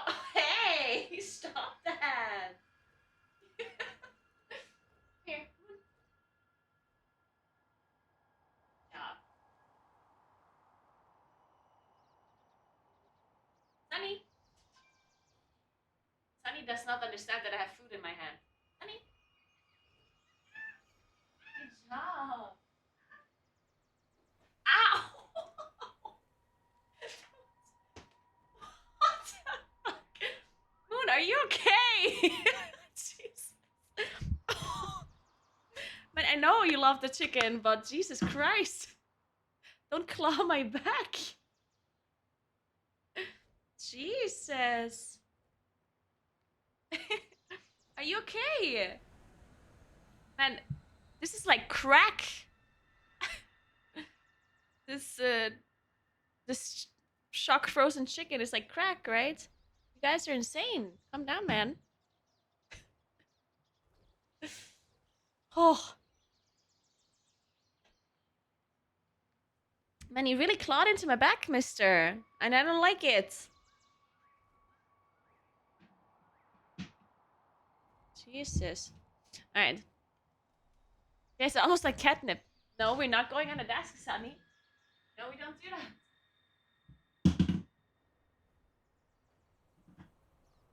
Yeah. So, the victim is vulnerable to the damage of lucid miasma for 12 minutes. All lucid miasma damage all increased by 1,000 per application.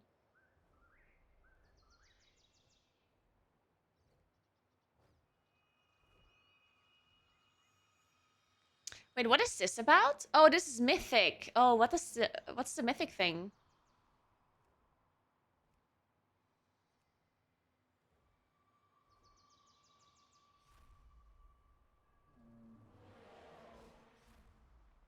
Hey, coffee.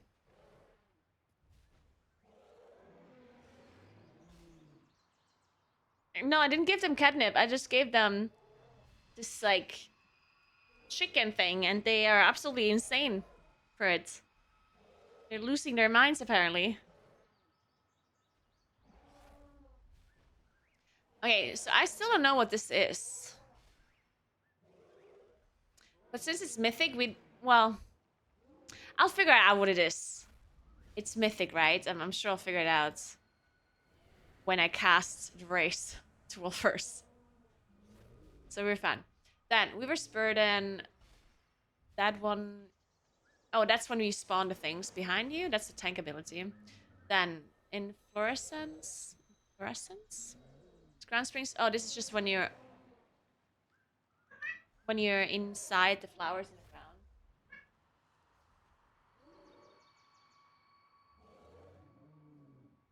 So this one I don't necessarily need. Why does this have an... Why does it have a sound effect? Isn't this just when you're safe? Meow.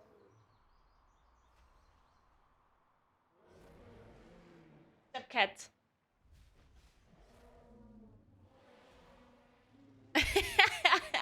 Paramount.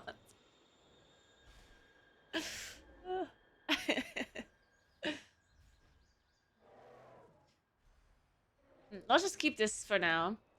Then, what is this? Target immune. Oh. Now let's keep this too. You never know. Maybe I'm hitting an immune target for a while. Okay, then this is a full bloom transition. Dodge, dodge, dodge. Okay. Sounds good. Okay, Nimue and I are friends now. Let's move on to Laradar.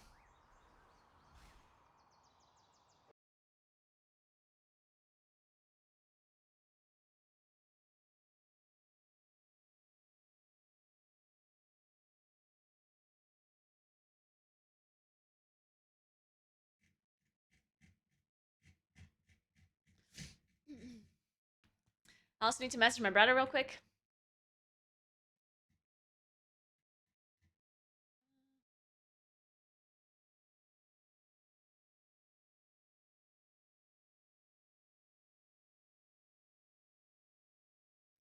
I'm on a desk, mister.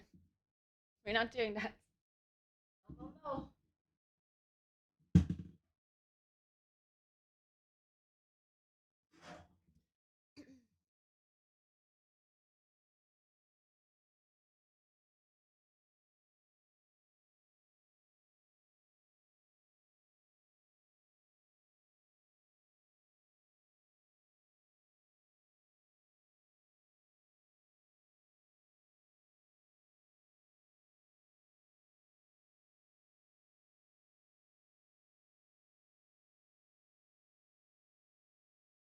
One sec.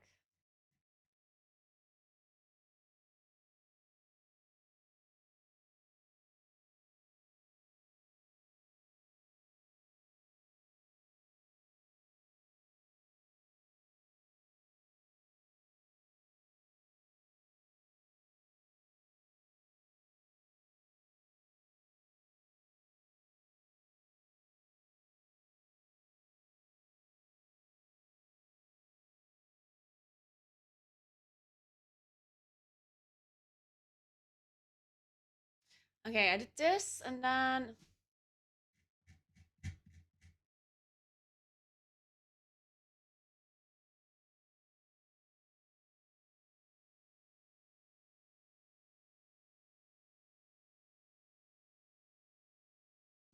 Okay, so this is the thing with the normal bathtub. Okay. Sorry. I'm getting distracted. It's okay though. Yeah, this is great. Ooh, and it even works with an open door instead of like a... Yeah, okay, that's nice. That's very nice. Very cute. Look at that. What do you think about the bathroom? Without the fancy shaped bathtub. We aren't finishing week hours today. We are, don't worry about it. We still have 2 hours. You know how long that is? 2 hours.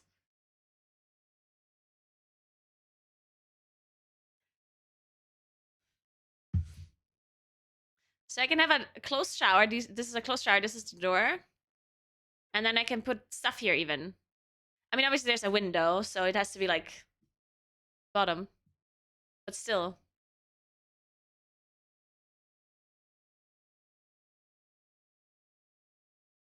It's great. I'll put 20 subs if I finish. Why would I not finish the week hours today? You know how fast I'm doing this week hours? Guess I'm getting 20 subs.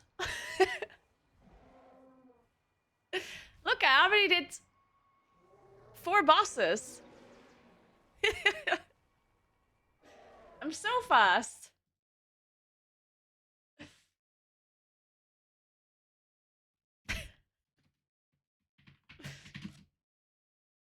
I can't believe I'm entertaining you by showing you my bath room. And you were being cranky because I'm not working on my week hours, as if that's like better content. I'm giving you such good content. And you just like, keep working. Keep doing boring stuff. I want to watch boring stuff.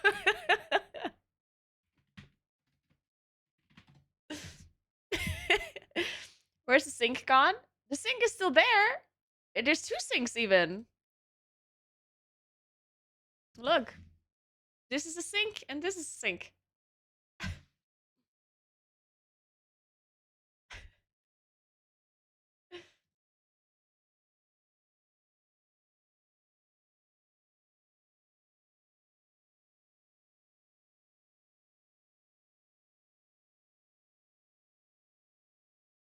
Honestly, this bathroom arc is kind of run out now. I'm excited for the kitchen arc. It was great in the manga.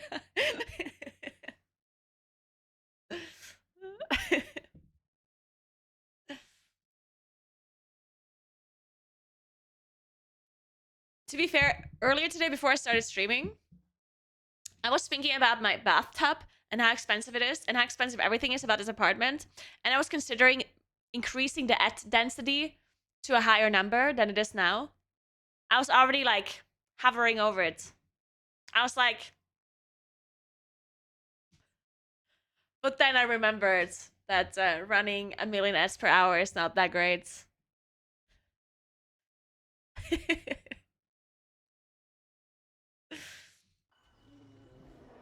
I did consider it for a second though.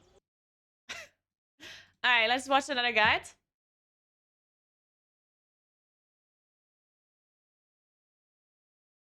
Which one are we watching?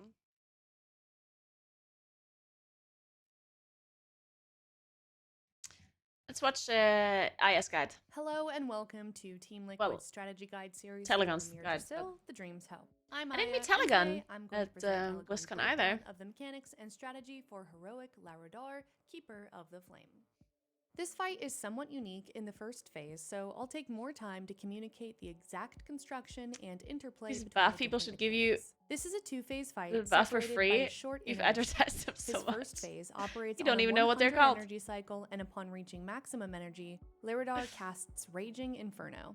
Laridar will cast Raging Inferno 3 times Wait, sorry. before entering Sorry, the Aya. Going back. first phase, so I'll take more time to communicate the exact construction and interplay between the different mechanics. This is a 2-phase fight separated by a short intermission. His first phase operates on a 100 energy cycle, and upon reaching maximum energy, Laridar casts Raging Inferno. Laridar will cast Raging Inferno 3 times before entering a brief intermission and beginning phase 2. The encounter occurs in a circular arena bounded by fiery ground. Several mechanics cause additional burning ground to spawn inside the arena, creating area denial. In phase 1, this area denial can be minimized and even removed through clever positioning and a mechanic called Seed of Life. In this phase, a Seed of Life lays dormant in the center of the arena with an energy percent bar above it. Players may create a connection to the Seed of Life by clicking on it, and further connections may be made remember this by boss. I touching passed other this players, boss. creating a chain between a maximum of 3 players that increases the range that each Just player Google may move away from the Tyrell Seed of Life. Bath people. This They're the connection first match. causes each player to expel Emerald Magic, removing nearby burning ground and scorching roots, while draining energy from the Seed of Life. On heroic and mythic difficulties, using the seed causes a 4-minute lockout called Dream Fatigue, which prevents players from using the seed again, requiring that you assign different sets of players to. I do have to say, guys, I'm gonna pause. This is very ironic. I'm pausing this right now just to tell you that I appreciate it a lot, that you guys care so much about my success and my content and my work, that you interrupt my stories just to tell me that I should keep working and keep getting things done. I do appreciate that very much, guys. Thank you. Use the seed throughout phase 1. To fill the Seed of Life's energy bar, we'll have to kill summoned fiery treants. I wouldn't get and anything charge done without treants you upon guys. death that need to be healed to full health before becoming renewed treants and sacrificing their life to empower the seed with energy. The fiery treants Hey, create Bert. burning ground while alive, must be kicked, and explode for moderate damage in a small radius when they die. Laridar also periodically summons Scorching Roots, which fixate on random players, pursuing them relentlessly and gaining speed over time. Upon death, they transform into charred brambles. On Heroic, these roots are untargetable before being doused with Emerald Magic expelled from players connected to the Seed of Life. Scorching Roots, shockingly, root enemies they come into contact with, dealing damage over time. This effect is removable through either magic dispels or root removal effects such as Freedom or Tiger's Lust. After the Scorching Roots are killed and become charred brambles, they may be healed and upon reaching full health transform into a renewed bramble barrier. This barrier provides protection from Raging Inferno and explodes for moderate damage in a small radius after the Raging Inferno cast resolves. Throughout this phase, Laridar's tank mechanic is Furious Charge, targeting his aggro target and charging at them, inflicting a large amount of physical and magic damage while knocking them away. This Welcome damage back, decreases based Photon. on your distance from the boss. You will want to tank the boss on the edge of the arena when targeted. Get a and move into blanket, the Photon. scorched Get a ground blanket. outside the arena, as the boss causes your more legs. area denial to spawn And under comfy him socks. after his charge I'm not resolves, wearing comfy while socks also today. I doing forgot great about damage it. Called Furious Outburst to all players reduced by distance from the boss. This convention minimizes both area denial and damage taken from Furious Outburst. In addition to these mechanics, being hit by Furious Charge applies Nature's Fury to his target, increasing physical damage taken by 100% for 20 seconds, beginning at 10 stacks and not sure I decreasing understand over this the duration charge. of the debuff. Laridar will also periodically cast Blazing Thorns, which spawn spiral patterns of swirlies centered around his model that explode upon resolution, knocking players back. These swirlies explode outwards away from Laridar before coalescing into flame orbs, which must be soaked before they reach the boss. These orbs deal a small amount of damage to the soaking player, but also debuff players with a 20% crit chance buff and a small dot for 10 seconds. If any orbs are allowed to reach Laridar, they increase his fire damage done by 20% for 10 seconds, stacking. This should be avoided at all costs. Now let's pause and review the flow for phase 1. Laridar gains energy constantly and will cast Raging Inferno at 100 energy.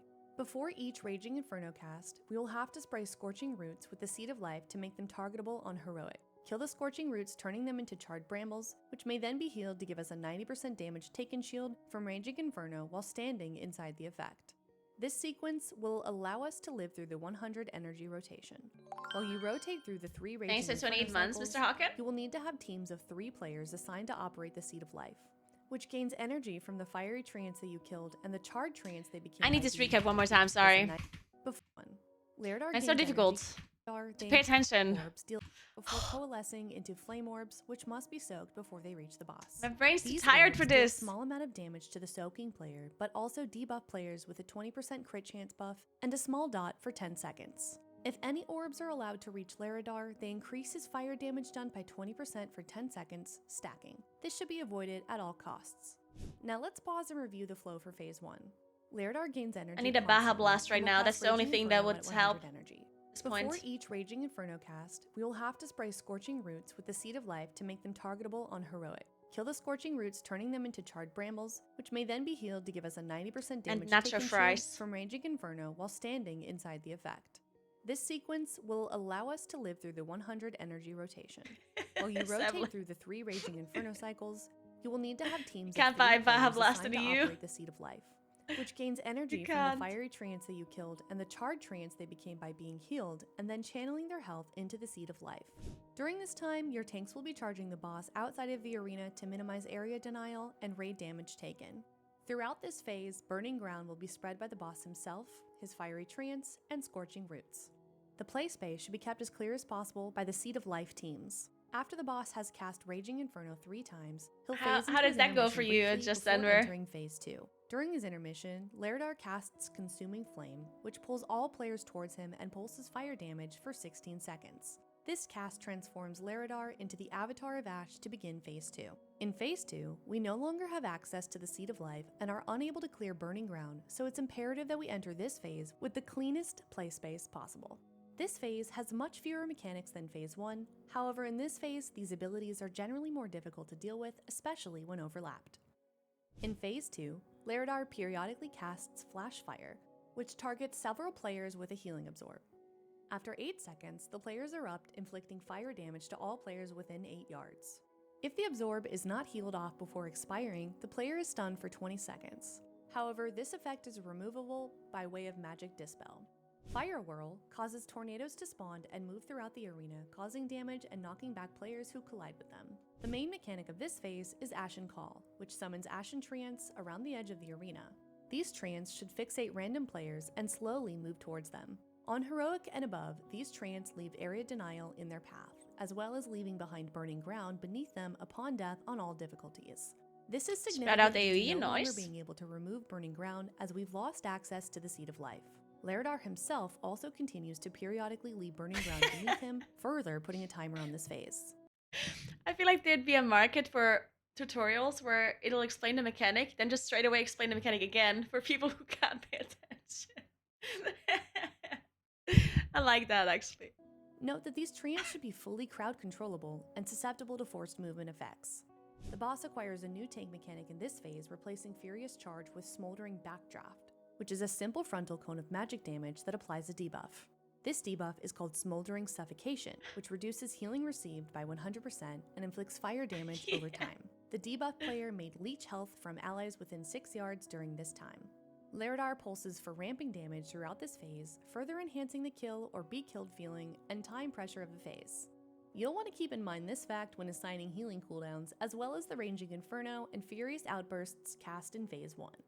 And with that, we very much hope you found this guide useful. Alright, so I kind of think I know how it works, but the guide was so long and I'm not sure if I remembered everything. So basically in Phase 1, there's roots that chase you that you have to kill with the connection of the Seed of Life that you press in the middle of the room, and then you also need to walk around the room to clear the stuff on the floor if you have it. Because like when you're connected to it, like you do like a frontal cone, I think. That's what you have to hit the floor with and the roots with. And then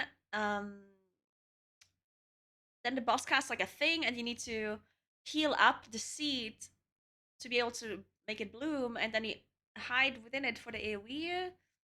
That's kind of it, right? Like there's nothing else. Why is this a 7-minute guide? I guess there's also stuff to dodge on the floor, but is that it? I think that was it.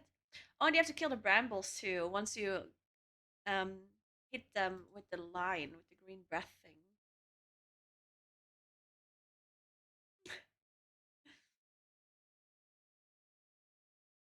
Kind of sounds like you're doing an American accent. Wait, you mean Aya? Aya is a different person, and she's American, so yes, she does have an American accent. All right, let's do some Uyghurs.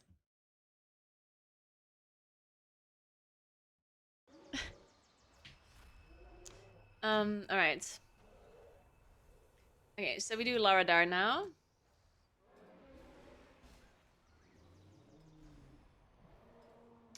Okay, this is got some custom functions. Let's go. Turn 1, okay. Cast specific unit, boss 1. Blazing Thorns. Oh, okay.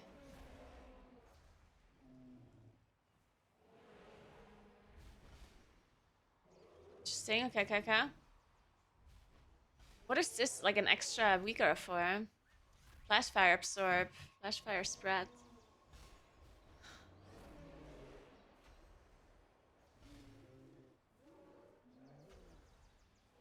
What's stream fatigue? Is that just from picking up the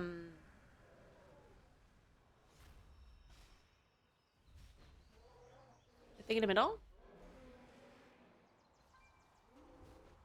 For me, a bond with the seeds causes fatigue, preventing the player from... Okay, so this weaker we certainly don't want in the middle of our screen.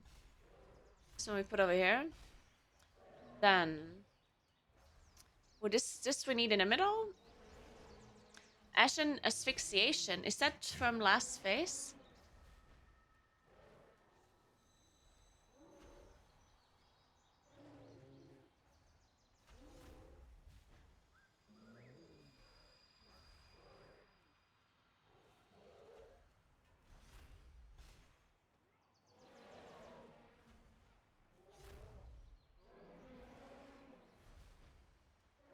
It says...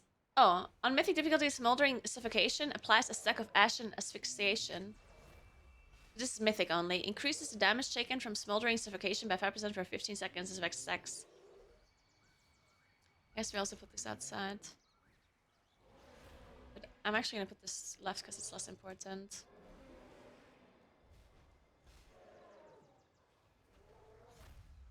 Okay. Then... Placing Qual... What is this? Buffed? Buff with what?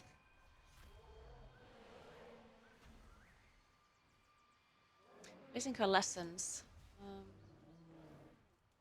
Oh, here. It's also mythic. What are you eating? What is that you're eating? Cat!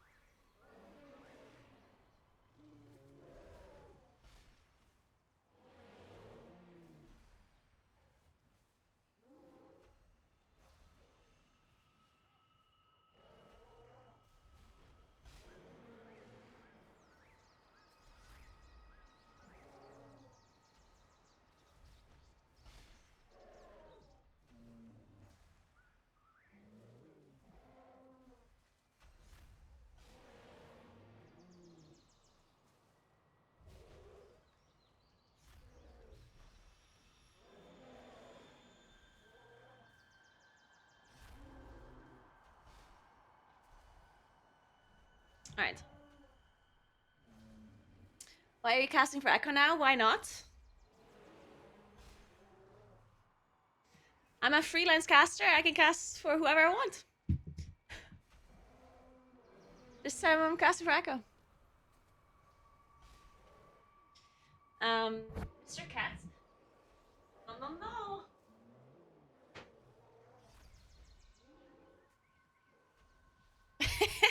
Sev, don't tell everyone. Shh.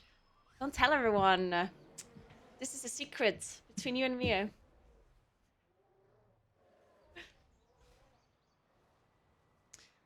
Alright, so Blazing Coalesce. Blazing thorns coalesce into flame orbs, which move towards Lardar. I haven't seen those orbs. Upon contact, an orb inflicts fire damage, increasing critical strike chance by 20%, inflicting fire damage every... Oh.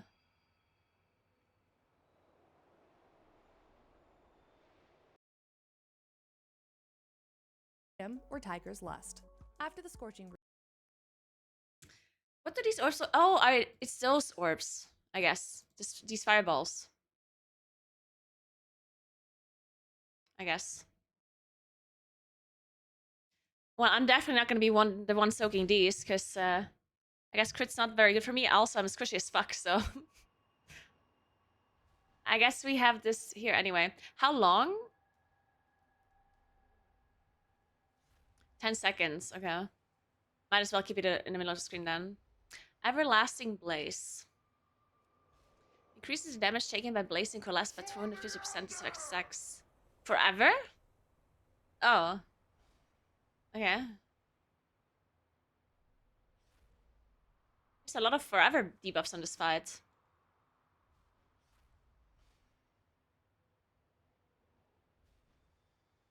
Oh, it keeps having the number underneath. I have to change that. Because it's like in the middle of my Vigorous. Wait, why is my RT Vigora in here as well? Isn't my RT Vigora too low? Wait a second. This is normal here? Isn't this supposed to be further up? What happened to my UI?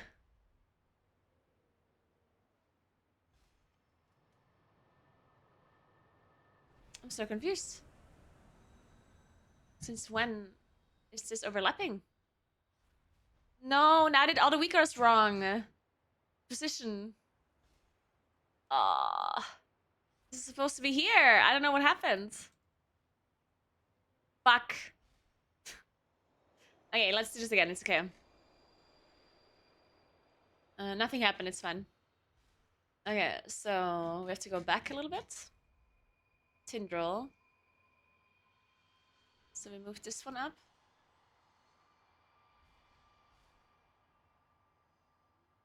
So, yeah. And this one. Meow.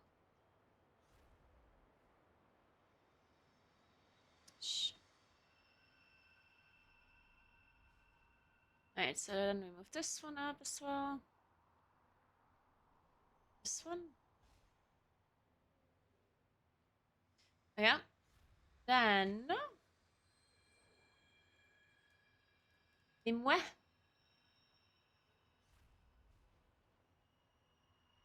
Oh, oops. I moved the whole thing. Cat, don't be in the desk, please.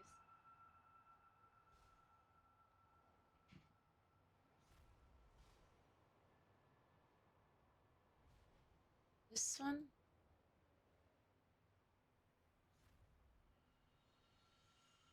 Okay.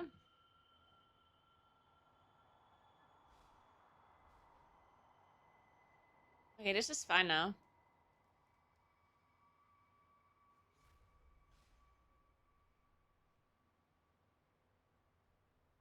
Okay. Fixed. Now. Smoldering suffocation others. What? What does that mean?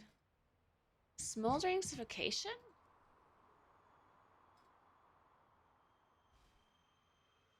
Smart group. Ignore self. Match count. Vigor equal 1. What debuff are we talking about? Help soak. What are we soaking? Wait, shit, what are we soaking?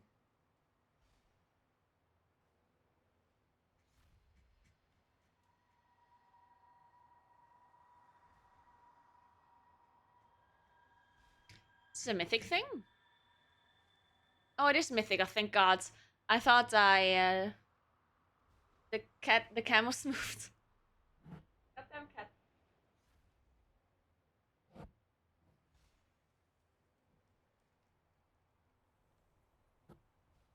Yeah. Nice, Ghost Orca.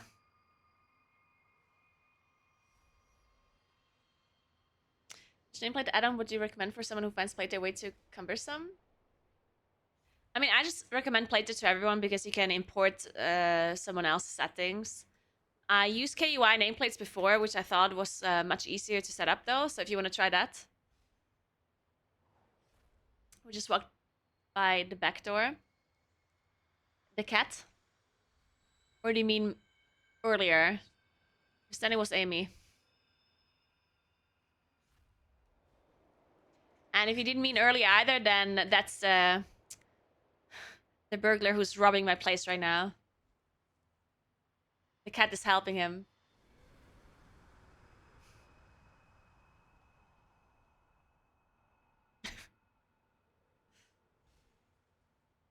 Alright, so suffocates a player, reducing healing received by 100%. And inflicting fire damage every 1 second for 30 seconds. Additionally, this effect leeches 66k health from allies within 6 yards each 1 second. Oh, okay. Increase the damage taken from smoldering suffocating for 50% effect sex.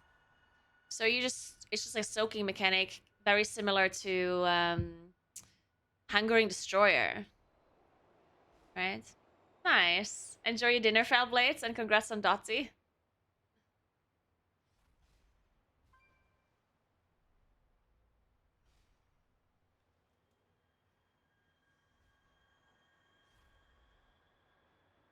I guess I'm adding this to grid as well. It's just fell idea.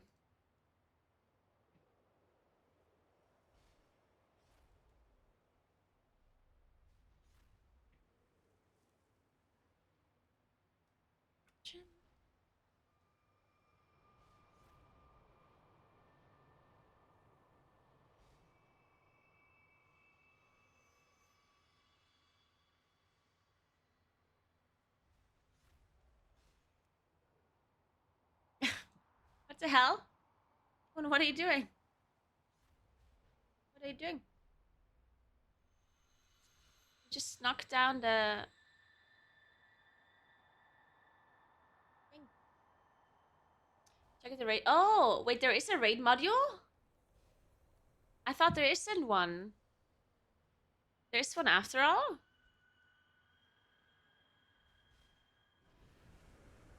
Checking.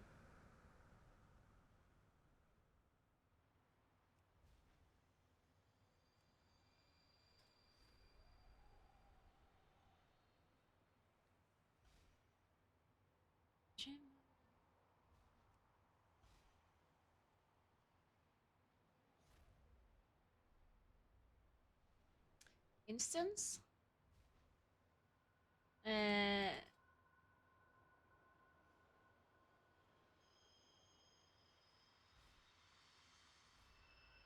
it supposed to be? Oh, I'm supposed to update this add-on? I mean, I updated things yesterday, but...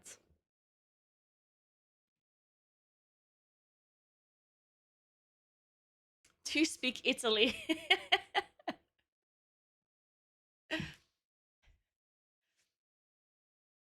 My Italian is very bad. And no, I'm not gonna speak Italian.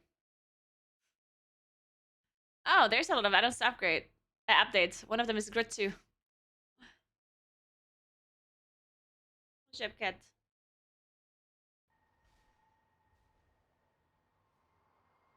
Let me reload.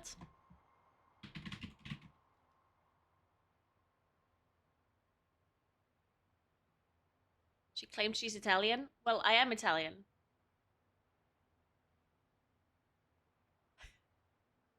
I'm an Italian citizen.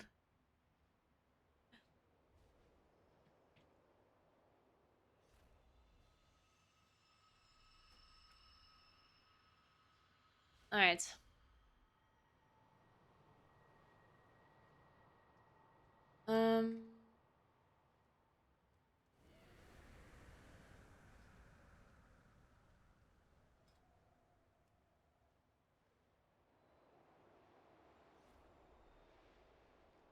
Alright, still not here, right? Or am I supposed to enable it somehow?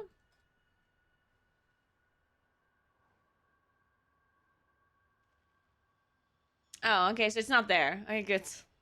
But I'm being crazy.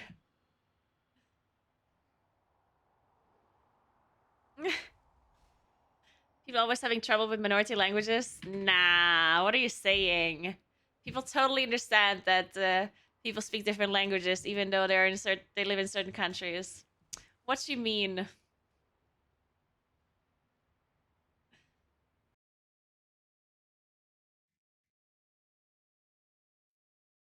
Okay, how much time do I have? 1.5 hours. Okay. We're getting there. Don't worry, guys. The further we get in, the easier it's gonna be because we do the harder bosses first, right? So we're gonna get these 20 subs, Sebla. Don't you worry. I'm gonna get your money. We're getting the 20 sub gifts. Right, Moon? 20 sub gifts. It's happening. Technically, our dialect is our own language. That is true. I'm just gonna wait for the day where they make South Tyrolean dialect an official language. Ooh, then we would have official grammar though, and official like Actually, I don't want South Tyrolean to be an official language, because then they would choose some other dialects probably as like the main thing. Could you imagine when we have to write in Finskarish or something like that? Unacceptable.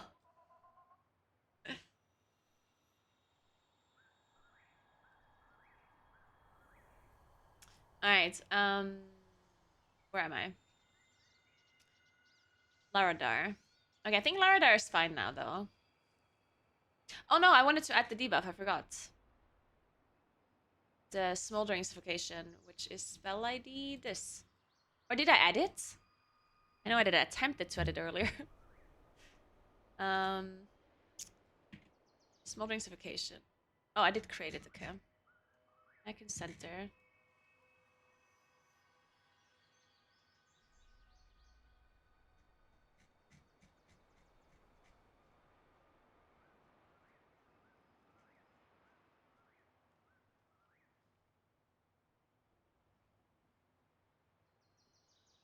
Did I add it?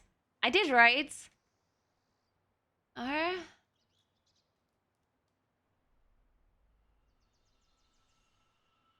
Where's the letter M in the alphabet?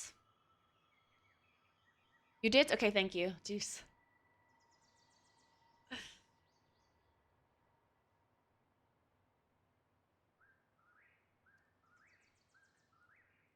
Photo, you're being weird. Stop. Please stop. But yeah, I'm not famous enough for them to add my height. That is true. I'm 184 meters tall.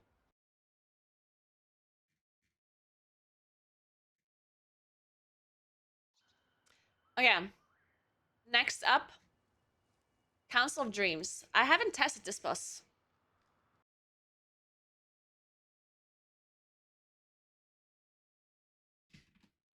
Council of Dreams. Yeah, I'm 184 meters tall, yeah.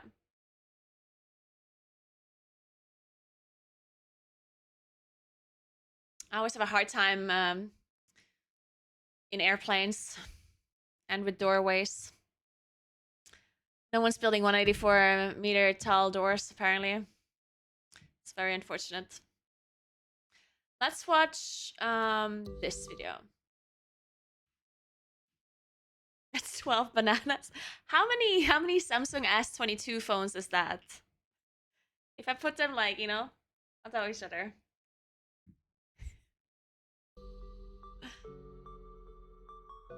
Yeah, the cats are all, like everything you see in my room is obviously just a really big version of it. It's all oversized stuff. This microphone is huge. This microphone is 1.5 meters. What's up, everybody? Another beautiful day in the Dragon House, and today we're taking a look at Heroic Council of Dreams in the new raid Amirdrasil, the Dream's Hope. Now I'll be going over all the new mechanics, how they work, and how to deal with them. Now keep in mind this is PTR, so things can change or be reworked completely. Now the aptly named Council of Dream is a council-style fight. 3 bosses, each with their own set of abilities, ultimate, and movement pattern. The official languages here are German and Italian, so you can lucky? do things Now, in all German 3 needs to or in die within Italian a few officially. seconds of each other, or Most of they the things are in combat Italian, dress let's be each honest other. here, but... Damn druids. Now the tank needs to pick But you up do have the the option to get Bear everything Urktos. officially done in Erwin German if you and want Pip to. does not need to be tanked, they're doing their own thing. Erwin does not need to be I tanked, think. like I said, and she cannot be moved. I never tried. She will, however, leap away every 30 energy. Sorry, Stanky, I was not listening. Nimue looks like a mess, does it? Are you a melee? Because as a melee, I can see it being a little bit messy, maybe.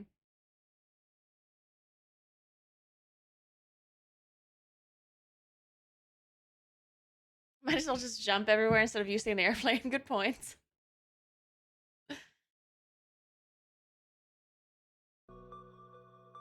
What's up, everybody? South Tyrolean people speak better German than the Bavarians. Do we? I love Bavarian German. They sound great. Don't you talk shit about my Bavarian friends, okay? Me and the Bavarians are like this, you know? Buddy, another beautiful day in the Dragon House, and today we're taking a look at Heroic Council of Dreams in the new raid Amirdrasil, the Dream's Hope. Now I'll be going over all the new mechanics, how they work, and how to deal with them. Now keep in mind this is PTR, so things can change or be reworked completely. Now the aptly named Council of Dream is a council-style fight. 3 bosses, each with their own set of abilities, ultimate, and movement pattern. And they also happen to counter each other. Isn't that lucky? Now all 3 needs to die within a few seconds of this each guy. other, or they combat dress each other. Damn druids. Now the tank needs to pick up the Bear Urktos. Erwin and Pip does not need to be tanked, they're doing their own thing. Erwin does not need to be tanked, like I said, and she cannot be moved. She will, however, leap As a away hunter. every Oh my 30 god. energy or so. That is so This annoying. seemed to always jump away from the largest clump of players. Now on Yeah, top I've of never... this, Yeah, this thing that you're talking about, like, I don't know what it is. Velveeta? I don't know what that is. Never heard of that before in my life.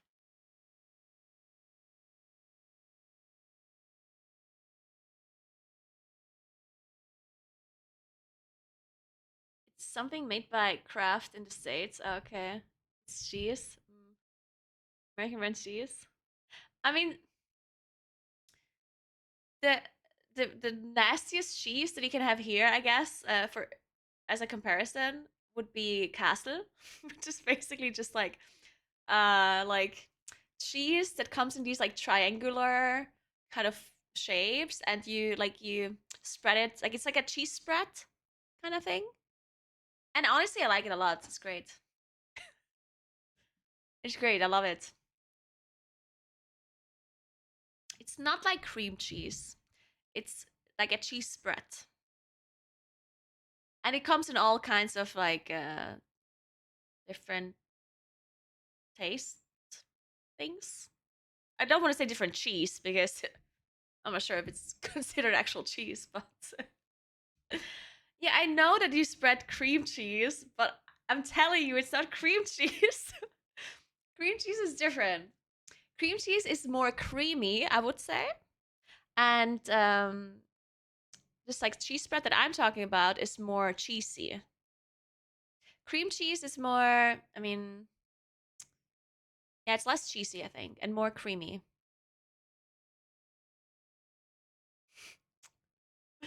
It's okay if you don't know a thing, guys. Like, whenever I explain something that people don't know, then people just, like, think I'm talking bullshit. It's like, this doesn't exist. I don't know it, so it's not the thing that she's saying it is. It must be Philadelphia. It's impossible that it's something else that I don't know. Thanks for 3 months, Jayden. What's up? Show us? I don't think I have any in my fridge. Stop making stuff up. I mean, I can show you a picture. Sure. I'm gonna show you the best cream cheese there is. Oh my god, what do I even Google here? I don't think castle is an actual word. Cheese triangles? That's not it. Hmm. Whew.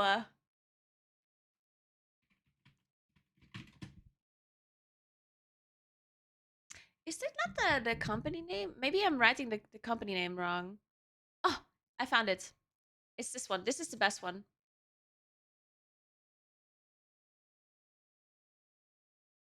Why is it opening a Facebook page? It is not at all what I wanted. Wait, this is a South Tyrolean brand? Wait, no shit. And by no shit, I meant no shot, actually.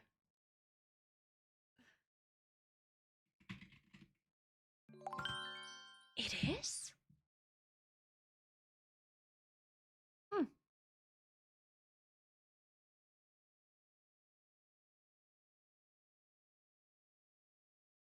It looks like this.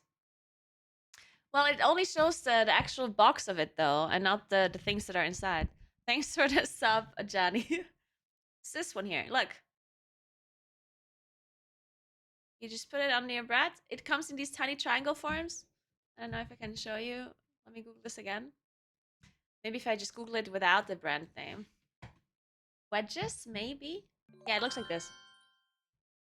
This is what it looks like once they're out of the packaging. Thanks for Prime, Swag Daddy Phil. Thank you so much. Swag Daddy Phil, let's go. Thank you. Appreciate that. How are you doing? Thanks for the sub, Johnny. Exactly, Panda. That's what I'm trying to explain to them.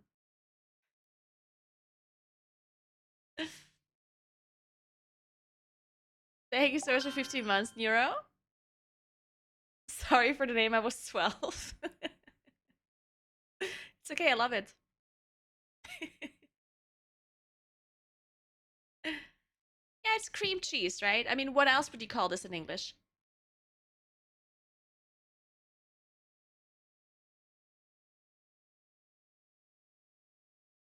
Laughing cow? No shot you're calling it laughing cow. Like, that's not an actual name, right?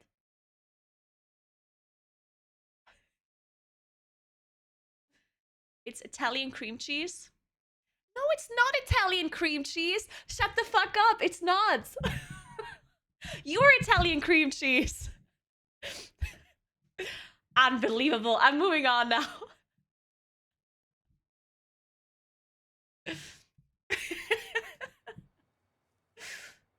All right.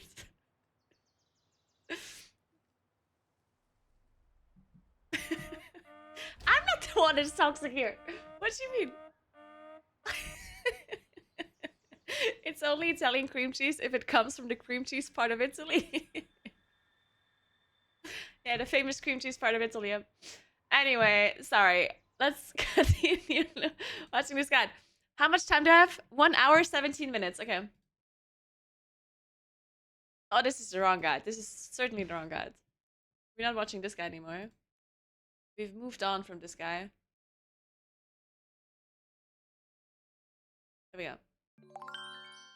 Hey, Eva. Thanks for 32 months. How are you doing? Worked completely. Now, the aptly named Council of Dream is a council-style fight. 3 bosses, each with their own set of abilities, ultimate, and movement pattern. And they also happen to counter each other. Isn't that lucky? Now, all 3 needs to die within a few seconds of each other, or they combat risk each other. Damn druids. Now, the tank needs to pick up the You have to rate before 7 p.m. if you don't want to be late. Erwin and Pip Nah, it's at 7:15. Don't worry about it. Their own thing. Erwin does not need to be tanked, like I said, and she cannot be moved. She will, however, leap away every 30 energy or so. This seemed to That's boring. always Can we jump talk away about from Cease the again? largest clump of players. Now, on top of this, Erwin spawns a ton of noxious blossoms all over the ground. Any player that moves into proximity of these takes a ton of damage. She will also throw javelins on random Proximity of twin what? spawns a ton of noxious blossoms all over the Oh, ground. just Any the player that swirlies? moves into proximity of these takes a Oh, ton they of are on the damage. ground. She will Okay, I also see. throw javelins on random players, poisoning them, and this is dispellable. Deals a ton of ticking damage and slows your movement by 30%. Now at Oh, it's a 100 poison energy, debuff. she will I can cast dispel that shit. Constricting Thicket. Every player gets a vine to the face, take a ton of damage over time, and reduces movement speed by 10%, and these effects stack the longer you're being constricted. You also get pulled towards the boss, potentially through noxious blossoms. Now during this,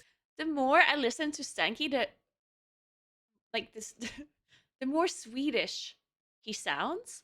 And I cannot believe that earlier when I said I think he's Swedish, that some people said, no, I don't hear it. And now all I hear is the Sweden in his voice. Erwin is susceptible to Urktoss barreling charge, which he aims towards the active tank. So whenever this is being cast, the active tank needs to aim the charge towards Erwin to interrupt it. Fail, and she casts Relentless Barrage, which is not awesome. You die. Now Urktoss will slap tanks with a frontal cone, Agonizing Claws, dealing lethal damage and increasing damage taken by Agonizing Claws by 150% to anyone hit, so melee beware. Now Urktoss also casts Barreling Charge aimed at the active tank. Now you need to have a few players get hit by this every time Wait, is he this charges. an actual? This It is an deals a actual spread out council fight, right? What the hell? It's an actual spread out council fight. Even on Mythic, or are they healing? If you kill one, is the other one? Are the other ones healing, or what? When reaching 1 health, council members tap to the cast a movement restoring Alice remain conscious.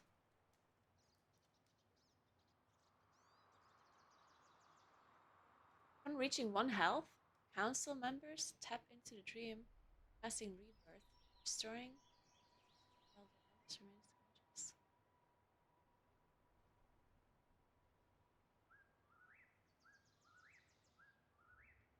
I don't get it. I mean, this just means that you have to kill them simultaneously, right? But I don't understand the mythic mechanic.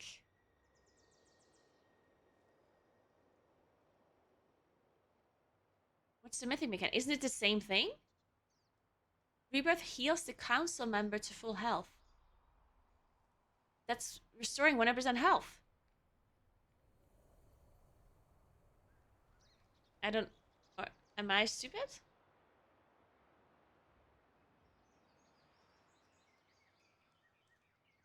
Oh, I understand. Added. Ah, okay, okay. Okay, I got it now. Okay, so it's on Mythic the heal to full, and it changes this text as well. Okay, I thought that this text is the same on all difficulties, and this bottom text is only for Mythic. So I was very confused. Okay, I get it now. It's fine. Sorry. To answer the question, yes, I am stupid.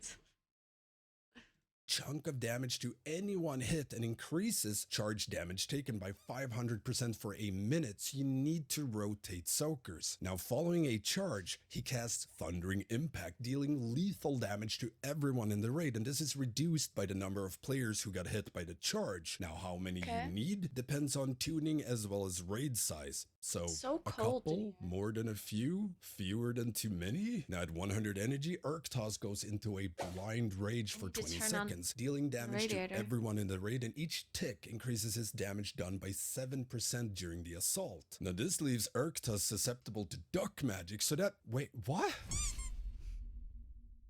Now lastly, we have the fearsome Pip will mostly hang out near the middle of the room. Players targeted by Pip's polymorph bomb turns into ducks for 12 seconds. And the goal is to eat the noxious blossoms that Erwin spawns. That's actually clearing pretty up funny. space for everyone. Now, as a duck, you become immune to poison effect. Now eat enough blossoms and you'll be able to unduck yourself. Now on Heroic, when you preen yourself and get all purdy, any player within 7 yards gets ducked instead. Get ducked! So this means whenever Urktos casts Blinding Rage, at least one player needs to preen next to Urktos, which kinda makes him quack under the pressure. Now Pip also occasionally channels Emerald Winds, pushing all players away and deals a ton of damage. Watch out so you don't get pushed into the blossoms. Now at 100 energy, Pip casts Song of the Dragon. Everyone in the raid gets an absorb on them that only absorbs pollen damage. Players needs to break this absorb by standing in the noxious blossom. Now if you don't break it before Pip's performance has concluded,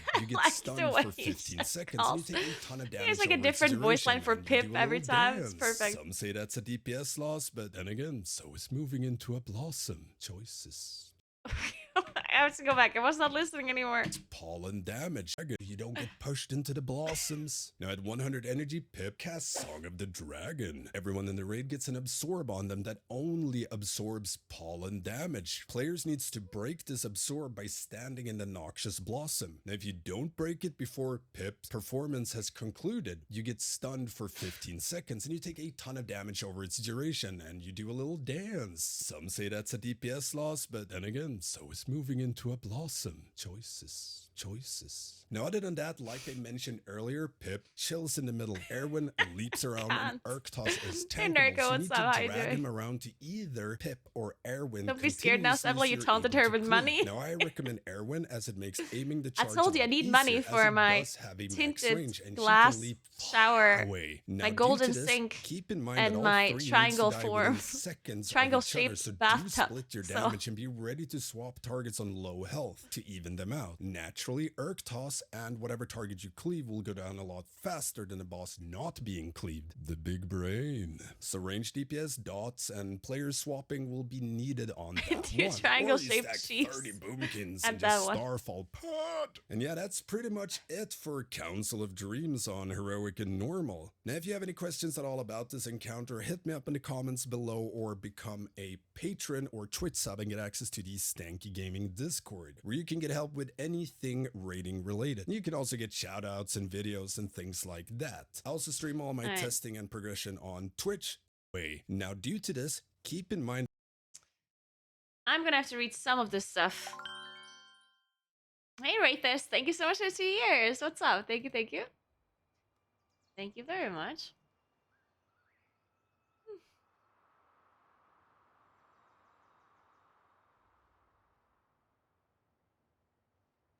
An ironic golden sink bought with Sebla's money.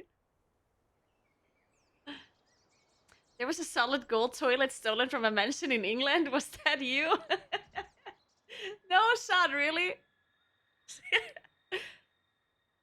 So, first of all, why do you have a solid gold toilet? Why does that even exist? And secondly, how do you steal a solid gold toilet? I have so many questions.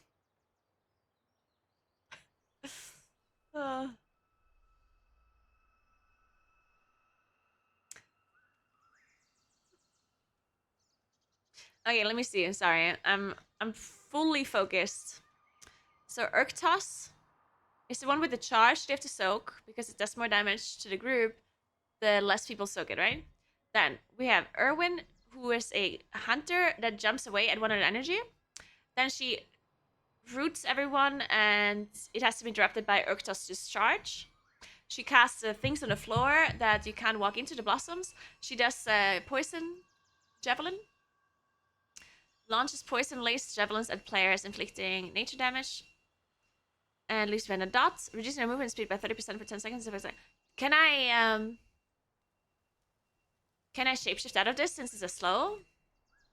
Player bursts with poison, inflicting nature damage to other players within 10 yards. Okay, so you have to move away when you dispel it.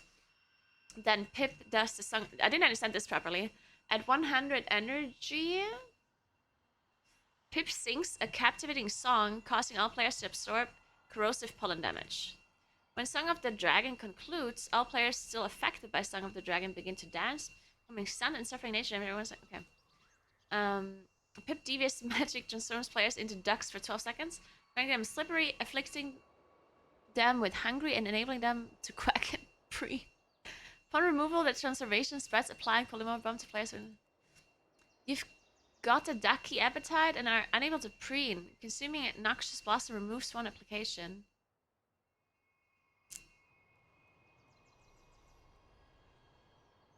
Eats in your fill and cannot consume any. I don't understand this.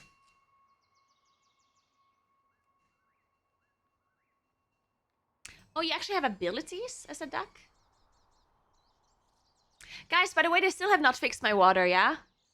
Like, I still have to turn on the bidet to get hot water in the bathroom. So if I ever take a shower, I have to turn on the water on the bidet. But I messaged them yesterday, and apparently they got the thing. And he said they got the thing that they have to replace, and that they're gonna message me soon. But no one messaged me yet.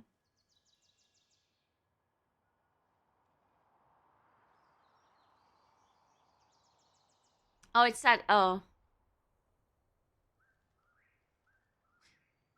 He said it's gonna arrive today or tomorrow, which means I'm not gonna get my water fixed until I'm back from Sweden, I guess. Alright, let me understand these birds real quick.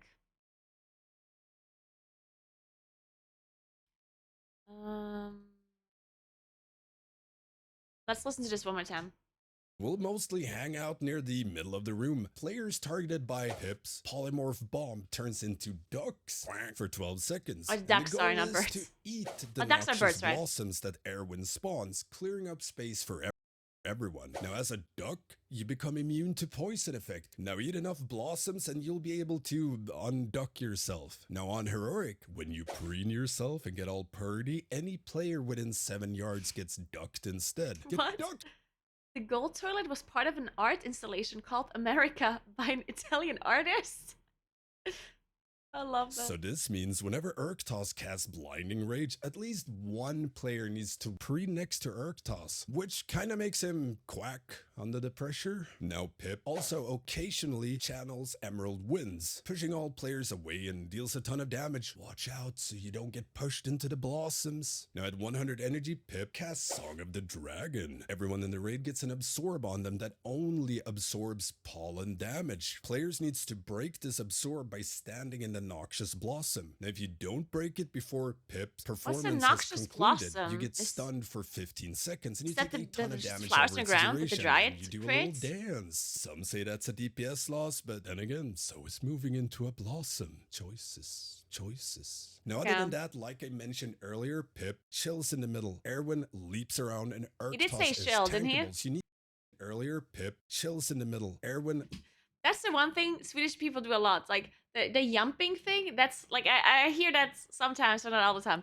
But the shat thing, like when they don't say sh, when they just go sh. It's great. I'm reading shat right now. Thank you so much for the sub, Monsk. What's up? How you doing? I want to let you know that now DM me your stream with content when you imported Auras. I love that reload. Oh. What was the content? There were a lot of things. Which part? Leaps around and Urktos is tankables. You need to drag him around to either Pip or Erwin continuously so you're able to cleave. Now I recommend Erwin as it makes aiming the charge a lot easier as it does have a max range and she can leap far away. Now due to this, keep in mind that all three needs to die within seconds of each other, so do split your damage and be ready to swap targets on low health to even them out. Naturally, Urktos and know the whatever exact target moment. you cleave will go down a lot faster than the boss not being cleaved. The big brain. So rain. Okay.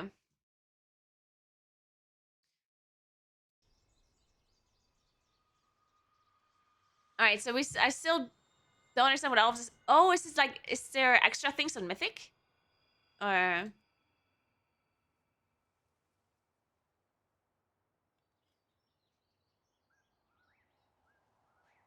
okay, okay, I got it.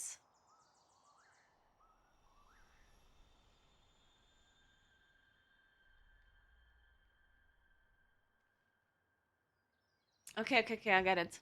What is this here? Whimsical gusts, pips, emerald winds coalesce throughout the arena, inflicting nature damage and knocking back any players caught within.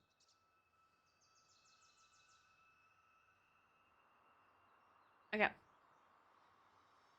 Okay, let's look at these icons then.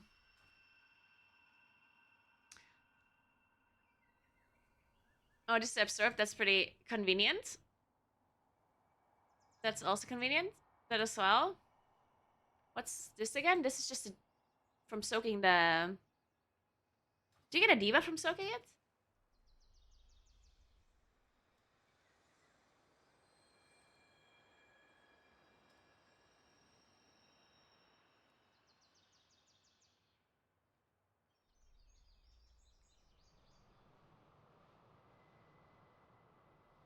Oh, this is just like when you stand in it, you take damage, I guess. Is that actual debuff? Okay, whatever. Might as well keep it. Trampled. Ooh, do you get trampled when you're duck and someone walks over you? Is that how it works? Or oh no, wait, that has something to do with Orc Toss. Never mind then. Or? Oh yeah, it's a charge. Okay, never mind then. Slippery. That's just a damage reduction, no? I'm gonna remove that. I don't think I need to know that. Because if I'm a duck, I'm sure I know. Then this is charge is only in a tank, right? Oh, this is okay, okay, it's smart group as well. Okay. Okay, this is fun. Nice. Okay, I think we're good. Let's do Volcaros. I think we're good with this council fight.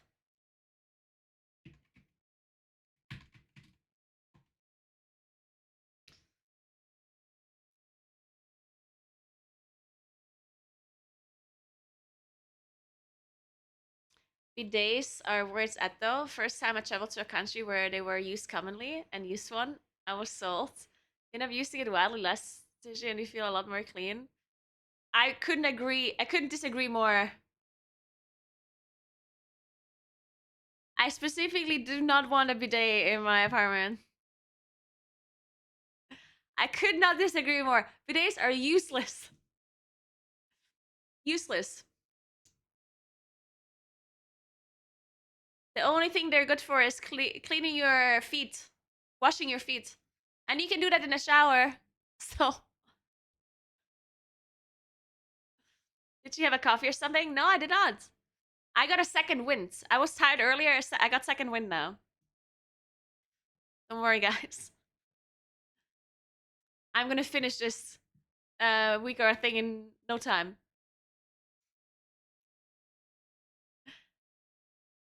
I was just laughing the first time I used it in Italy. So...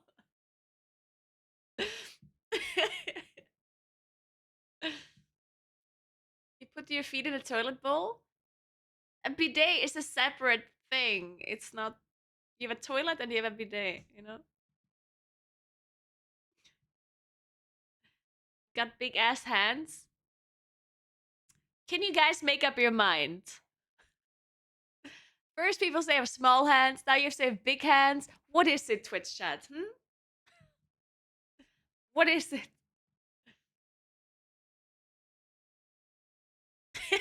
So, she's 184 meters tall. Obviously, her hands are huge. Good point. Glad you're paying attention, Country Count.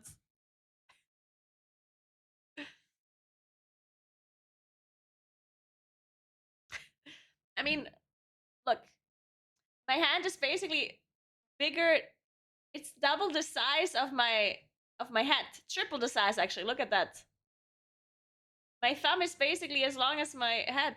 It's crazy. Insane.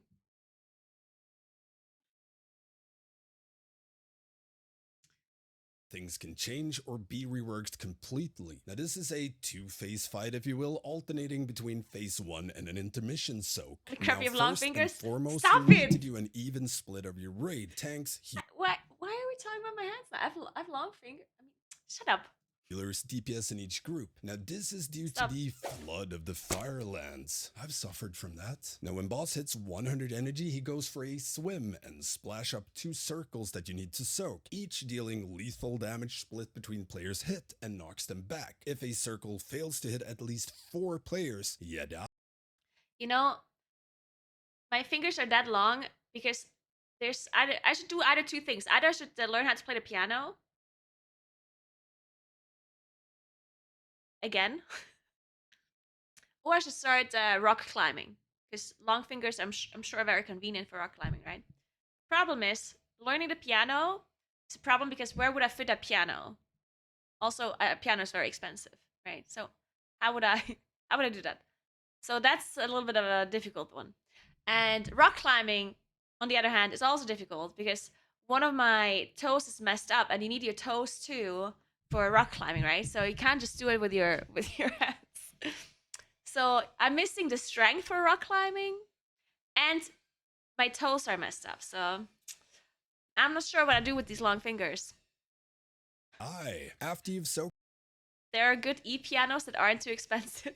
No, I can't learn the piano now again. I already committed to learning the, what is it called again in English? Accordion. There we go. I'm learning the accordion already, guys. I can't do both. Accordion is kind of like the piano. Not really, but kind of. Sounds like you should buy a guitar. Nah. Guitar is background music. I would have to sing or something with that. And I can't sing. That's a problem. She's committed to it. First concert in 4 months. See, I'm glad Kuros believes in me.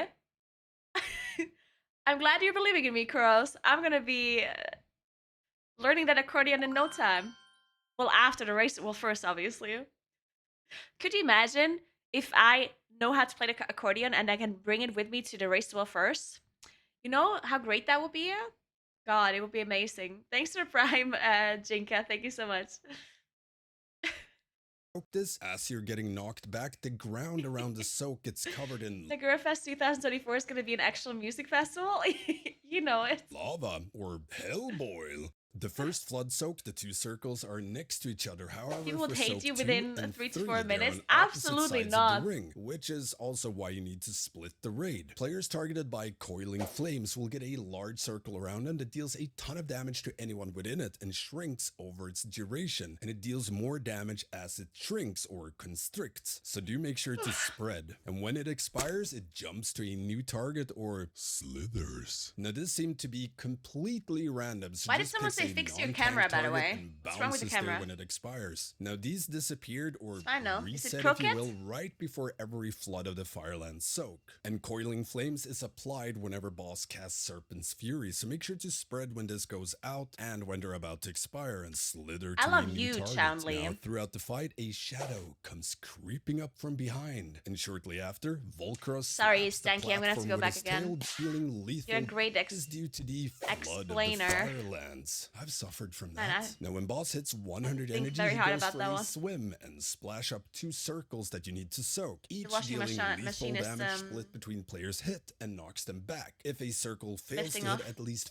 4 players, you die. After you've soaked this, as you're getting knocked back, the I tested ground this around boss, the but it soak didn't gets work covered in lava properly. or hell boil. The first flood soak, the 2 circles are next to each other. However, for soak 2 and 3, they are on opposite sides of the ring, which is also why you need to split the raid. Okay. Players targeted by coiling flames will get a large circle around them that deals a ton of damage to anyone within it and shrinks over its duration, and it deals more damage as it shrinks or constricts. So do make sure to spread, and when it expires, it jumps to a new target or slithers. Now this seemed to be completely random, so just picks hits a non-tank target and bounces there when it expires. Now these disappeared, or reset if you will, right before every flood of the Fireland Soak. And Coiling Flames is applied whenever boss casts Serpent's Fury, so make sure to spread when this goes out and when they're about to expire and slither to a new target. Now throughout the fight, a shadow comes creeping up from behind, and shortly after, Volcross slaps the platform with his tail, dealing lethal damage to anyone hit. So if there's a shadow hanging over you, run! Now on Heroic, accent is when really his different in tail this crashes video. down, several lava I waves know, right? shoot out. Lava bad, dodge wave good. Now when Volcross casts Volcanic Disgorge, several swirl Aya spawns with a near Swedish player accent. location. Don't get hit by swirls. They also spawn Hellboy lava. It did not seem necessary to bait these, since you always move to a new part of the ring after every flood soak, and that covers up all the Disgorge lava Hellboy thingies. Now tanks. Volcross applies Molten Venom anytime he melees. This increases damage taken from his tank slap Cataclysm Jaws by 50% per stack. So you Okay, we have tank 50 swap minutes left. We can before totally or do this. during 50 the minutes. cast of 3 bosses, Cataclysmic 50 Jaws, minutes. so that the tank with Molten Venom stacks doesn't get jawed beyond all Sadly, get ready. recognition. Now if no one is in melee range, boss Get out your AoEs the credit raid, card. so tanks beware. And that's pretty much it. Don't get tail slapped, don't not happening. stand in It's happening. swirls or lava waves. It's happening soak right flood now. of the Fireland, spread for Coiling Flames when Serpent's Fury is being cast. And after the final flood soak, the entire ring will be covered in lava. Now when that happens, boss starts AoEing like cray cray and you die. Kill boss before you're forced to reenact that particular lava scene from Star Wars. You know which one. And yeah, that's pretty much it for Volvo Cross on Heroic. Now if you have any questions at all about this encounter, hit me up in the comments or become a patron or Twitch sub, and Alright, you'll get I'm sitting access up. to these. Because I have to do things quickly now. Because I want 20 sub gifts from Sablon. Not because I want the money, just because I want to prove him wrong. Wait, oh, my camera is... That's what you meant with fix your camera. My camera is lagging. Has it been lagging this whole time?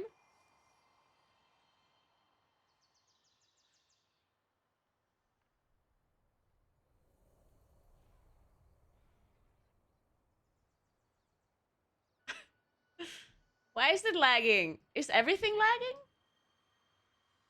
Wait, everything's lagging. Oh my god, is my PC dying? Wait, it was just the second scene that caused this. What the fuck? My second monitor scene caused my whole OBS to lag out.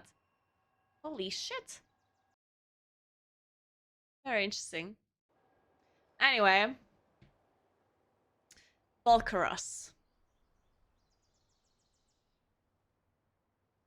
Oh, there's not a lot of Weakeras. Haha. Look at that satellite. Just 2 icons.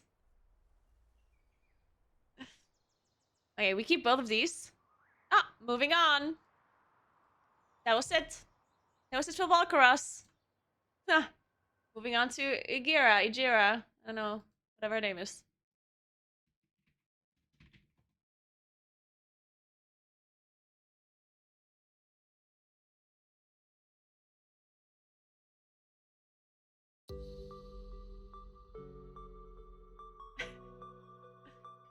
What's up everybody, another beautiful day in the Dragon Isle. So today we're taking a look at Heroic Igira in the new raid did test this boss as well. The Dream's Hope. Thanks for Now 5 I'll be going months, over cookies. all the new Thank you very mechanics, how much. they work, and how to deal with them. Now keep in mind this is PTR, so things can change or be reworked completely. So, Igira. She uses Shared Agony when boss melees the tank, it hits the next closest target as well. So good old tank about this stack one. on tank action. Okay, let me try to remember Now, this players fight. targeted by Blister. So, this boss does Hateful Strike.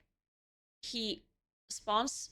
Like, the circles here are gonna spawn a spear and, like, Area of Denial. And you have to kill the spear, and people can't walk out of it because you get pulled back in whenever you walk out. Thanks for Prime, Morty. Appreciate that.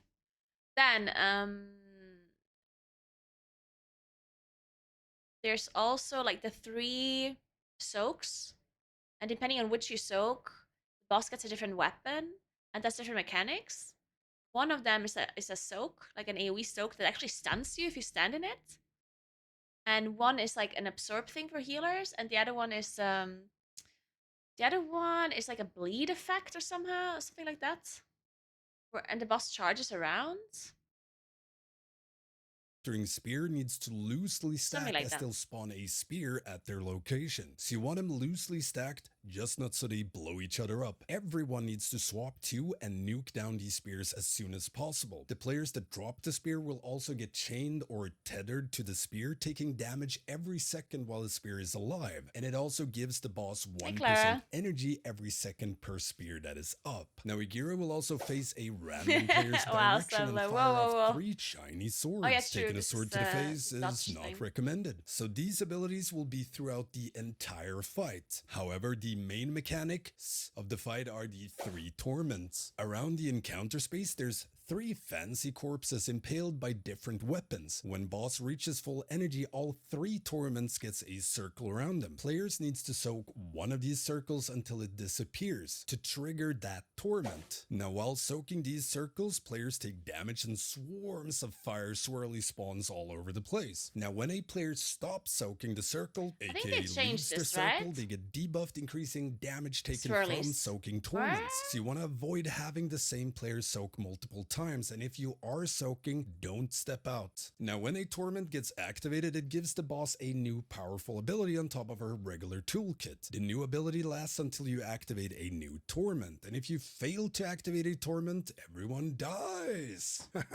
So the first one is Hacking Torment, gives them Racking Skewer. So occasionally boss smashes the ground, dealing lethal damage split between players hit in a 10-yard radius around them. I'm gonna close This the also windows. increases We're back. damage taken by Racking Skewer, so the same player can't soak 2 times in a row. So split your raid in half and rotate soaking this. Then there's Slicing Torment, Smashing Viscera. The boss will mark a player and leap towards that location after a bit, dealing massive damage when she lands to everyone in the raid, as well as lethal damage within 8 yards of where she lands. This also spawns tons of swirls on Heroic. Now after she lands, she will jump to another player's location instantly, this time without marking them. So don't get pounced on, don't stand in swirlies, swirls are bad. And the last one is the Flaying Torment Heartstopper. Me old nickname. Every player gets a huge healing absorb on them, which needs to be healed. Big brain. When the absorb gets out healed, the player explodes in a 7-yard radius, dealing a high amount of damage to anyone near them. Now if you fail Wait, to out I'm heal it lagging within again? like 12 seconds, their I'm heart not. explodes.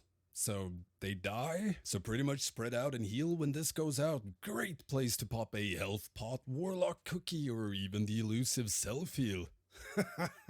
As if. And yeah, that's pretty much it for Naguura on Heroic. Let me know what you think about this fight, and if you have any questions at all about this encounter, hit me up in the comments or become a patron or Twitch sub and get access to the Stanky Discord, where you can get help with anything raiding related. I'm also streaming all of my raid progression on Twitch, so make sure to check that out. Stanky Gaming. Don't forget the usual stuff. Sorry, Like, I comment, missed the subscribe, rest of and the ring fight. that notification Stanky. bell. Thank you all for watching. Damage taken by Racking Skewer, so the same player How much can't time do I soak have? 2 times 43 in a row. minutes. Okay, So okay. split your raid in half got and this. rotate soaking I need this. some water. Then there's Shit. Slicing Torment, Smashing Viscera. The boss will mark a player and leap towards that location after a bit, dealing massive damage when she lands to everyone in the raid, as well as lethal damage within 8 yards of where she lands. This also spawns tons of swirls on Heroic. Now after she lands, she will jump to another player's location instantly, this time without marking them. So don't get pounced on, don't stand in swirlies, swirls are bad. And the last one is the Flaying Torment Heartstopper. Me old nickname. Every player gets a huge healing absorb on them, which needs to be healed. Big brain. When the absorb gets out healed, the player explodes in a 7-yard radius, dealing a high amount of damage to anyone near them. Now if you fail to out heal it within like 12 seconds, their heart explodes. So they die. So pretty much spread out and heal when this goes out. Great place Okay, to one pop more a time, health Stanky. I'm pot, sorry, I'm sorry, I'm warlock sorry. This cookie, time I will or listen even for new sure. ability lasts until you activate a new torment. And if you fail to activate a torment, everyone dies. So the first one is Hacking Torment, gives them Racking Skewer. So occasionally boss smashes the ground, dealing lethal damage split between players hit in a 10-yard radius around them. This also increases damage taken by Racking Skewer, so the same player can't soak 2 times in a row. So split your raid in half and rotate soaking this. Then there's Slicing Torment, Smashing Viscera. The boss will mark a player and leap towards that location after a bit, dealing massive damage when she lands to everyone in the raid, as well as lethal damage within 8 yards of. Is this part of a weapon soak? Or part of something else?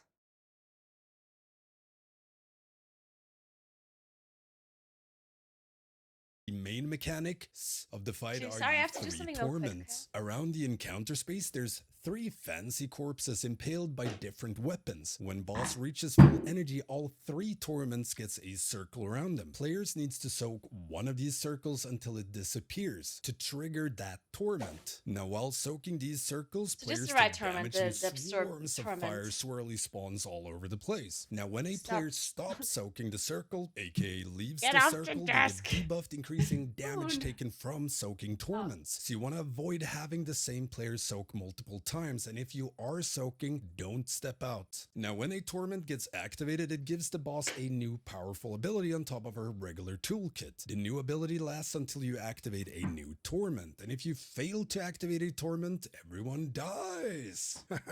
So the first one is correctly Hacking now? Torment. Shit. Gives them Racking Skewer. So occasionally boss smashes the ground, dealing I did lethal not. damage split between players hit in a 10-yard radius around them. This also increases damage This makes so taken much by more Racking sense. Skewer, so the same player can't soak 2 times in a row. So split your raid in half and rotate soaking this. Then there's Slicing Torment, Smashing Viscera. The boss will mark a player and leap towards so that confusing. location after Okay, now you explained it again and I wasn't listening one again. is Hacking Torment, gives them Okay, Racking I get it now. Skewer. So occasionally boss smashes the ground, dealing lethal damage split between players hit in a 10-yard radius around them. This also increases damage taken by Racking Skewer, so the same player can't soak 2 times in a row. So split your raid in half and rotate soaking this. Then there's Slicing Torment, Smashing Viscera. The boss will mark a player and leap towards that location after a bit, dealing massive damage when she lands to everyone in the raid, as well as lethal damage within 8 yards of where she lands. This also spawns tons of swirls on Heroic. Now after she lands, she will jump to another player's location instantly, this time without marking them. So don't get pounced on, don't stand in swirlies, swirls are bad. And the do last you one is see- the Flaying Torment Heartstopper. How do you see where she's jumping if you don't know the player's location? Is there like an indicator? Okay, what is it?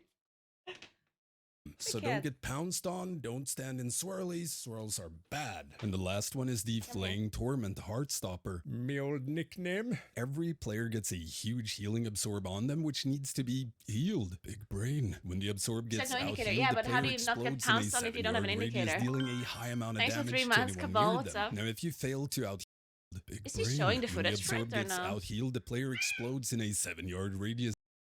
Now after she lands, she will jump to another player's location instantly, this time can't soak 2 times in a row. So split your raid in half and rotate soaking this. Then there's Slicing Torment, Smashing Viscera. The boss will mark a player okay. and leap towards that location I see after now. a So there bit, is- dealing massive There damage. is an indicator. There is an indicator, it's just not What is it, cat? What are we meowing about? What's up? when she lands to Jesus. everyone in the raid, as well as lethal damage within 8 yards of where she lands. This also spawns tons of swirls on Heroic. Now after she lands, she will jump to another player's location instantly, this time you without falling off? marking them. So don't get pounced on, don't stand in swirlies, swirls are bad. And the last one is the Flaying almost fell Torment off with the, Heartstopper. Me old nickname. cupboard Every over there. player gets a huge healing Hey, absorb Nathan, on them, thanks which for 3 needs to months, be what's up? healed. Big brain. IHOP gang, let's go! Hope the trip back was good. Looking forward to the upcoming raid. Yes, I'm super excited for the raid. It's gonna be so nice. A lot of the bosses seem really, really cool. Thank you so much for 3 months. When Man, the I'm absor- gonna miss IHOP. IHOP is pretty great. At the same, like, I feel like I'm gonna miss IHOP because it does taste pretty good, and they have all the things, you know. But at the same time, I'm glad that we don't have IHOP here, because I would have to cycle so much if I would eat IHOP every day.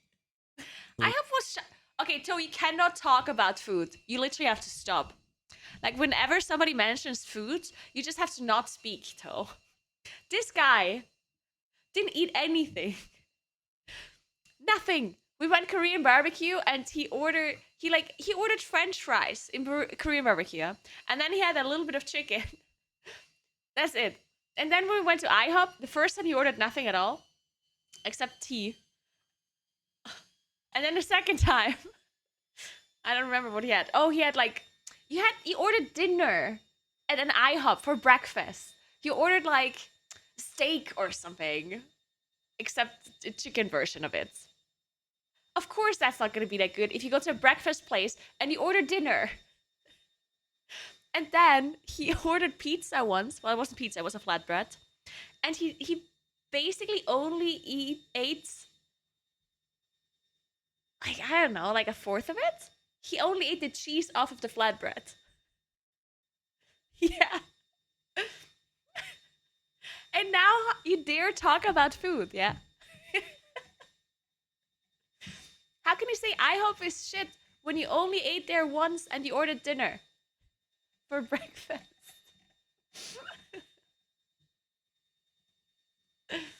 Gets out healed, the player explodes in a Yeah, sorry, second, my radius, washing machine dealing is a very high loud, amount I'm of sorry. damage to anyone near them. Now, if you fail to out heal it within like 12 seconds, their heart explodes. If I hear cheese and tomato and get told it's like pizza, I don't expect solid tomato over liquid tomato. You mean solid tomato over... Oh, yeah, so the guy didn't eat... Okay, hear me out. The reason why he didn't eat the flatbread was because there was tomatoes on it instead of tomato sauce.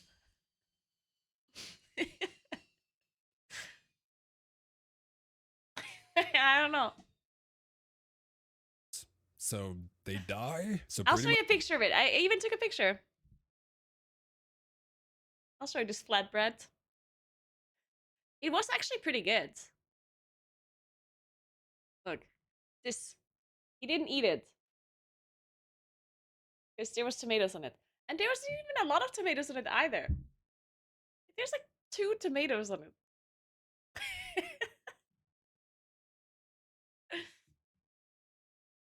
much spread out and heal when this goes out. Great place to pop a health pot, warlock cookie, or even the elusive self-heal. As if. And yeah, that's pretty much it for Naguura on Heroic. Let me know what you think about this fight. And within like 12 seconds, their heart explodes. So they die. So pretty much spread out and heal when this goes out. Great place to pop a health pot, warlock cookie, or even the elusive. Okay, nice. We got it. We got it. How much time do we have? 34 minutes. Okay. I'm speedrunning these wheatgrass now. Can totally do it. Okay, smashing Viscera, which is what again?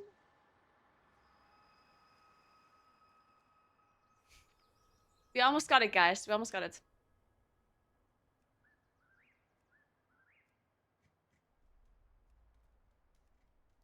Oh, it's the slicing tournament. Okay, nice. Then the spear is obvious. So this is obvious too. Furnace end. Oh, well, this is just you die. Hearts of this is just a debuff, right? Yeah.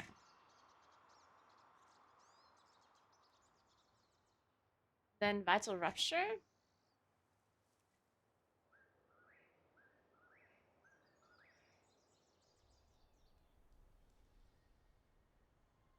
Okay. Yeah, that's it.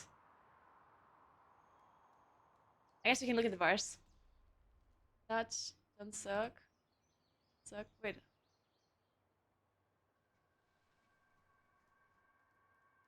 Oh, it's mythic. No, yeah.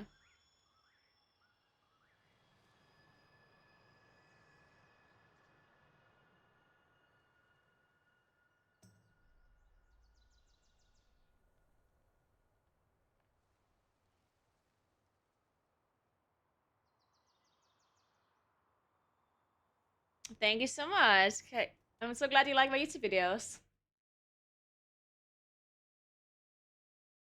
Do we have 100k followers now on YouTube? 99.6k. Oh, man. We're so close, guys. We're so close.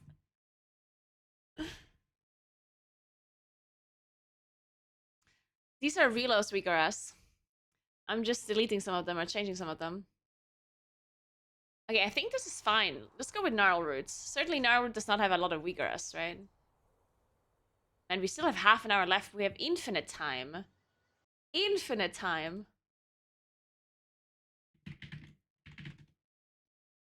I also don't even have to watch an Alred video because I know how this boss works. Alright, so we have...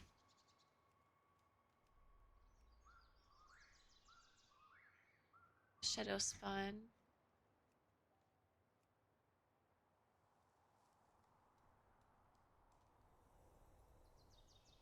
Okay, this is fine. Then we have String Bramble.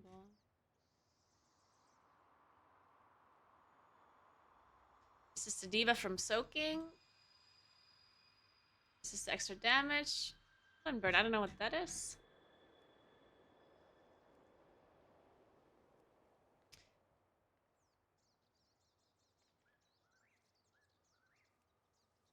Tainted Tune hurls flaming stab at players, slowing them for 6 seconds while affected players ignite every 2 seconds. Okay.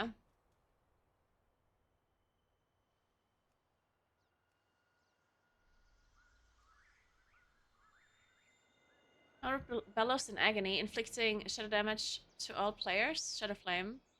And then additional Shadow Flame damage every 1 second for 10 seconds. I'm gonna move this one out.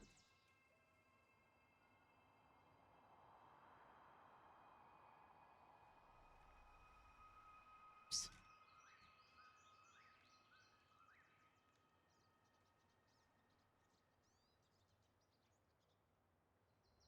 You probably forgot something important. I would never forget anything important.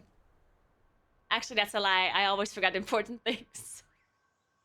Literally every day. Shard Soaks, Search the Scream.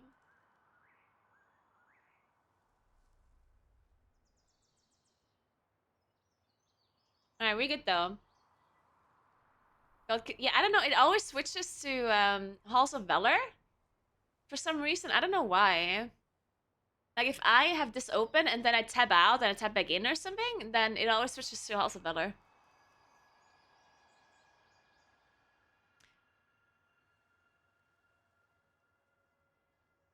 I don't... It's just preference. Like, both of these Wikara people make really good Wikaras. It's just some... Like, there's just different styles, right? Like, everyone kind of interprets things differently, and they write the Wikaras the way they think, or the way they like it best. The way they like it displayed best, or the way they think is the most important, or the most visually appealing, or whatever. And in the end, it's just like whatever works for you. Yeah, what reloads that?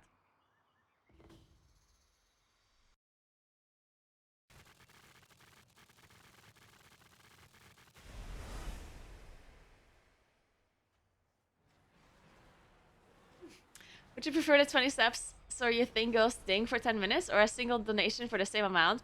Oh, I would certainly prefer a donation because I don't have to pay taxes on donations. But you do know that you're not getting the sub gift things, and you don't get any credits for donations, yeah? Keep that in mind, Sebla. Okay, so substance. Man, why didn't I see this coming? No, John. I spoke to my accountant. Listen, that's how it works. My accountant told me this, and it is what it is. To a certain amount, of course. I can't just get hundreds of thousands of dollars per year through donations and then just not tax it. Like, I mean, even though I should try. Basically, like, I think the reasoning behind it is that you could argue that it's not related to your work, which, to be fair, is like clearly it's related to my work, right? Like, people don't randomly donate money to me, but you could argue that. I think that's the logic.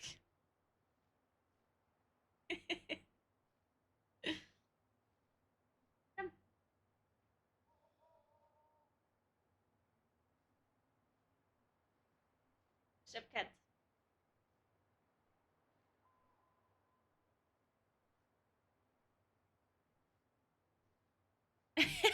Sevla. I'm sorry for not inviting you to IHOP or Korean barbecue. Let's be fair, I went to Korean barbecue with Jonas.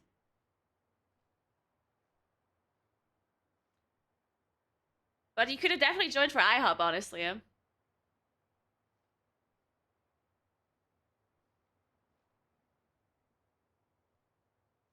can technically say they are gifts. What are you doing?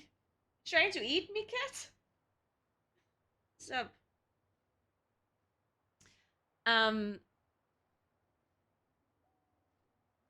I think it's just like because it's separate, you know? And obviously we're doing everything that we can do to pay as little tax as possible.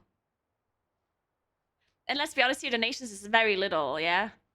I get very few donations.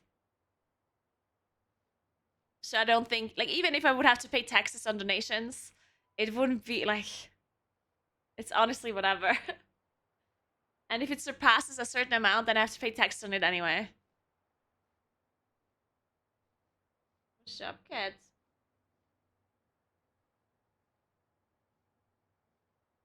What if someone donates 10 grand? Yeah, if it surpasses a certain amount, then I have to pay tax. I think it's 5K per year. I think. But I'm not 100% sure.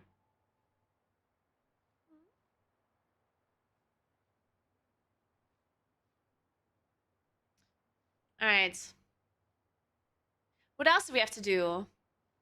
So I perfectly understood all bosses now, of course.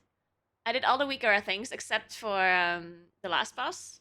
Because we obviously don't know how that works properly, so not doing that. We didn't do big wigs, but I feel like big wigs. What are you doing, cat? I feel like big wigs. That's kind of something I like doing while I'm raiding and not before. I mean, most weaker stuff I'm gonna do while I'm raiding as well, but.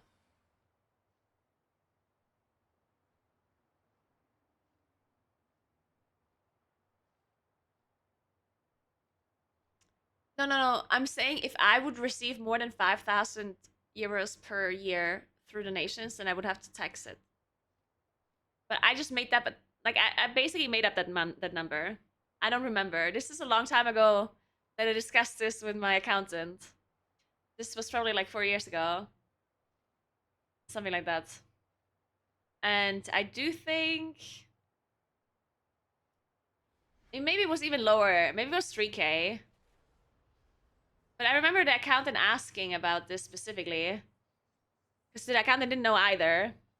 What are you doing, cat?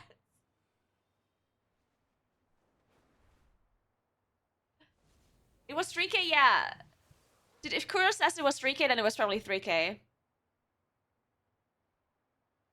Went down to 1K. Oh, it's only 1K now. Oh, shit.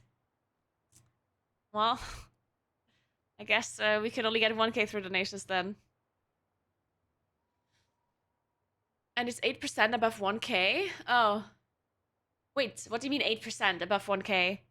So it gets taxed differently from the rest of my income, basically? It's interesting.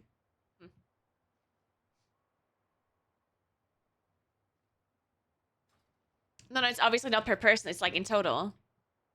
It's not...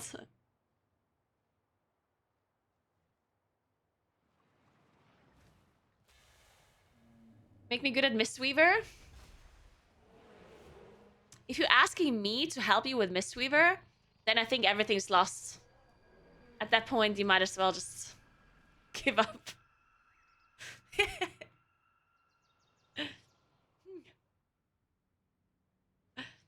We all know Naguura sitting in $1 billion house in the Bahamas. You know it. I'm specifically, like, I have my AC is turned up all the way to make sure I can wear, like, hoodies inside. Because obviously it's hot as fuck on the Bahamas, right? So whenever it's winter in South Tyrol, I just turn up the AC all the way, and then I'm wearing hoodies inside, pretending that that it's cold.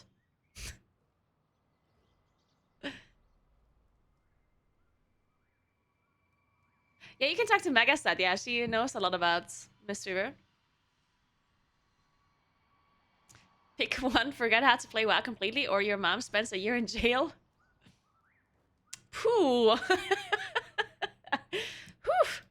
I mean, probably would be good content to stream WoW not knowing anything about it. Sorry, Mom.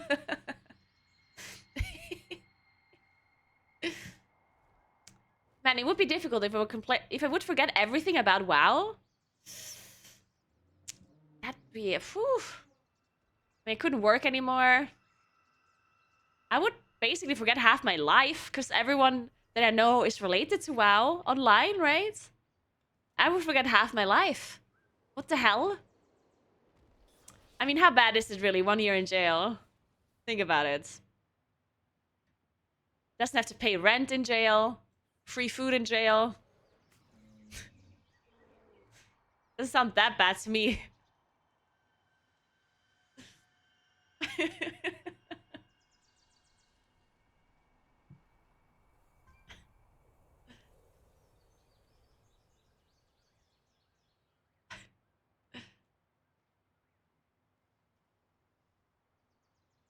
Forget everything, you might forget how much you enjoy it also. You think I enjoy World of Warcraft? Well... You're 8 years too late. I hate this game.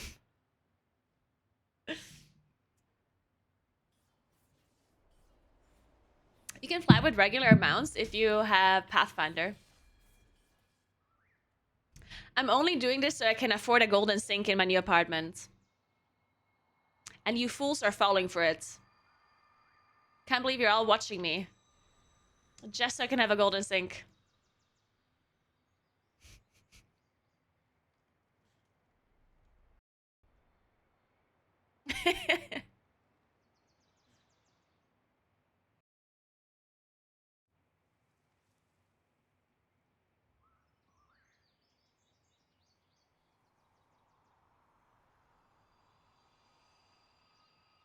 How was the party C yesterday, by the way? Did they talk about anything interesting? Sabla.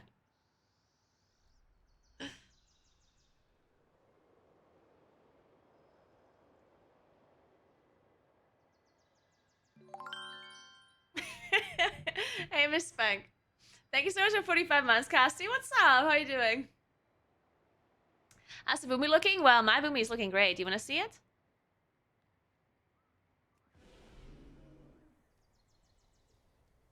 Look at this beauty.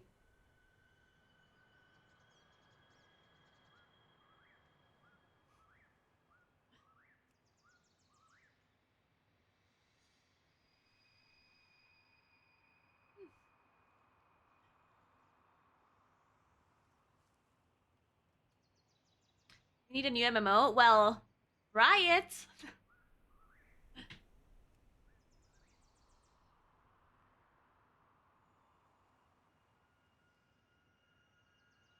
Right one. Alright, guys, I think I'm gone.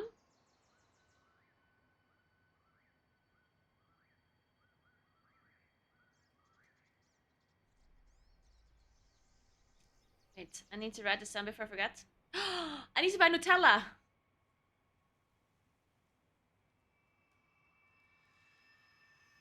Sometimes I write things into my phone and absolutely don't know what I meant. Like, I don't understand, like, knowing myself, yeah? I know how bad my memory is. But still, every time I put reminders into my phone, I don't take the time to write it in, like, an understandable way. And I don't understand why I do that. Like, I know that I'm not gonna remember what I meant. Why do I keep doing this? What's up, cat?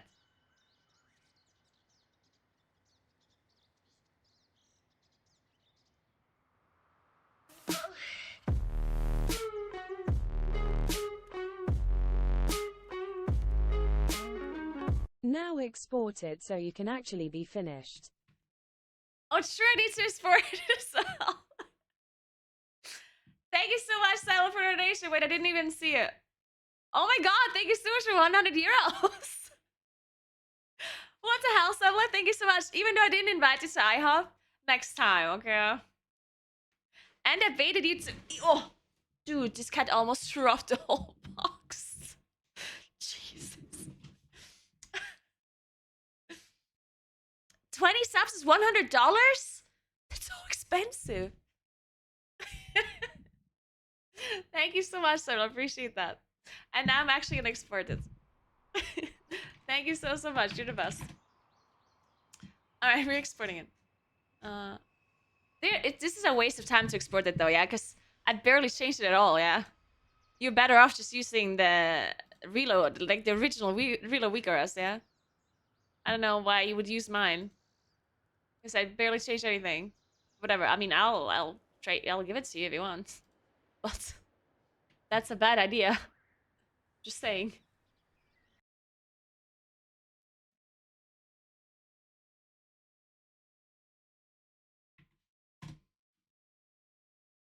One sec.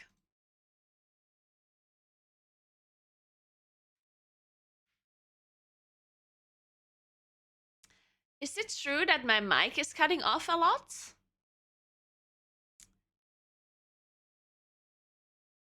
What is causing that? No? Makes is telling me that, well, Makes is telling me that my mic is cutting off in the YouTube video. Maybe it's, because someone else told me this too. When I was recording the Blizzard guide, it did the same thing. Maybe it's Audacity that is doing that, but I don't know why it would do that. Because I'm recording the voiceover with Audacity, right? But Audacity shouldn't cut off anything at all, right?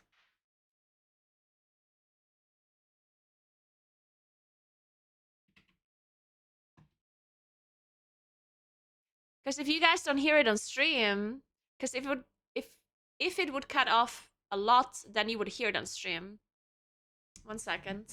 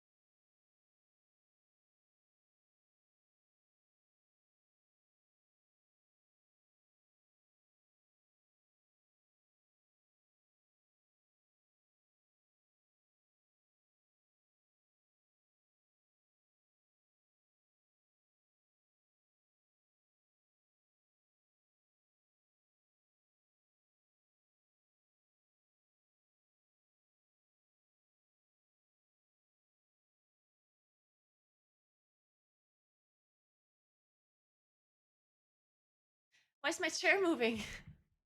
What happened?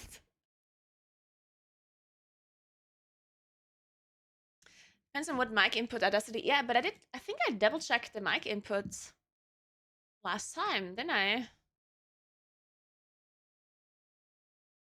It's taking the beacon voice chat.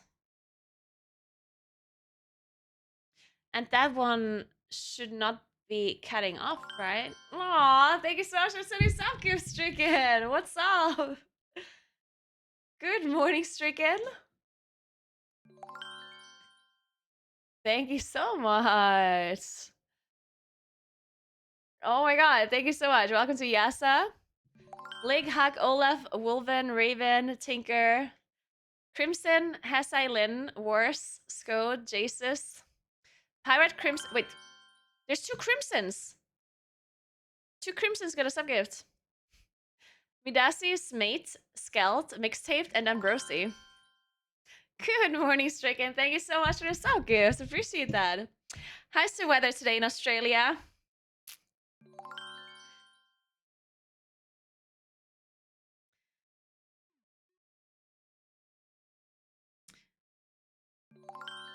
Cloudy and 29 degrees.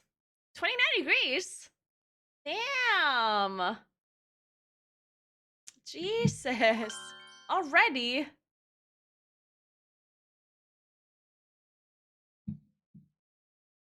$29 fucking degrees. How hot is it gonna be during Christmas? 40 degrees Christmas?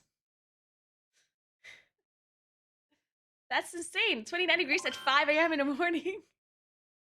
In November. Jesus Christ. Anyway, so I have the beacon, like the voice chat mic, but that one should not have any kind of extra things on it. I think. I don't get it. Like I have these.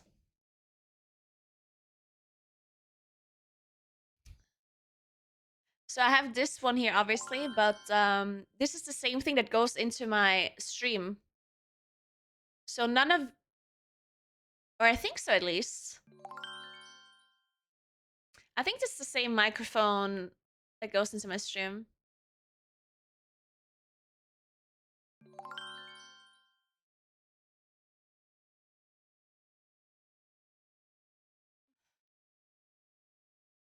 Yeah, like, no, but that's the thing though. Like, I understand that it can be related to the, like the compressor expander gate threshold. Like, I understand that. But could it could it be related if I'm routing the same audio from my microphone to the stream and to Audacity, then you would be hearing it if my microphone cuts off, right? But my microphone is only cutting off in my YouTube videos. So that means either I'm routing different audio channels through OBS and Audacity, or Audacity is doing something to my audio, to my voice, right? Thanks to Prime and for the 4 months. Appreciate that. Thank you so much. Katzenhook. There we go. Thank you very much.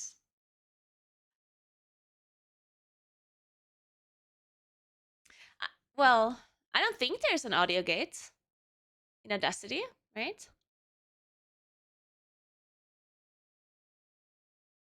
I mean, I never changed anything with Audacity. I just opened up the program and started recording, right? I never added a gate or anything. So that would be weird. If there was one. What is this? My selection tool. Okay. Effects. Okay, so there's no effects. I absolutely never changed anything with this program. Except my my mic. I don't even know how you add a gate to this. Cat, you have to go off the desk.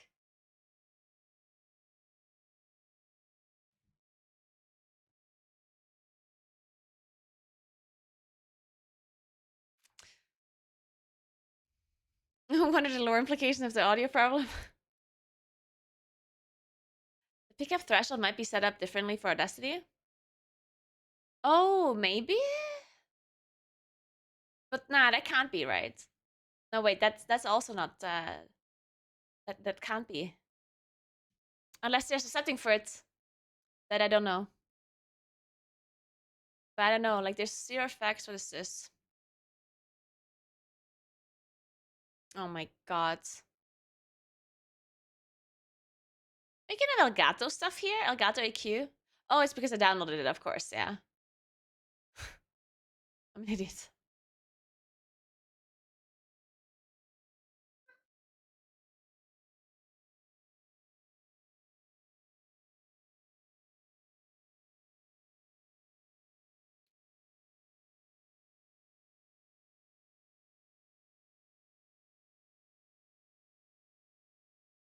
Oh no. I'm lost.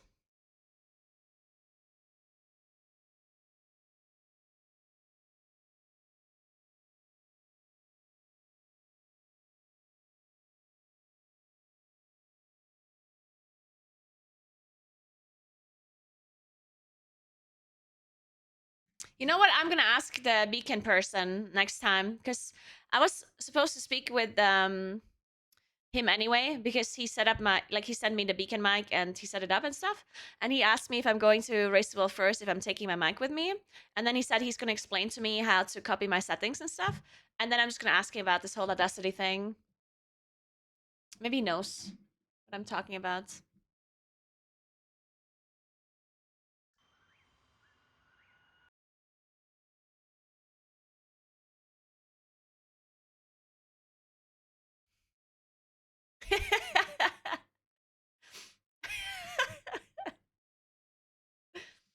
You know, at BlizzCon, when I was casting the Guild Clash, they were broadcasting the Guild Clash with us casters as well in the venue.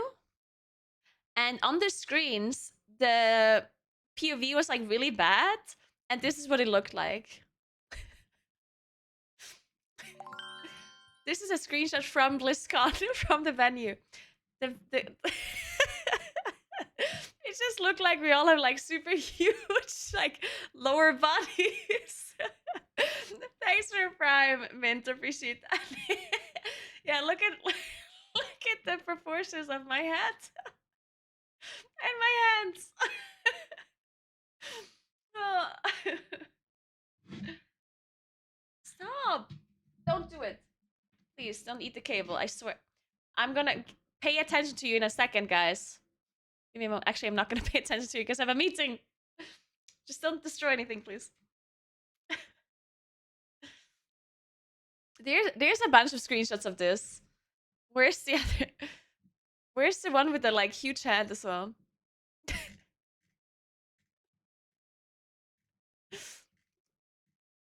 This one's also great. No hands though.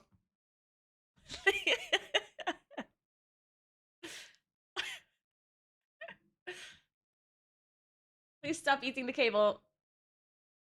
Please, I beg you.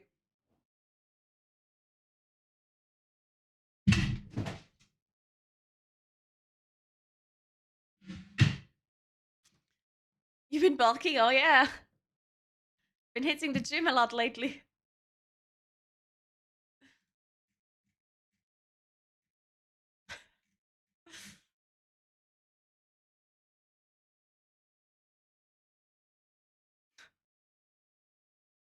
You look as tall as Ironic. That's because I was standing on 2 boxes. Cyronic is so tall. He is like, I mean, he's at least 2 meters, right? I think Sarah must be like 2 meters tall, or like 198 or something. He's really tall. So we all had to stand on boxes, not just me, but Dratnos and Tettles were also standing on boxes. I had to stand on 2 boxes, on one big one and one smaller one. And Tettles and Dratnos were also standing in a box. And then the funniest thing was when, because we were doing a quadra cast, right? And Syro was standing on the left side on the floor, and we were standing on the boxes. And then Miris came for an interview, and Miris took the spot of Cyronic. So he was standing on the floor, and I was standing right next to Miris. And Miris is not as tall as Syro, so I was like looking down onto Miris. So it looked like I'm much taller than Miris. And at some point, Tettles was like, we should probably get off these boxes. It looked good though.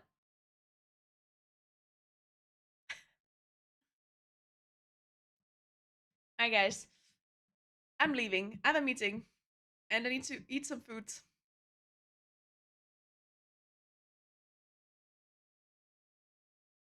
So tomorrow I'm gonna stream a bit earlier, I think. I don't have to do that much tomorrow. I just have to go grocery shopping and then I can stream. So I'll probably be around, I'm gonna say 10. Alright. Maybe even a bit earlier, depending on when I wake up. If I wake up at 6 a.m., then I might even stream earlier than 10. So get ready for some early guide writing, because we're gonna write the Moonkin guide tomorrow. Yep. We're gonna do Moonkin stuff tomorrow. It's gonna be great. I hope you guys are excited. Tomorrow, last stream before I go to Sweden. And we still have jobs tomorrow for Dottie as well, of course. Let's see if I can host somebody.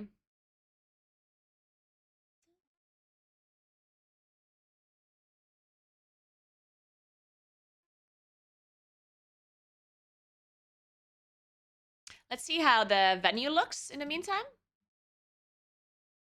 Aww. I actually really like that they're streaming the setup of the venue. It's very cute. So where did they say the caster room is gonna be? Is it in this room here?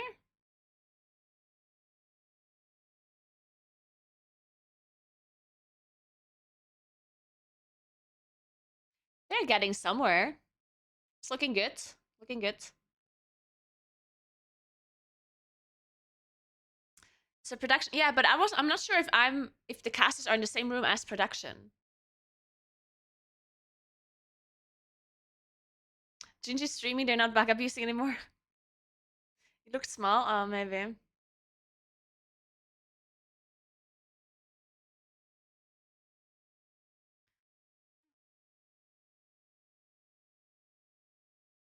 Well, anyway, they're almost done, right? Because it's 7 p.m. I doubt they're still working.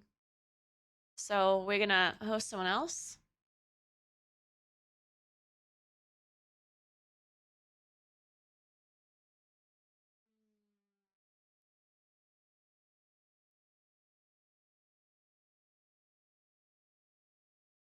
Let's host Tados.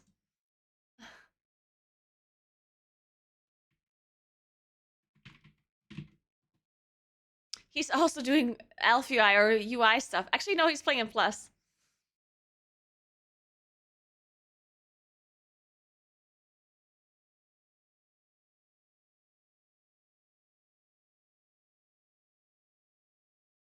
Did Tados move? Or is he just somewhere else right now?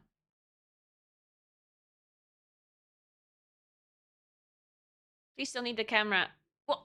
Cat! Stop! He's eating my light cable. It's my key light. Stop it. There's 2 chickens on your screen right now. He moves to Chicago. Oh. What's he doing in Chicago? Why? Stop! Moon! Okay, come here. Come here, cat. Come. Come here.